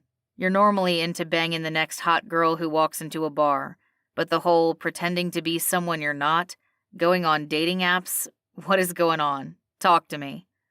I exhale a heavy sigh and hang my head. I'm not proud of my behavior. Is this because of Ren? What? I glance up, not understanding why he's bringing up my sister. It can't be easy raising your nephew. Your sister left you with a lot of responsibility. He's my son, I say. Legally, I adopted him after Ren's death. He became mine. Biologically, he's my nephew, but I've never thought of him like that for a single day. I know you adopted him. His father isn't in the picture, but it's a lot of responsibility becoming a father overnight, especially when you weren't planning on it. We all knew it was a possibility, I say, glancing up at Logan. Ren had struggled her entire life with the disorder. When we found out she was pregnant, it had been a tough decision that we had. If something happened to her during the pregnancy or after, who would take care of her child? I vowed to be that person. I was all she had, and now I'm all Tyler has. Tyler and Ren have nothing to do with Elisa. Oh, but I think they might, Logan says. You've kept your heart locked up, afraid to love anyone because you've already lost one person close to you. Ren was my sister, I remind him. It's different. Yes, but it's still a great loss and a big change. Tell me I'm wrong. You're wrong, I say. Then why are you pushing Elisa away? Why lie to her? Why not just tell her you like her? He tilts his head, staring at me. Unless you already hooked up with her and she wants more, but then you wouldn't be playing games pretending to be someone else. I glance away. He's way too close to figuring out what happened. You did sleep with her, Logan says and smirks. He leans back in the chair with a nod. Was it good? It was fine. I don't want to have this conversation with him discussing my sex life. Fine doesn't sound hot. It was hot, okay? I glare at him. Sex wasn't the problem. What is, other than you have your head up your ass? I like her, And I don't like anyone. You know I don't do relationships. And even if I wanted to, she's my employee. That's an excuse, Logan says and takes a swig of his beer. You can find a way around it. You're the owner of the company, am I right? I don't want other employees thinking that she gets preferential treatment or rumors spreading about her. I'm trying to protect Elisa by keeping a healthy distance. Hey, Sloane, Logan says, and brings her back over toward us to join our conversation. I groan. Why does Logan have to torment me? If my buddy Weston here was in a relationship with Elisa, would you be engaging in office gossip about it? I glare at Logan. We're not having sex. Don't listen to him. He's being a jerk. Sloane stares down at me, unconvinced. The only jerk I see here tonight is you. And it's obvious that you two shacked up at some point. The sexual tension went from explosive between you to like a bomb went off and you can't look at one another. That's not true. No, Sloane says. But you just admitted to it. Mr. Grump, if you're going to sleep with your employees, you have to expect there to be some tension. I'm not sleeping with my employees, I growl at her. Just one employee, Logan says. Right? I shove my head in my hands. The interrogation is worse than having it out with Elisa. I should have gone back with her, tried to reconcile what I could before it was too late. It's fine. You'll see her tomorrow, Levi quips. What? I glance up at him. I was hoping the soonest I'd have to deal with her was Monday morning at work. Although I've been shuttling her into the office with me, I'm not sure that she'll be keen on taking a ride from me anytime soon. At the wedding? She's one of Claire's bridesmaids. The two of you are walking down the aisle together. Kill me now, I mutter. Does anyone want anything? Sloane asks, standing up for the bar. No, I should call it a night. I've already royally fucked up my life. If I'm lucky, I can try to talk to Elisa tonight before I have to face her at the wedding. You're leaving? Sloane asks. She glances me up and down, displeased. Please tell me you're not going to stop by and visit Elisa. I can't make that promise. She lives next door to me. It's not like I even have to go out of the way to see her. But I have to pick up Tyler first, since he's with Logan's daughter. She's watching the kids for the night. We just got here, Levi says. Sit your stupid ass back down. You'll apologize tomorrow when you're sober. Fuck, I grunt and throw my ass back down into the chair. I'm going to take off, Sloane says, and I ignore her. She gives Claire a hug goodbye, and they exchange a few words before Sloane heads for the elevator. I breathe a sigh of relief. I don't want anything that happens tonight to bite me in the ass at work. It's not bad enough, the incident with Elisa, but hanging out with my employees at a strip club doesn't seem wise. I'm still pissed at you, Logan says, glaring at me. Callie is curled up on his lap, sipping his beer that she stole, an arm possessively wrapped around his neck. Me too, Callie chimes in. I may have just met Elisa, but she was a sweet girl. Why the hell would you do something like catfish her? I wasn't trying to catfish her, I grumble and swallow the last of my drink. I stand, needing a refill and not waiting for anyone to come around to the table to serve us. I don't bother asking the rest of the group if they want anything. I stalk up to the bar and order another beer. I pay my tab and grab my drink, but I don't take it back to my seat. I don't deserve to sit with those guys after what I've done. I hang my head, not the least bit enjoying myself.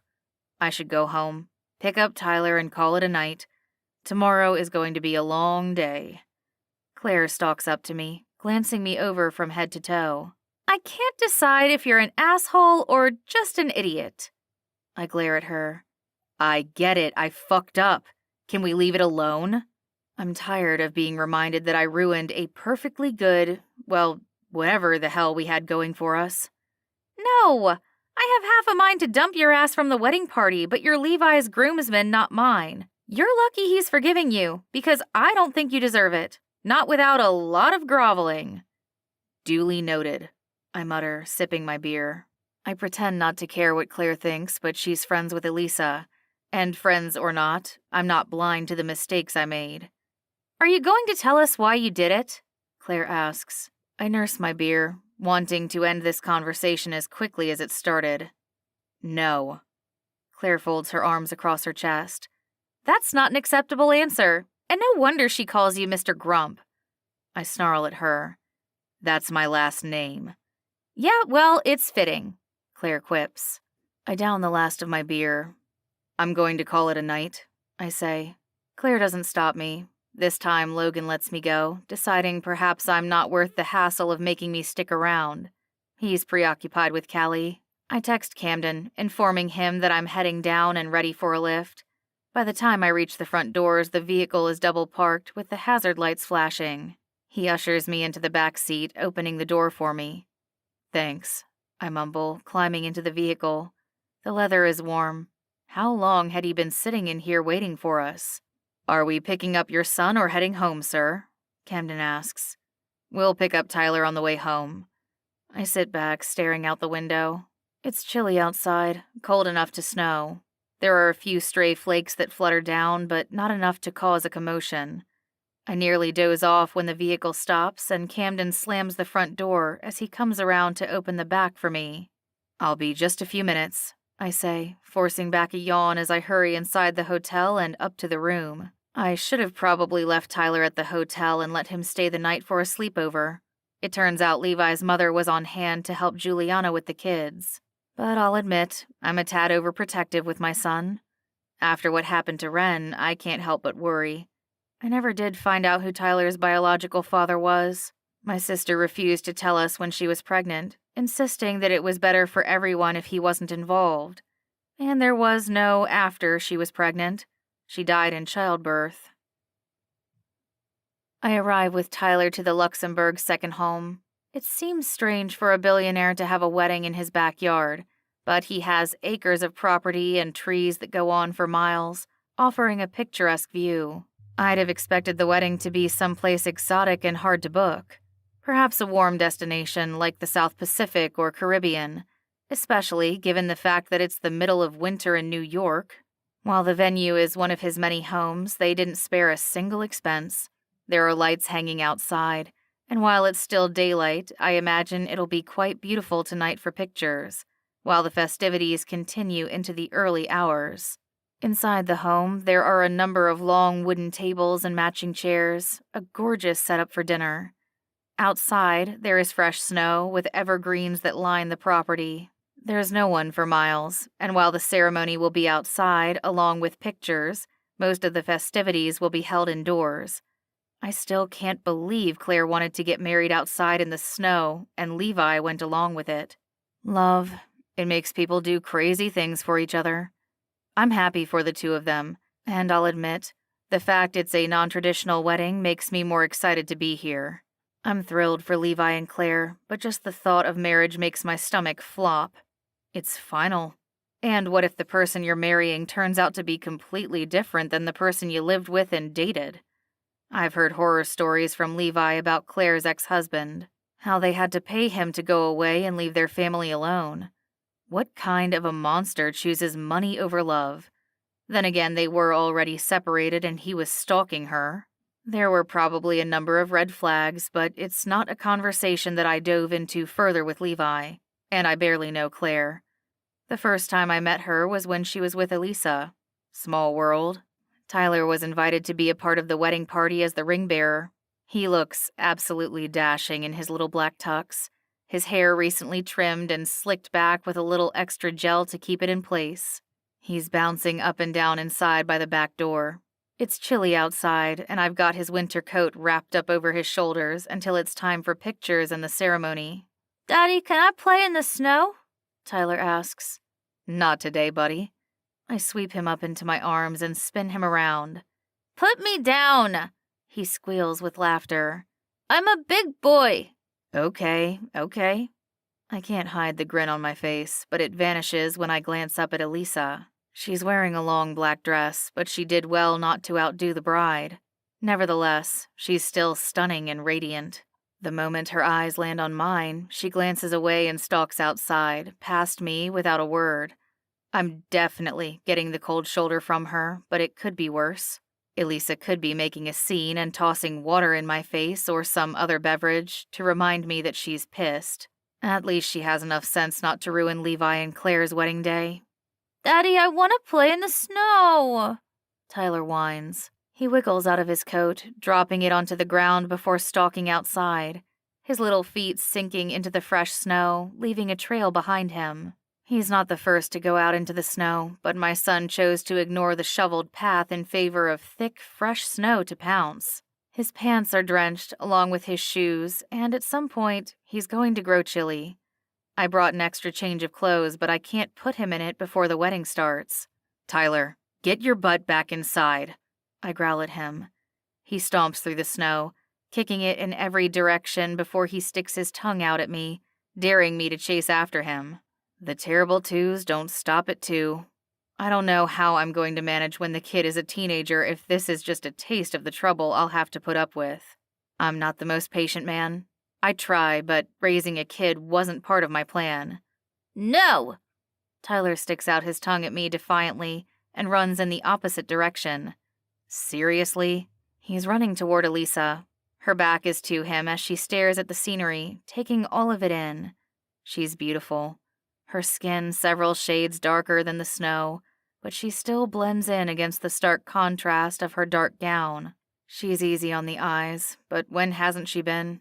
Her hair is pinned up for the ceremony, and I want to remove the bobby pins and clip and watch her locks cascade down around her shoulders. There is something incredibly sexy about watching her loosen up, like she's divulging a secret and revealing a piece of herself, meant only for my eyes and ears. Why is it I can barely stop thinking about her? She invades my dreams at night and my thoughts during the day. She steals my breath, my soul, and my heart with a single longing glance. Dare I say that I'm falling for her? It was never part of the equation. She was supposed to be my employee, a girl who handles my appointments and fetches coffee for me. When the hell did all of that change? Had it been when she watched my son after his nanny had a heart attack? It could have been the night we were tangled together in the sheets in my bed. I still smell her scent in my room when I'm falling asleep. I'm sick. It's an addiction I can't untangle from, craving her like I need air to fill my lungs and give me life. She's the cure to my starving soul. Tyler rams straight into Elise like a football player trying to tackle her. Chapter 11. Elise. The air is chilly outside with snow under my shoes. In the distance, I hear Weston shout for his son, but I ignore them, letting his voice drift in the wind. I'm struck from behind by a small force that topples me forward into the icy cold snow. My hands dart out in front of me to catch myself as I'm pummeled into the white wetness beneath me. Tyler's giggles erupt from behind as he clutches my legs, keeping me pinned down. Where the hell did he learn to do that? Weston grunts and trudges hastily through the snow, grabbing his son off me. Tyler, that's enough, he scolds. What did we talk about? You have to be careful. I laugh under my breath, and Wes offers me a hand to help me stand. Thanks, I say, taking his hand while he has Tyler slung around his hip. The kid is soaked from the snow, and so am I. I wipe the remnants of snow from my dress. It was chilly outside, but now I'm freezing. Come on, let's get you both inside and warmed up, Weston says. His hand falls to my lower back as I head for the clear pathway and hurry to the hearth to get warm. I wrap my arms around myself. The cabin is plenty warm with the heat cranked and the fire crackling, offering extra comfort. I stand in front of the blaze and Tyler joins me. He's shivering from head to toe, and Wes emits a heavy sigh. I suppose now isn't the time to ask if he received my email, the resignation letter that I sent last night. I don't remember every word that I wrote. Hopefully it wasn't embarrassing, because I was slightly more than tipsy from the party. But I'm not the one to be ashamed of my actions. Weston was the one pretending to be someone else online. Why would he do that to me? Did he think he was being funny trying to catfish me? Does he think I can't get a date? Tyler, what do you say to Elise? I'm sorry, he says, staring up at me with his vibrant gaze. Will you forgive me? Maybe you should take one out of his playbook, I say, glancing at Weston. I shuffle my feet, grateful I opted for the black fur-lined boots instead of heels with my dress. At least my toes are warm. That's the only thing on me that's comfortable at the moment. I get it. I messed up, Wes says, eyeing his kid. You royally messed up, I emphasize.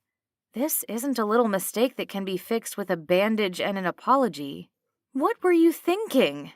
I hold up my hand, deciding that I don't want to hear his lame excuse. I'm sorry, Weston says. It's not enough, Wes. What you did, it's unjustifiable. I can't work with you anymore. What? His brow furrows and his jaw tightens. What do you mean you can't work with me, Elisa? Shit. Did he not get the email that I sent with my resignation attached? I did send it last night, didn't I? It had been well after 2 a.m. when I'd finished writing the letter and hit send. My resignation, I say, and clear my throat, trying to find the confidence to tell him he's a dipshit to his face. Except his 3-year-old kid is staring up at his father, starry-eyed, like Weston is the ultimate hero. You can't resign, Weston says. I already emailed you my notice. You didn't get it? I haven't checked my phone. We got up this morning and started getting ready for the wedding. It's been a busy day, he says. He runs his fingers through his thick, dark hair and bites down on his bottom lip, his gaze flinching. I don't accept your resignation. You haven't even seen it. Well, pretend I did. I still don't accept, Wes says. The noise in the room grows louder as it becomes more crowded with guests getting ready for the wedding to begin. Are you always this bullheaded? I ask, stepping closer, coming toe-to-toe with him. His hot breath hits my cheek and he leans closer, his gaze on my lips. I swear he's going to kiss me. I inhale sharply. I take a step back, but there's nowhere to go. We're trapped between the fireplace and the crowd of attendees gathering inside the giant space before stepping out into the cold to take their seats for the short ceremony. Only when it comes to getting exactly what I want, he says. Which is what? I ask, staring up at him. You. I don't believe him. He doesn't want me. If he did, he wouldn't be playing these games, pretending to be someone else online. What the hell is wrong with him? I'm trapped. The commotion grows louder and more boisterous as Levi whistles and gets everyone's attention. The crowd settles momentarily while he gives orders for everyone except the wedding party to get their asses outside because the wedding ceremony is about to begin. The crowd disperses and I flee at the first opportunity before Weston can turn around and realize that I'm gone. Besides, I'm one of Claire's bridesmaids. It's expected for me to be there and walk down the aisle. I hurry upstairs where the girls are getting ready. Claire is already in her black gown, a huge smile on her face. She's stunning, radiant, and the grin on her face lights up the room. Let's do this, Claire squeals, and we head out with Callie checking to make sure the boys are ready and the guests are seated. I ignore the chill with the loss of the fireplace and head down the stairs ahead of the bride. I step down, following behind Ellie, when my gaze lands on Weston. Go sit down, I scold. The wedding is about to start. I know. I'm walking you down the aisle. Fuck, I mutter, unable to contain myself. Weston glares at me, immediately covering Tyler's ears to keep him from overhearing us. Daddy, Tyler grumbles and wiggles out of his hold. It's almost time. 2 more minutes, he says. We're all crowded near the door, wanting to watch while also trying to maintain some semblance of order. Weston takes Tyler's hand and watches from the open door, waiting for the music to begin. The flower girls go first, starting with Amelia, Levi's daughter. She sprinkles black rose petals along the packed snow-covered ground as she gracefully strolls down the aisle. You're next. Remember what we talked about? Weston hands Tyler a small black pillow with a ring tied on by a dark red ribbon. I'll admit that I was surprised when I found out her wedding color was black with a hint of red mixed in every now and then. But she's been married once, and she did the big white wedding with all the proper superstitions, and that didn't turn out. I'm happy for them, but at the same time, a little bit jealous. Not the envious kind. It's more like I want that for myself. But now, with my grumpy ex-boss and ex-whatever the hell it is that we shared, one wild night together was clearly a mistake. Knowing better and doing better aren't mutually exclusive. I knew I shouldn't sleep with him, but I wanted to, and damn was it hot. And the way he is with his son, it just makes my stomach flutter with butterflies. I don't want to forgive Weston. What he did to me should be unforgivable. Catfishing me? Why even do it? Was it a game to him? My stomach tosses and turns just thinking about it. The late-night conversations I shared with him and how I actually thought he was a nice guy. That's on me. Tyler pauses down the aisle and turns around, glancing back at his father. Weston gestures for him to turn around and keep walking. From the entryway, it's a cute moment, and I feel like I'm eavesdropping on the two of them. The processional continues with the two of us, and I suck in a breath and my distaste for Weston as he offers me his arm. I force a smile, but I want to stomp his toe and demand he gets his hands off me. The music continues and we step outside into the chilly winter air. It's gorgeous and freezing at the same time. I'm trying my best not to shiver, which is an impossible task, even with heat lamps positioned all along the walkway and in the front behind the bride and groom. Goosebumps cover my arms. The dress I'm wearing is cute, but not the least bit warm for outdoor festivities.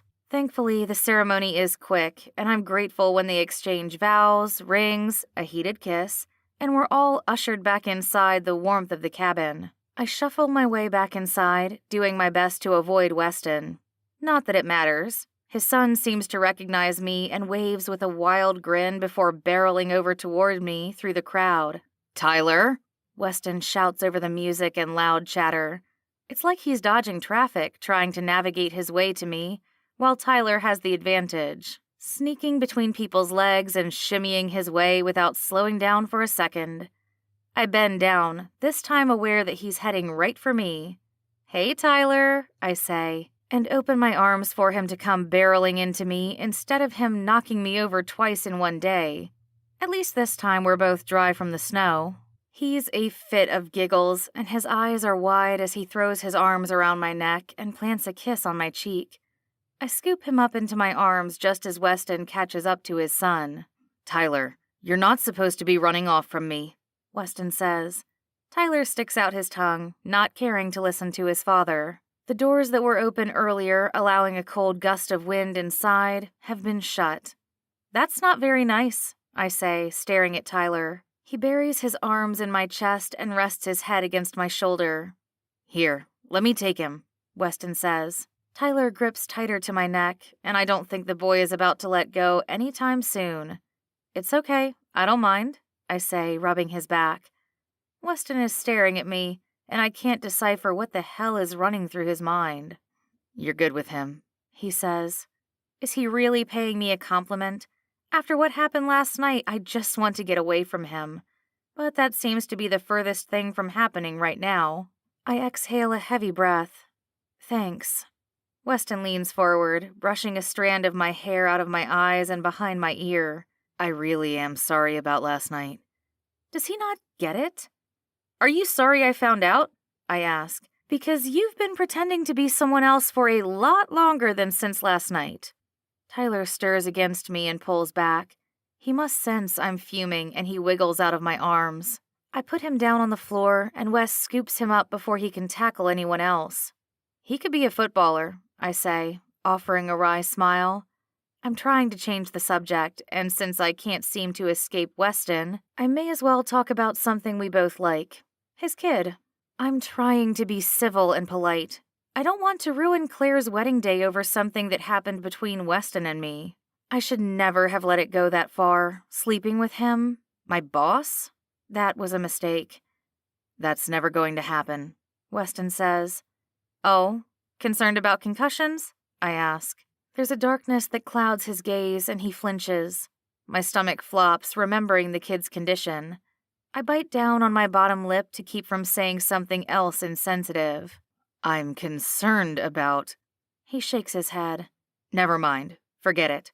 He carries Tyler away, like I said something to offend him. I'm the one who should be mad at him for what he did, catfishing me, not the other way around. He stalks across the room towards his buddies, and I'm surprised Logan doesn't appear the least bit mad at him at first glance. Did he forgive Weston? "Elisa!" Callie squeals and throws an arm around me. We met the previous night, but apparently we are now best friends. Hey, I say, and force a smile. Having fun? She has a glass of wine in one hand and a little boy on her hip. He has his mother's hair and most definitely his father's eyes. I didn't realize that she had kids. Are all of Weston's friends parents? Yeah, Claire and Levi have such a lovely home, I say, taking in the atmosphere. How are things with you and Weston? Callie asks, getting right to the point. I mean, that was a total dick move that he made with the online profile. I glance from Callie to her son, surprised by her language. Complicated, I say, as if that sums up everything that's happened. You look bored. Come hang out with me and the girls, Callie says, insisting that I follow her. Ellie and Tally are standing next to Logan, speaking with Weston and another girl who's definitely a teenager. My stomach is back to being all butterflies when I join them, and my gaze lands on Logan. It's weird to have thought that I'd been conversing with him when, in fact, it had been Weston all along. Elisa! Tyler squeals and throws out his arms to me once again, like I wasn't just holding and cuddling the kid 5 minutes ago. I think you've had enough Elisa time for a while, kiddo, Weston says. It's okay, I say, offering to take Tyler for a few more minutes. It's a distraction from last night, from the lies, from everything that makes me uncomfortable. I'd rather hide and not be the least bit social, but that's not why I'm here. It's Claire's wedding day, and since Weston isn't leaving, I need to find a way to deal with him. Tyler throws his arms around me again and drops kiss after kiss on my cheek. I swear if I didn't know any better, he has a massive crush on Elisa, Callie says. The room is suddenly warmer. Like father, like son, I say, and bite my bottom lip. Tyler gives me a giant hug and I ruffle his hair, watching him bat his eyes up at me. The kid is absolutely adorable. Daddy, I have to potty, Tyler interrupts, and I hand him back to Weston to find the bathroom. Weston and Tyler hurry through the crowd, and I breathe a sigh of relief. It's kind of cute how they both have a crush on you, Callie says. Yeah, but Weston isn't actually Tyler's biological father, Logan says to Callie. I told you that story, didn't I? What? That catches me off guard. He's not? Tyler is his nephew. His sister died in childbirth. I'll let Weston tell you the rest, but he's a tad overprotective given the circumstances surrounding her death. My stomach drops to the floor. He never said a word about being Tyler's uncle or whatever happened to his sister. Overprotective? Not my place to say, but I'm glad you're talking to him, Logan says. I've known Weston since we served together, and while he's a bit dumb for stringing you along online, he likes you. I think the fact that you both work together just complicates matters. No kidding. I exhale a breath. Yeah, that won't matter any longer. I already tendered my resignation, I say. You did? Callie says, her eyes wide. The little boy in her arms curls against her chest, burying into her. How'd Weston take it? He's in denial, I say. Do you have another job lined up? Callie asks. That's why you're quitting, right? She pins me with her stare, and I shift awkwardly on my feet. I don't want to lie to her. It's just not a good fit, working for Mr. Grump, I say. A wry grin spreads across his face. Mr. Grump, that does describe Weston a little too well. Callie smacks Logan on the shoulder. Like you weren't a grump when we first met? He laughs and glares at her playfully. Me? You were the one scaring away all the customers at the shop in my resort with your outburst on how high the prices were. I wasn't wrong. I'm never wrong. Callie stares him down. I shift uncomfortably on my feet. The two of them seem to be emanating steam, but not in the angry, I want to storm off kind of way. I swear whatever passion those two evoke caused that little bundle in Callie's arms. I take a step back. The heat between them is too much for me right now. I head toward the bar, grabbing an amaretto stone sour, wishing I could disappear for the rest of the festivities. Grabbing my drink, I take a sip and bump into Weston. Where's Tyler? I ask, taking a sip of my drink. I'm surprised Weston isn't chasing him around. I dropped him off with Juliana. That's Callie's daughter, right? I ask. Logan's daughter. Callie's the step-girlfriend. His brow is furrowed. like he's trying to figure out the relationship. "What are you having?" he asks, nodding toward my drink. "Amaretto stone sour." "Girly." "Well, I am a girl." I shift on my feet. His stare is overwhelming. I can't keep doing this with him. "I'm serious about quitting, Wes." It only lasts a second before Weston's eyes widen. "What?" He heard me. He probably didn't like what he heard, but he caught every word. I give him silence. Why doesn't he just grab his phone and read my letter of resignation? Is that too much to ask? "Why?" He tries again, because I don't answer him quick enough. "We don't work well together." "That's bullshit, and you know it." His gaze tightens and he takes a step closer, invading my personal space. His breath is hot. His masculine scent is overwhelming as it tickles my nose. It's a mix of juniper, spice, and evergreen, like he bathed in the snow-covered forest. "I know I shouldn't have slept with you." I refuse to lower my stare. "And you shouldn't have catfished me." He emits a heavy sigh, but he doesn't pull back. "You're right. I was an idiot. I wanted to know what was going through your head after that night together. You've been distant and pulled away from me, and since we worked together, and you thought pretending to be someone else, a stranger, was going to make us closer?" I want to slap him upside the head. I'd throw my drink in his face if it didn't taste so damn good. "I'm sorry." Apology not accepted. Chapter 12. Weston. She can't seriously be quitting. All because of me? I realize she's angry with me for catfishing her. That was a dick move, even for me. But she can't quit. "I don't accept your resignation." "It's not up to you. You can't force me to work for you." "No one's forcing anyone to do anything." I growl at her. Why the hell does this woman frustrate me so damn much? She stares at me, sipping her sweet drink, her gaze never wavering. "Good." "We never should have slept together," I mutter. It doesn't matter how good it was, how right it felt. This disaster of epic proportions is entirely my fault. I should have kept my dick in my pants. "No shit," she mutters and takes another sip. I pull the glass from her hands, tossing it back, swallowing every last drop. "What the hell?" She smacks my arm and her nose twitches. I think she might actually lose it, and I wouldn't blame her. I deserve her wrath. I slam the glass down on a nearby table, my arms long enough to reach without having to move the slightest bit away from Elise. "Get your own drink," she scowls and kicks me in the shin. Fuck. I grimace and, without thinking, shove her back up against the wall, pinning her against the wooden slats. Involuntarily, she shivers. I imagine it's the cold surface and doesn't have anything to do with me pressed up tight against her. "You're an asshole." She stares up at me. "I never claimed to be nice or gentle." That isn't me. "You're certainly not a gentleman," she seethes.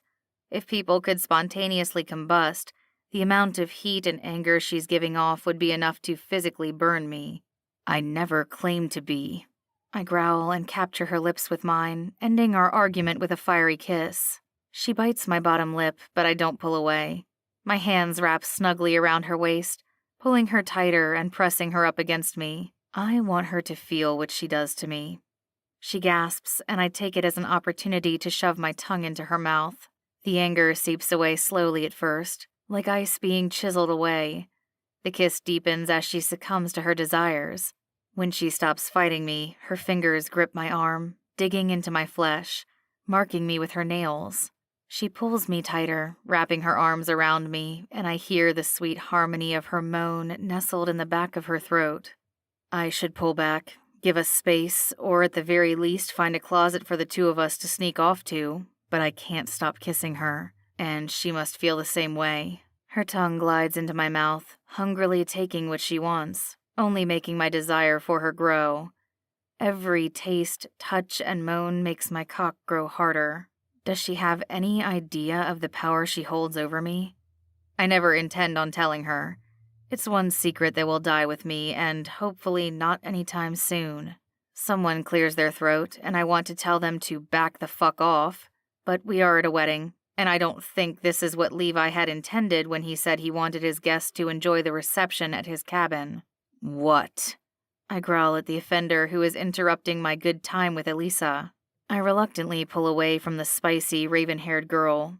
Her cheeks are flushed, and her chest rises and falls with soft pants as she tries to catch her breath. Levi stares back at me, one arm wrapped around his new bride's waist.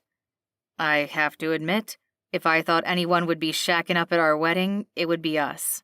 Claire jabs him in the hip with her elbow. I'm not playing tonsil hockey with you in front of our family and children. Children?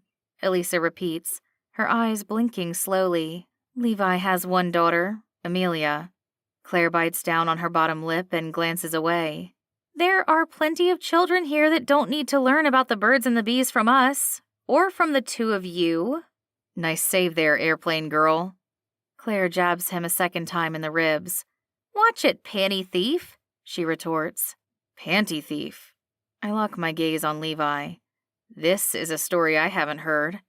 There has to be some type of explanation for how he earned the nickname. But do I want to know? Tormenting him should be pleasure enough. And you're not going to hear it, Levi says, cutting me off. I'm happy to see the two of you getting along, but let's not give the guests an X-rated show. We were just kissing, Elisa stammers, as if they didn't just catch the two of us making out. Yes, which leads to... Claire rests a hand on her abdomen. Wait, are you pregnant? Elisa gasps and brings her hand up to her lips. Shh. Claire gestures for her to lower her voice. We haven't told anyone yet. Congratulations ×2, I say, wanting to mirror the sentiment, but the thought of having a kid honestly terrifies me. I've got my nephew whom I'm raising, and the thought of 2 kids, I don't know how Levi and Claire will manage. Although I suppose Amelia is a few years older than Tyler, and doesn't have the health issues that he's faced with either. Levi pulls Claire against him. We should make the rounds, he says. Then get you seated and something to eat. I'm pregnant, not fragile, Claire mutters. She gives us both a smile before he ushers her toward other guests. Can we talk? Elisa asks, staring up at me, her eyes bright and wide. I exhale a sharp breath. Yeah, that's probably a good idea. As much as I want to go back to what we were doing, it's not going to solve anything. I don't want her to quit over what happened between us. I'd rather she not quit at all, but I can't force her to work with me. And if we continue to work together, we can't sleep with one another. Not that there's a lot of that happening. It was one time. And so easily, I can recall what it feels like to be buried inside her. My cock twitches with the memory. It's snowing outside, a light dusting and frigid. Instead of opting for outside, I lead her up the back stairwell and find a quiet room for the two of us to talk. Wordlessly, she follows. I open the door, flip the light switch, and gesture for her to step inside. Her heels clack over the wooden floorboards as she steps into the room. It's clearly Amelia's bedroom, with a princess canopy over the bed and purple sparkly curtains. Elisa tugs her bottom lip between her teeth and folds her arms across her chest. That kiss downstairs. We can't, Weston. Why? I ask, pinning her with my gaze. You already quit. I'm no longer your boss. If that's the reason, I'm not letting her use it as an excuse. I step closer, invading her personal space. It's more than that, Elisa says, staring up at me. You were a shit to me, Weston. And I'm sorry, I say. I shouldn't have pretended to be someone else online. That was a dick move. Yes, it was, Elisa says, and slowly I see the resolve crumble around her, like the wall built up around herself is breaking away. She shuffles her feet and I step closer. Tell me the real reason you're quitting.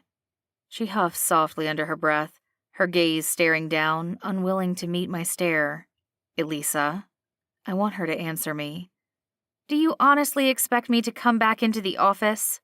Her tongue darts out, sticking out to the side as she exhales a heavy sigh. I'm giving you space. It's what we need. Maybe if we weren't next-door neighbors. We won't be for much longer. What? That catches her attention, and she glances up at me. It doesn't bother you that we work together, only that we live next door to one another? I'm a bit perplexed by her logic. That isn't it. Didn't you just move into the building? It was a temporary arrangement. My house is getting renovations done since they found asbestos in the siding and roofing, and in addition, lead paint in the original trim work. You mean you don't live in a condo? Of course you don't. You're a billionaire. You could own the entire building. The response she mutters more to herself than to me. I ignore it, well aware of how much I make and my net worth. Pretty soon I should be moving out. The arrangement was never intended to be permanent. But you'd still be my boss if I stayed. She chews her bottom lip. Yes, that is what I'm suggesting. She pinches her eyes shut momentarily. You frustrate me. Do you realize how much you drive me crazy? And what was Logan going on about downstairs with Tyler being your nephew? He told you that. I can't help but feel anger shoot through me like a bolt of lightning. He had no right. Don't shoot the messenger, she says, scowling. She's toe-to-toe with me and refusing to back down. That wasn't his place to talk about what happened with my sister or Tyler. Her hand reaches out, brushing gently against my arm. He didn't tell me anything about your sister, only that you can be a tad overprotective. I don't have another choice, I bite out. Someone has to look out for Tyler. He's too young to understand his condition. I never told you about Ren being his mother because I didn't want you to look at me or like Tyler the way you're staring at me right now. How am I staring at you? Elise asks, her voice soft. With concern? She laces our hands together, giving my palm a firm squeeze. I know you care about Tyler. Damn right. I'd give my life for his. I would trade away his condition if I could, and I swear I've tried. You'd think being a billionaire would help. I run fundraisers, I donate to medical research, and have an entire suite dedicated to researching his condition. But it isn't enough. It will probably never feel like enough, Elise says. I lean in, capturing her lips unabashedly, taking what I crave, what I need, like air to survive. She doesn't stop me. Elise doesn't so much as pull away. Instead, I'm met with eagerness and warmth as her fingers fist the lapels of my suit coat. Please, don't quit. I don't want to beg or plead for her to stay, but if she's leaving because of me, abandoning her job because I'm the asshole, that isn't fair to her. I can't be making out with my boss, she whispers, staring up at me.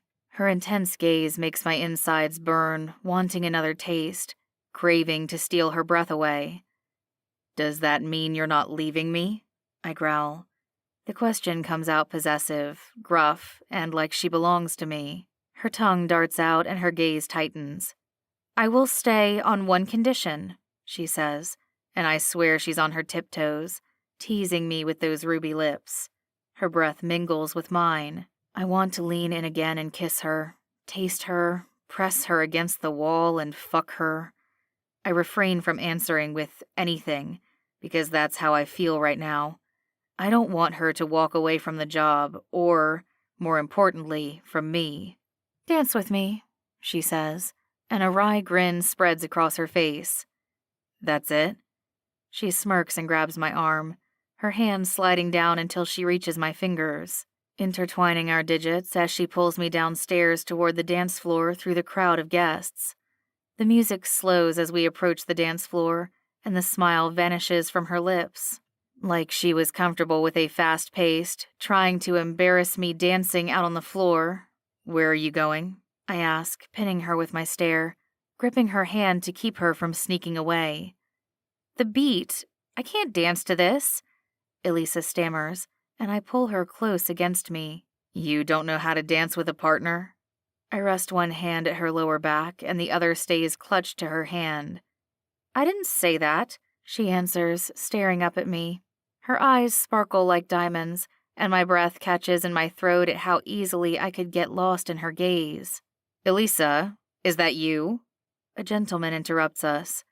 Her eyes widen and she spins around to face him. The dance floor is crowded, and she brushes up against me. Instinctively, I wrap an arm around her waist. I can't see the look on her face with her back to me, but he's got a wide grin and he's definitely checking her out. I don't like him already, and I haven't the slightest notion of how they know one another, but I guess it's intimate. At least he wants it to be, based on the way his gaze is fascinated with her body. She doesn't emit the same vibe that he does. The man isn't the least bit attractive, but that doesn't take away from the fact that he's donning a Rolex and is clearly well off. Makes two of us. Money isn't an issue for me, but I don't flaunt my earnings. I live comfortably and modestly, some might even say, considering my net worth, but I have all that I need and want. Well, I did until I met Elisa. And with the way Beady Eyes is ogling her, it makes my stomach flip. I pull her against me possessively, laying claim to her as if I have the right, which I don't.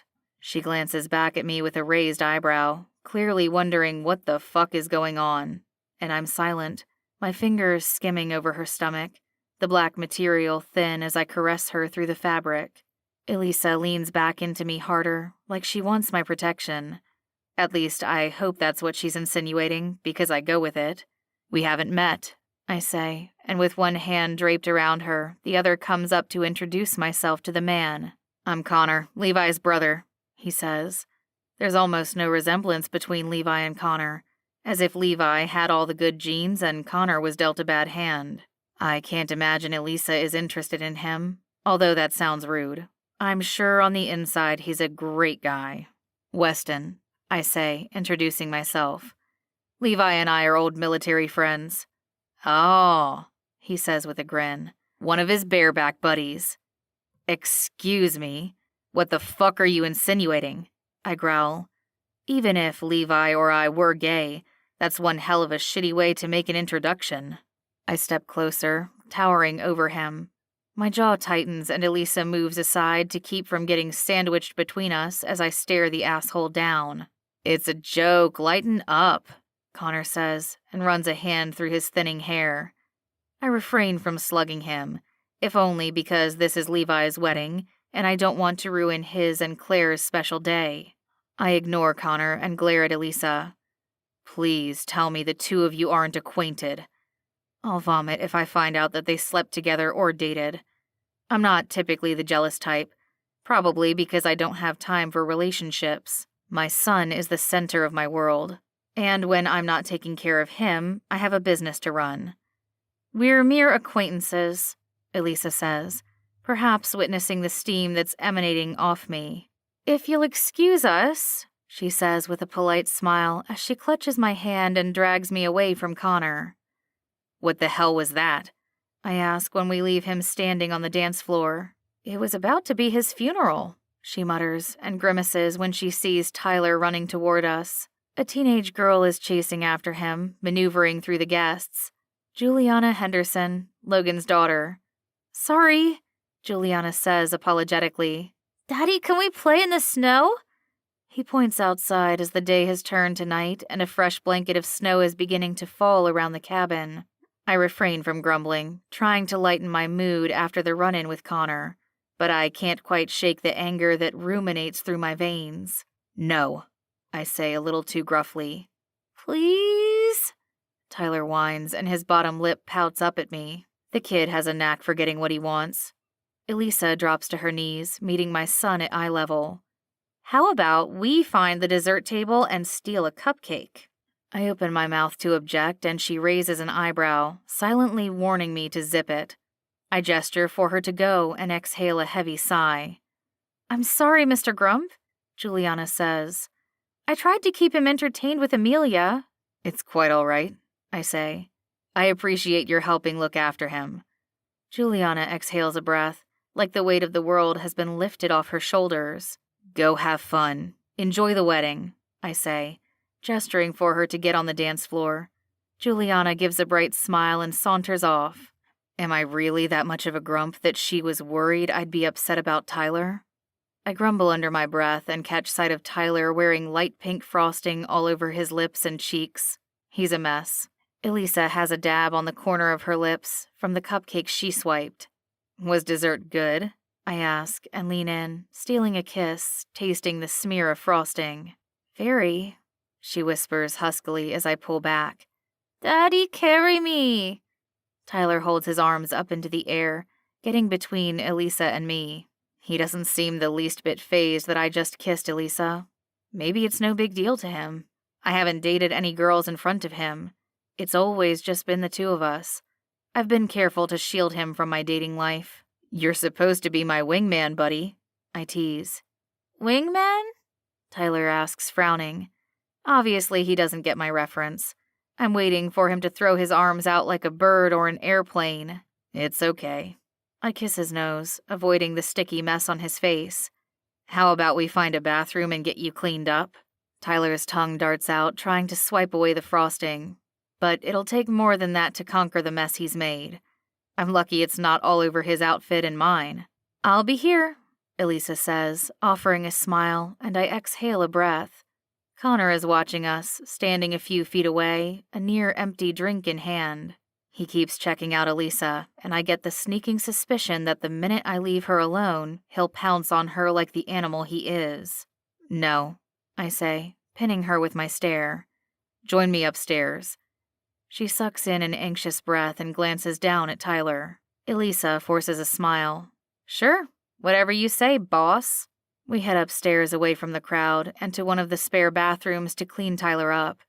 I bring him into the bathroom, flip on the light, and prop him up on the sink. Do you need me to stand guard or something? Elisa asks from the doorframe.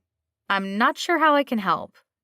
Connor was checking you out, I say, glancing at her while grabbing a washcloth and dousing it under the sink with warm water. I carefully wash Tyler's face and hands, making sure not to soak the adorable outfit he's wearing for the wedding. She folds her arms across her chest. Jealous? I scoff at her suggestion. No, I was trying to be a gentleman and keep that pathetic ass away from you. Daddy said a bad word, Tyler gasps. I'll put a quarter in the swear jar when we get home, I mutter. Elisa grins widely, the smile completely natural and carefree, and she tilts her chin up at me. I'll bet that sucker is filled to the brim with quarters. No, I counter, pinning her with my stare. I usually just toss $1 in and figure it'll cover me for the rest of the day. No judgment from me, she says, holding her hands up. I'd probably owe $20 with my sailor's mouth. I've never heard her swear. I help Tyler down from the bathroom sink and toss the washcloth in the nearby hamper. Daddy, can I have a brother? Tyler asks. His question stumps me, especially with Elisa's heated gaze devouring me. A what? Where the hell did that idea pop into his head from? I want a baby brother, like Miles. Can we take him home? Miles is Logan and Callie's son. They must have been playing together downstairs. Elisa is grinning, and she covers her lips to keep from laughing out loud. She glances away, and I imagine she's biting on her lip. Does she ever think about me like that? The three of us as a family? Although I never planned on having kids, I didn't want to be a father, let alone a single dad. It just kind of happened. No, we can't take Miles home. He belongs with Callie and Logan, I explain, hoping to avoid any further discussion on where babies come from. He knows it's not a stork, and the kid's picture book that explained the basics about mommies and daddies probably didn't help with any lack of confusion, given the fact his mother is my sister. That is one talk we'll have to have in more detail when he's older. That I'm technically his uncle. One day. I keep pushing it further away. But I want a brother, Tyler whines, his bottom lip pouting as he stares up with wide eyes. Having more kids is out of the question. I had a vasectomy years ago, and I have no plans to reverse it. That's not to say that I don't love Tyler, because I do, but one kid is enough for me. I can't imagine juggling 2 kids, especially given Tyler's condition. How about we go back downstairs to the party and you play with Miles? Elisa says, ruffling Tyler's hair. He stares up at Elisa with a toothy grin, eyes sparkling like the kid would do anything she asks of him. Okay, he chimes with reddish cheeks and dimples that are absolutely adorable. He looks remarkably like a young wren with the dimples and grin from our childhood photographs. He clutches Elisa's hand.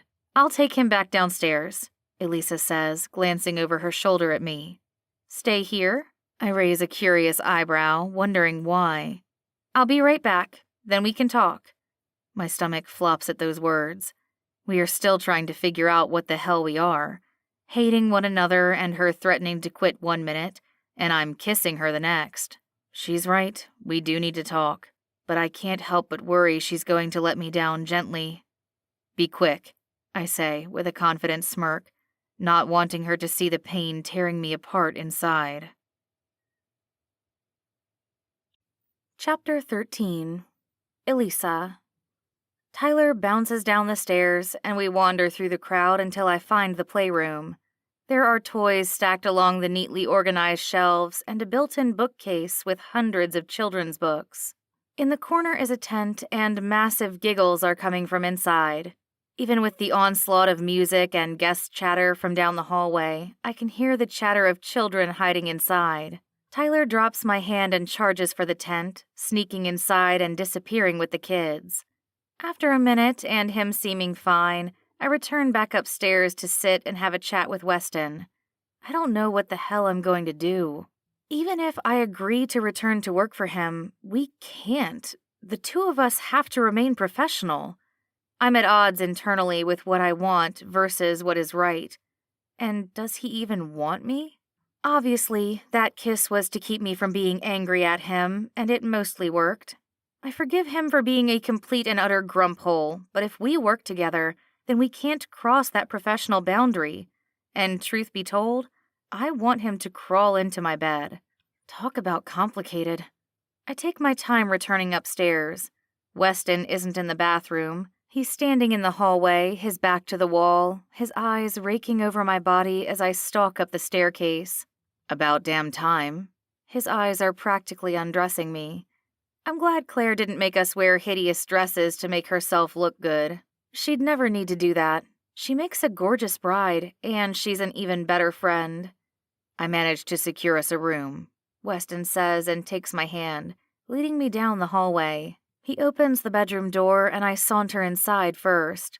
I step into the room first and turn around, leaving plenty of space between us. I didn't suggest we talk as a euphemism for sex. We need to figure this out if we're going to work together. He shuts the door behind us, and the music and chaos from downstairs seem to dissipate, with the stillness of the room. It's a guest room, unoccupied by the looks of it. The queen mattress is untouched, the bed made. There's no sign of anyone sleeping in here. No luggage, no phone charger on the bedside table. It's clean and empty. Weston steps closer, stalking toward me, and I suck in a breath. My stomach is doing somersaults. I hold up a hand, having him keep a distance between us. We're in here to talk, I say. His eyes are filled with hunger. Is it because of what we did downstairs that has him fueled inside? My body still tingles with the memory of his lips on mine. His hands firm on my skin, possessive. Right, he says, and lets out a low breath.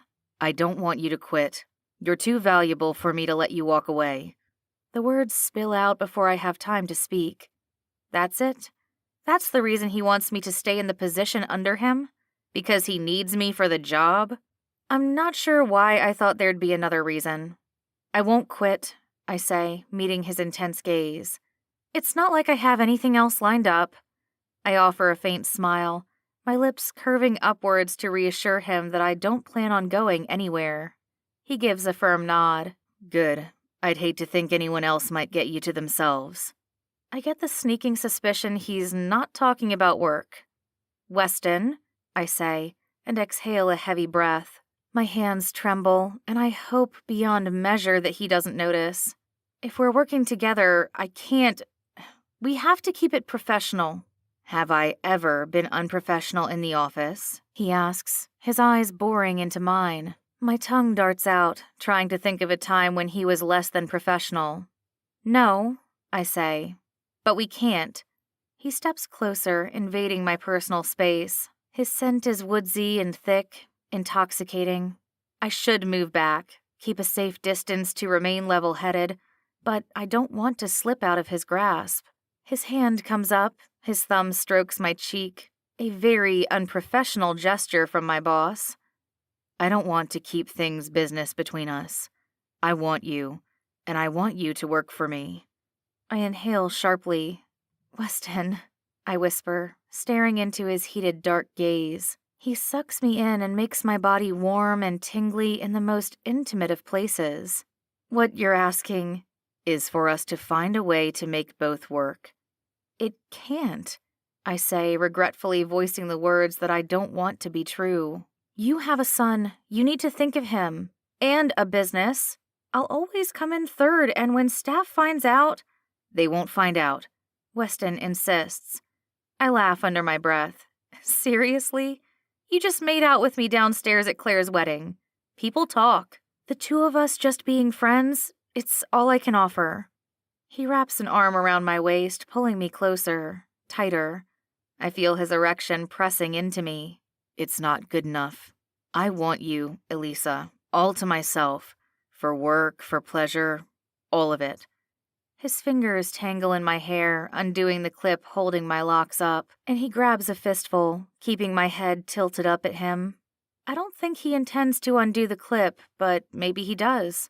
I've never seen such a brash and bold side of my grumpy boss before, and dare I say, I might easily fall in love with him. You're mine, he growls. His lips land hard on mine, claiming me, marking me, bruising me with a kiss so intense even if I wanted to pull away, I couldn't. I don't want to move anywhere but closer to him. The heat of the room intensifies. The temperature escalates, and the fiery kiss leaves my lips aching along with my other parts, longing for more. And what about your other employees? I whisper as he breaks apart the kiss. I don't want to sleep with them, Weston whispers, and his lips trail roughly down my neck, nipping, biting, licking my skin. I shudder involuntarily and glance down to see the smile growing on his face. With one hand, his fingers guide up my thigh, seeking his intended destination. You're wet for me, he whispers into my ear. My eyes slam shut, not wanting to admit how turned on he's made me tonight. I feel ashamed that I want to fuck my boss. I don't just want to crawl under the covers and make love to him.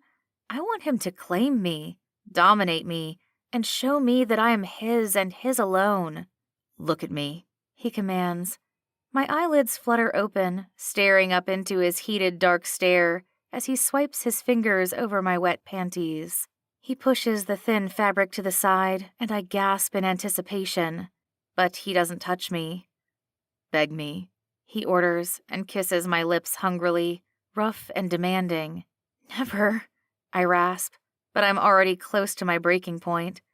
He walks me backward toward the mattress. The backs of my knees hit the soft material. Beg me, Elisa. I don't beg, I whisper, challenging him. Just because he's my boss, that doesn't mean we're not equals in the bedroom. Weston takes a step back and loosens his tie. I inhale sharply, sitting at the edge of the bed, waiting to see what happens next. Is he going to walk away and leave me aching for release because I didn't follow his orders? My insides ache with need. I'm craving his touch, and he's slowly unbuttoning his shirt, watching me as I devour him with my eyes. You're turned on, he says with pride, like he knows which buttons of mine to push. Am not? I stammer, and he chuckles. I like that I make you wet. Don't be ashamed of it, he growls.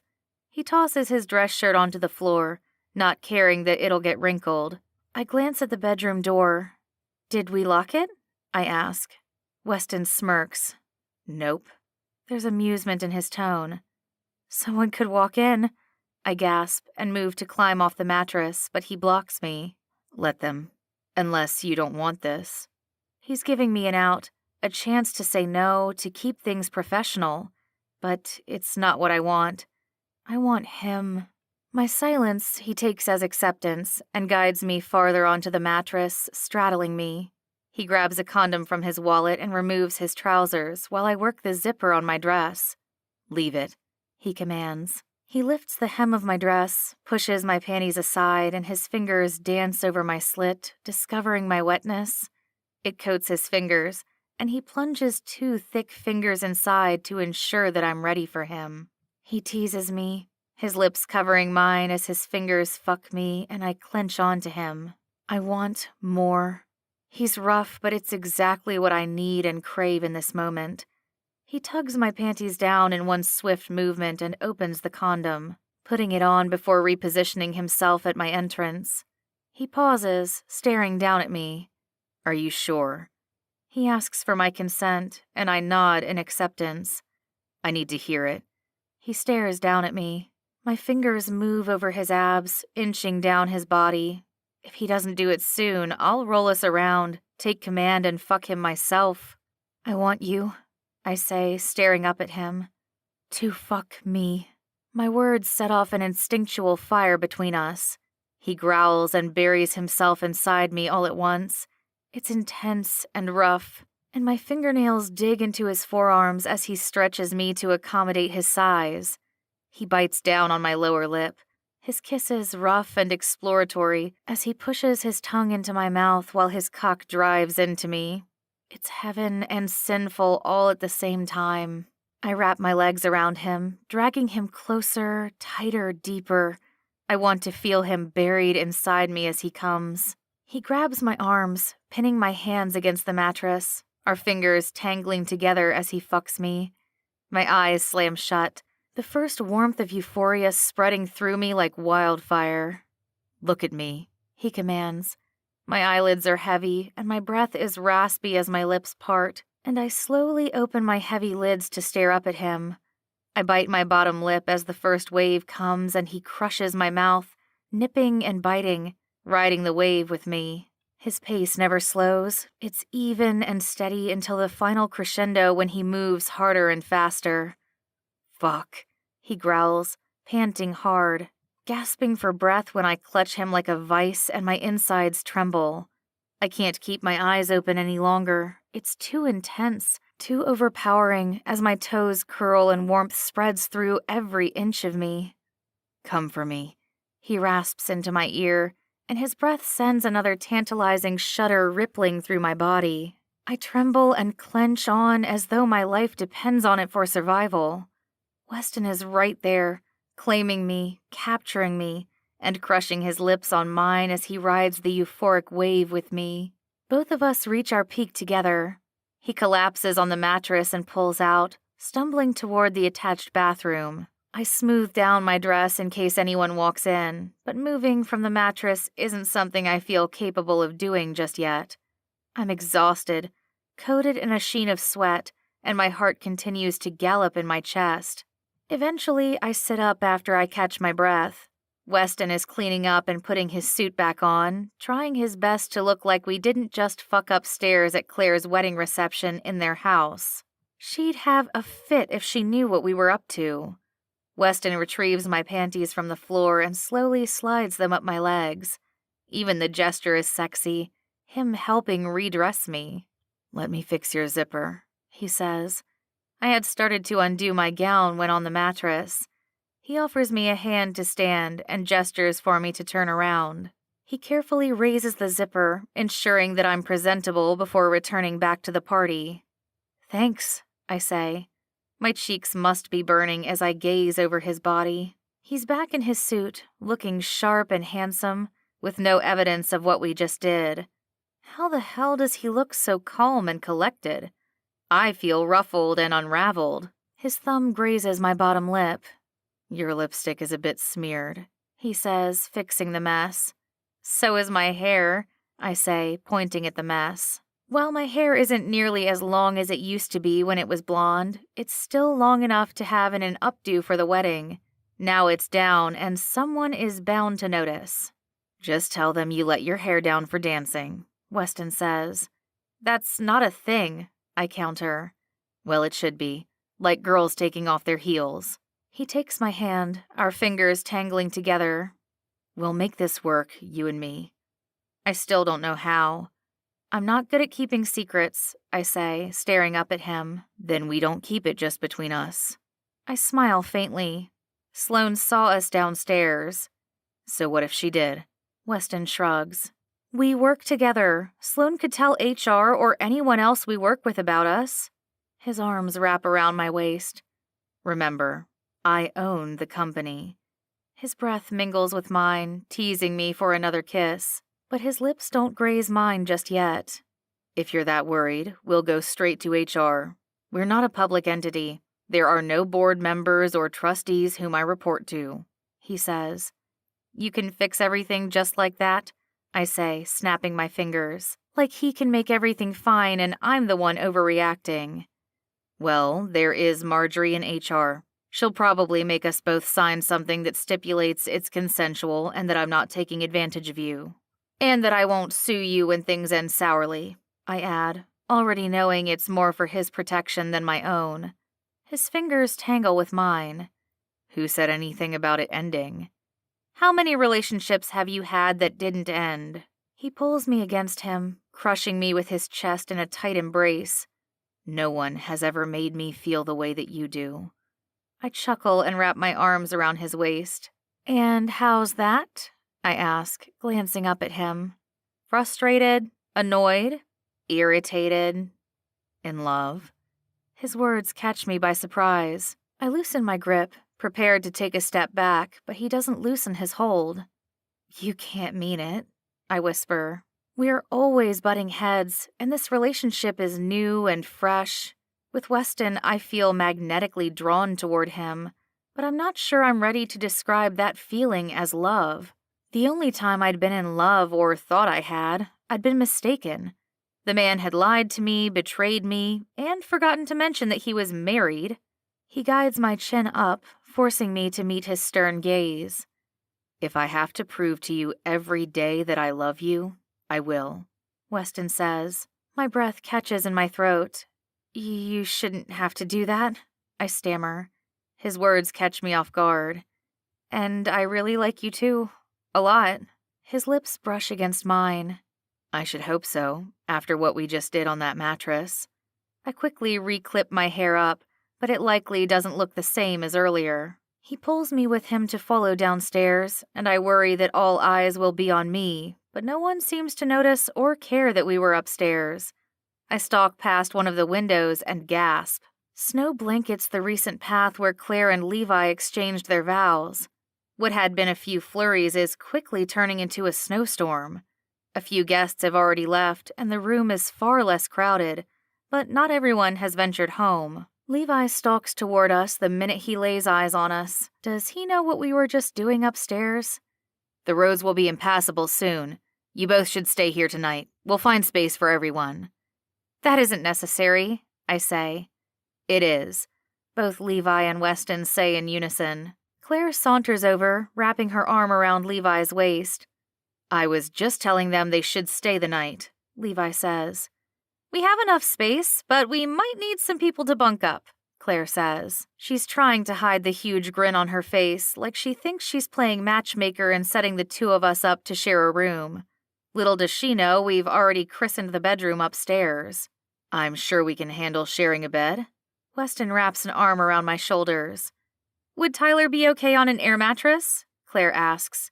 We can put one out for him in your bedroom. Yeah, that would be great, Weston says. Thank you. One of the hazards of this time of the year, Levi says. If you need to borrow something to wear, Claire can lend Elise some clothes, and I'm sure I've got something that will fit you, Weston. Thanks, we both say in unison. While I wouldn't ordinarily be concerned about what I'm wearing to bed, the fact is, Tyler will be sharing a room with us, and I'm not wearing the fancy dress to bed. The remainder of the evening is spent dancing, drinking, and enjoying the wedding. Claire and Levi are all over each other on the dance floor. It's cute and sickeningly sweet at the same time. Amelia keeps popping up every so often with Tyler in tow. I think he's got a crush on her, Weston says, nodding toward Tyler and Amelia on the dance floor. His arms are wrapped around her waist as he stares up at her, grinning brightly. What is she, twice his age? I joke with a slight laugh. Dance with me. Weston pulls me onto the dance floor before I can react. Any excuse to feel me up in public, I tease as his hand wanders over my backside. I didn't think you'd notice, Weston says with a wicked grin, his eyes shining down at me as he pulls me tight against him. We sway to the slow rhythm, and the moment stretches on between us. His hands wrapped around me feel natural, and I don't want it to end. Not tonight, not ever. His surname may be Grump, but the more I've come to know Weston, the more I see he is kind, caring, and would give the world for Tyler. I never thought I'd date a single father, let alone my boss. The lights in the cabin flicker twice before going out from the snow. There's a rumbling of discontent and concern as the backup generator kicks in to allow the lights and main system to be back up and running. The music is off, though, until the electricity kicks back in. "Daddy?" Tyler scampers over to us, and Weston untangles from my embrace, lifting his son into his arms. "I think it's about bedtime," Weston says, deciding to call it a night. I glance at my watch. It's nearing midnight, and with one glance outside, I see that the snow is thick and unapologetic. It won't be stopping anytime soon. Hopefully, we'll be able to shovel out tomorrow and drive back to the city. Weston helps Tyler get ready for bed, inflating the air mattress with an electric pump and getting him settled. I give the two of them some space while Claire loans me a pair of pajamas to change into for bed. Once Tyler is curled up and asleep, I sneak into the darkened bedroom wearing flannel pajamas and climb under the covers with Weston. It's not sexy, but it's certainly warm and cozy. His arms instantly wrap around my waist, tugging me closer. I bite down on my lower lip to refrain from giggling and waking the little one sleeping near the foot of the bed.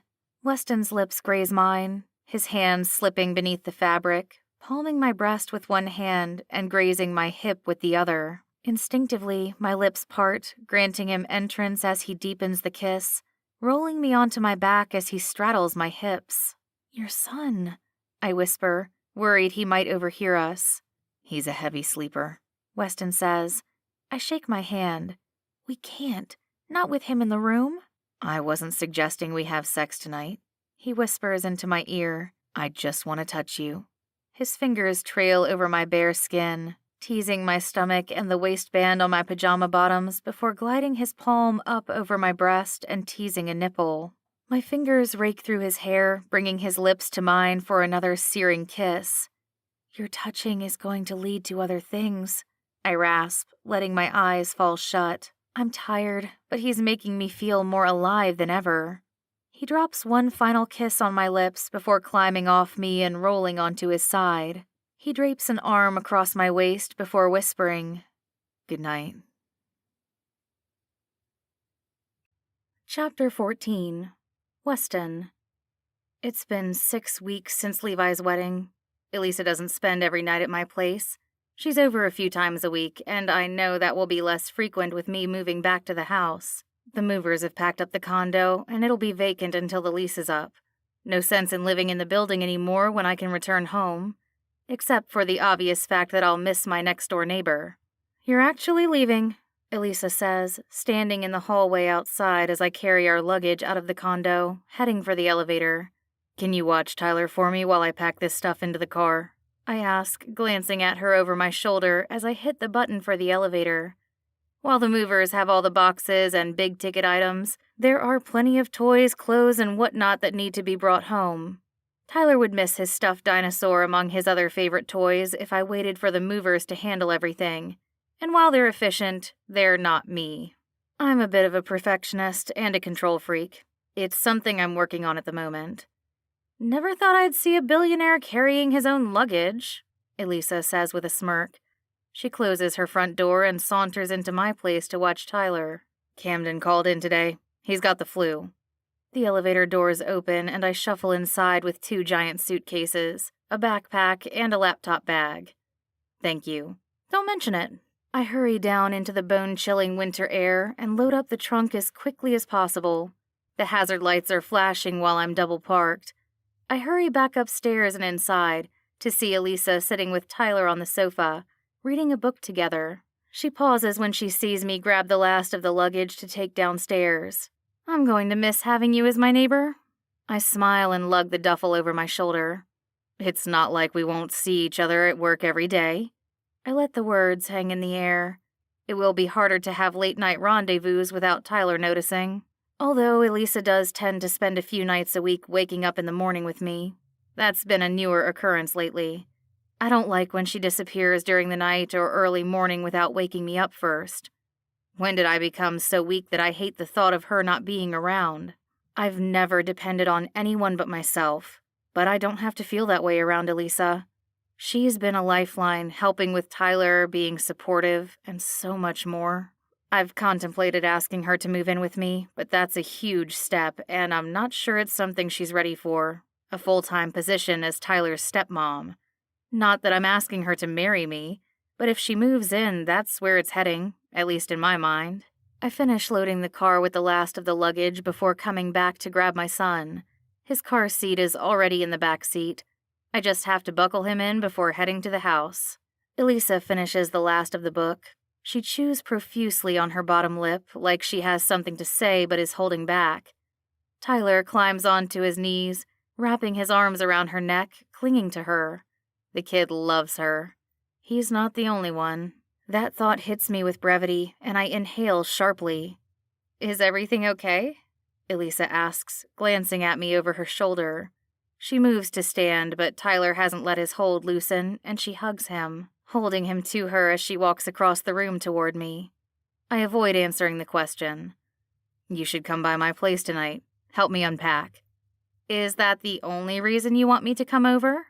she asks with a growing smile on her face. "Not the only reason," I say, leaning in and dropping a kiss on her lips. Tyler monkeys from around her neck to mine, clutching onto me. "Gross," he says, scrunching his nose as we kiss. "Do you have the address?"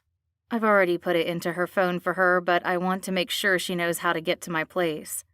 "Of course. Don't you know I've been stalking you?" Elisa jokes. Her smile brightens up the room, and I can't stop myself from planting another kiss to her lips. Stalk me all you want. There's a prominent knock on the door. It's Theo, one of my personal assistants. He's been helping with the move, handling the logistics, initiating contact with the movers, and is hanging around to facilitate everything. "Come in, Theo," I say, gesturing him inside.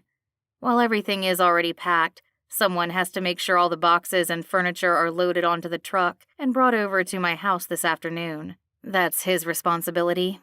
"Theo, this is Elisa," I say, introducing them.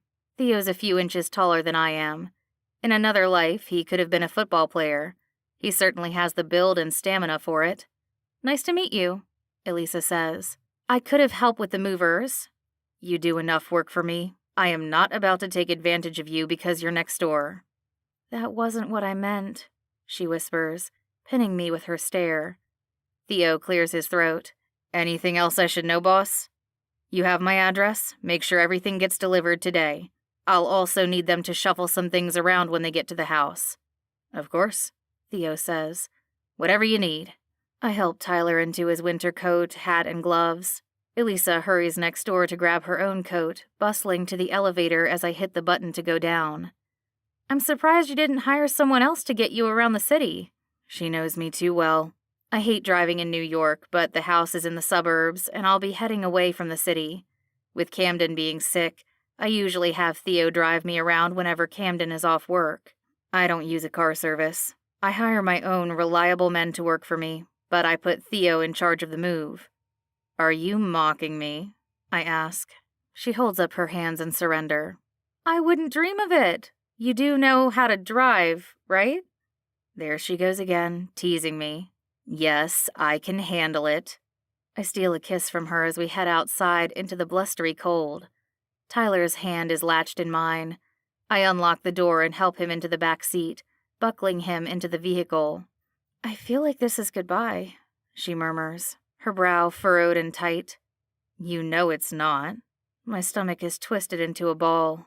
"Come by for dinner," I insist. "Bring clothes for work tomorrow." I secure Tyler into his car seat and slam the door shut. The engine is running, warming the vehicle, keeping my little monster from freezing.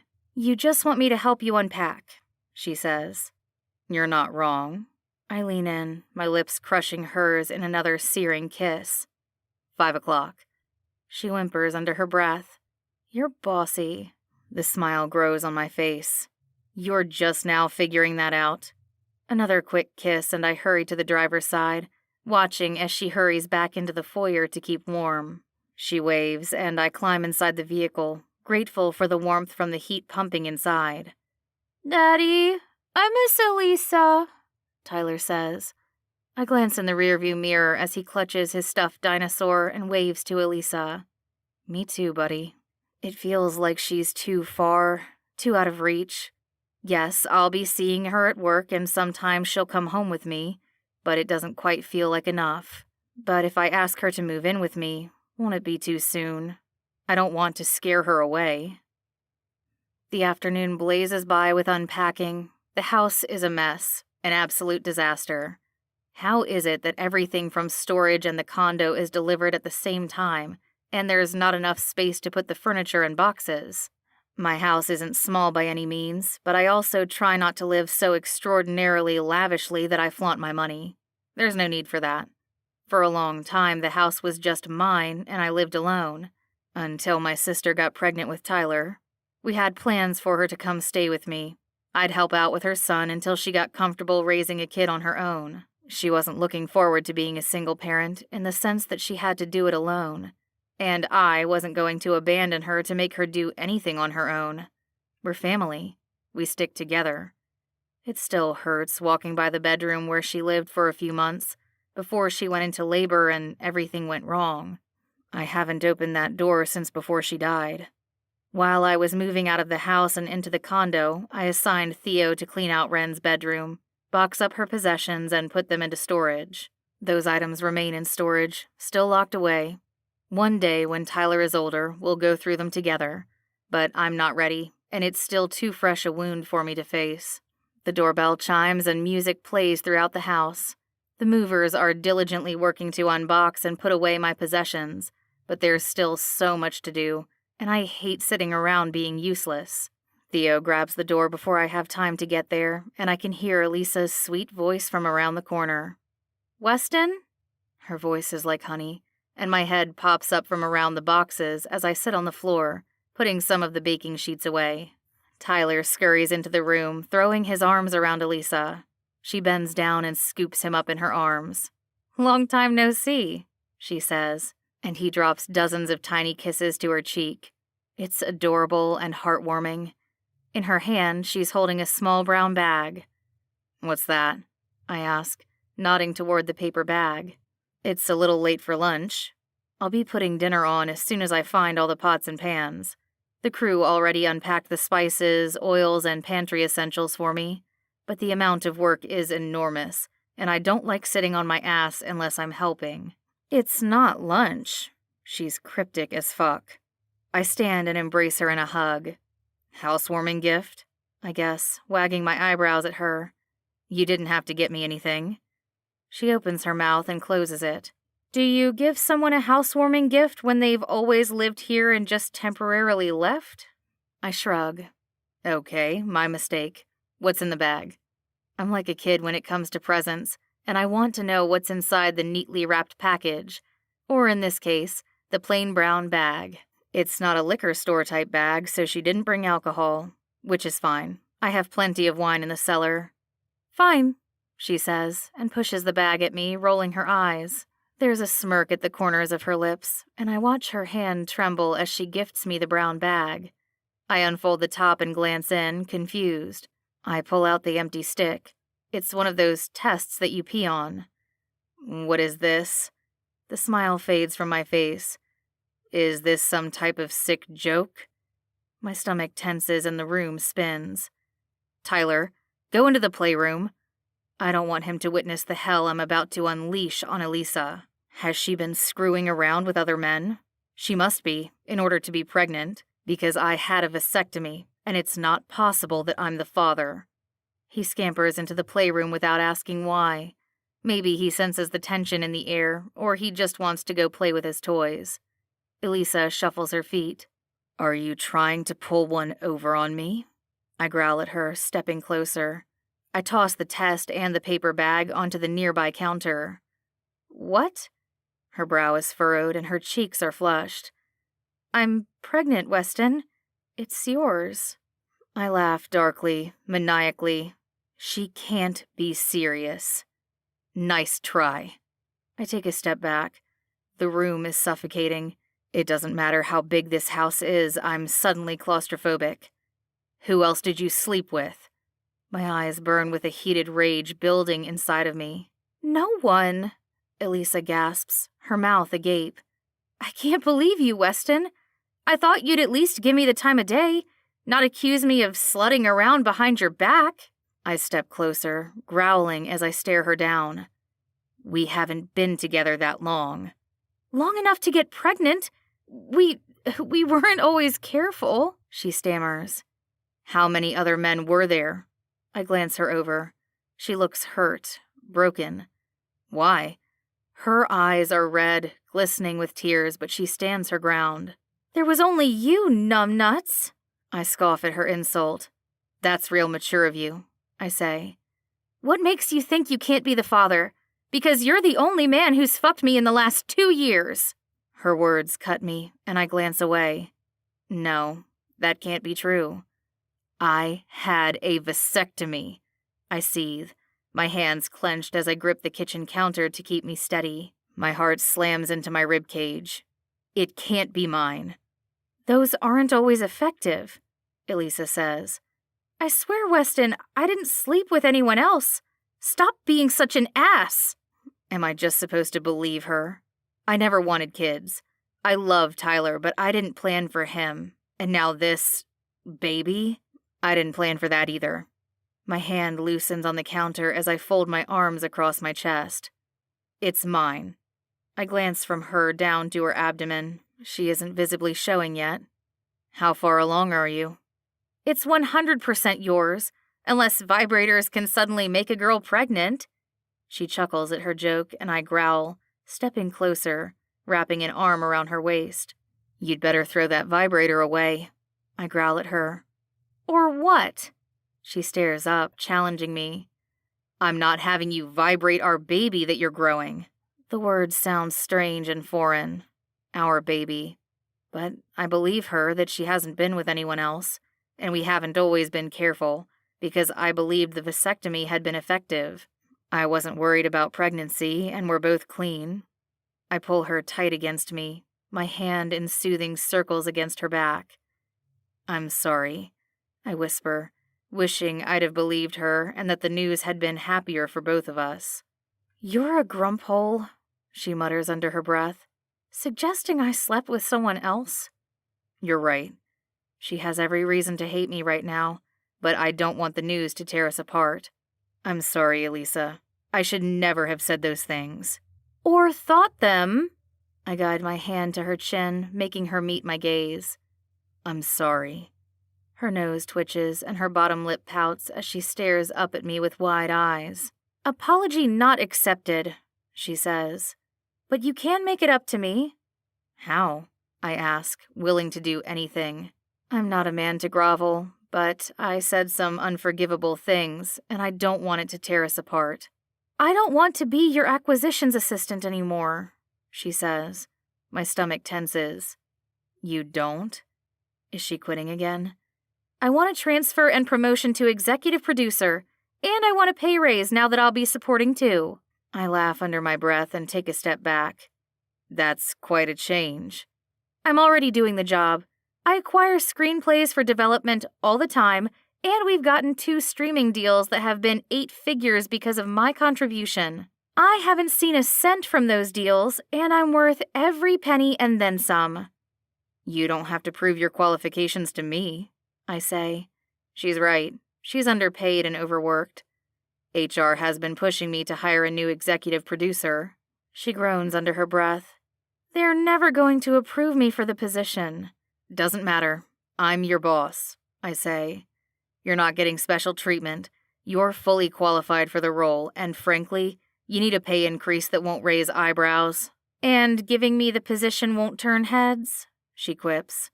Did she expect me to turn down the suggestion? Since when have you cared what others thought, Miss Emerson? She purses her lips. Really, Mr. Grump? Are we doing this here in your house? Doing what? I chide. Acting all businesslike, she says, stepping closer. She grabs my shirt in her fist and pulls me closer. Her lips linger, but she doesn't lean in the last fraction for a kiss. I love you, I whisper, daring to say the words aloud and hoping that it doesn't scare her off.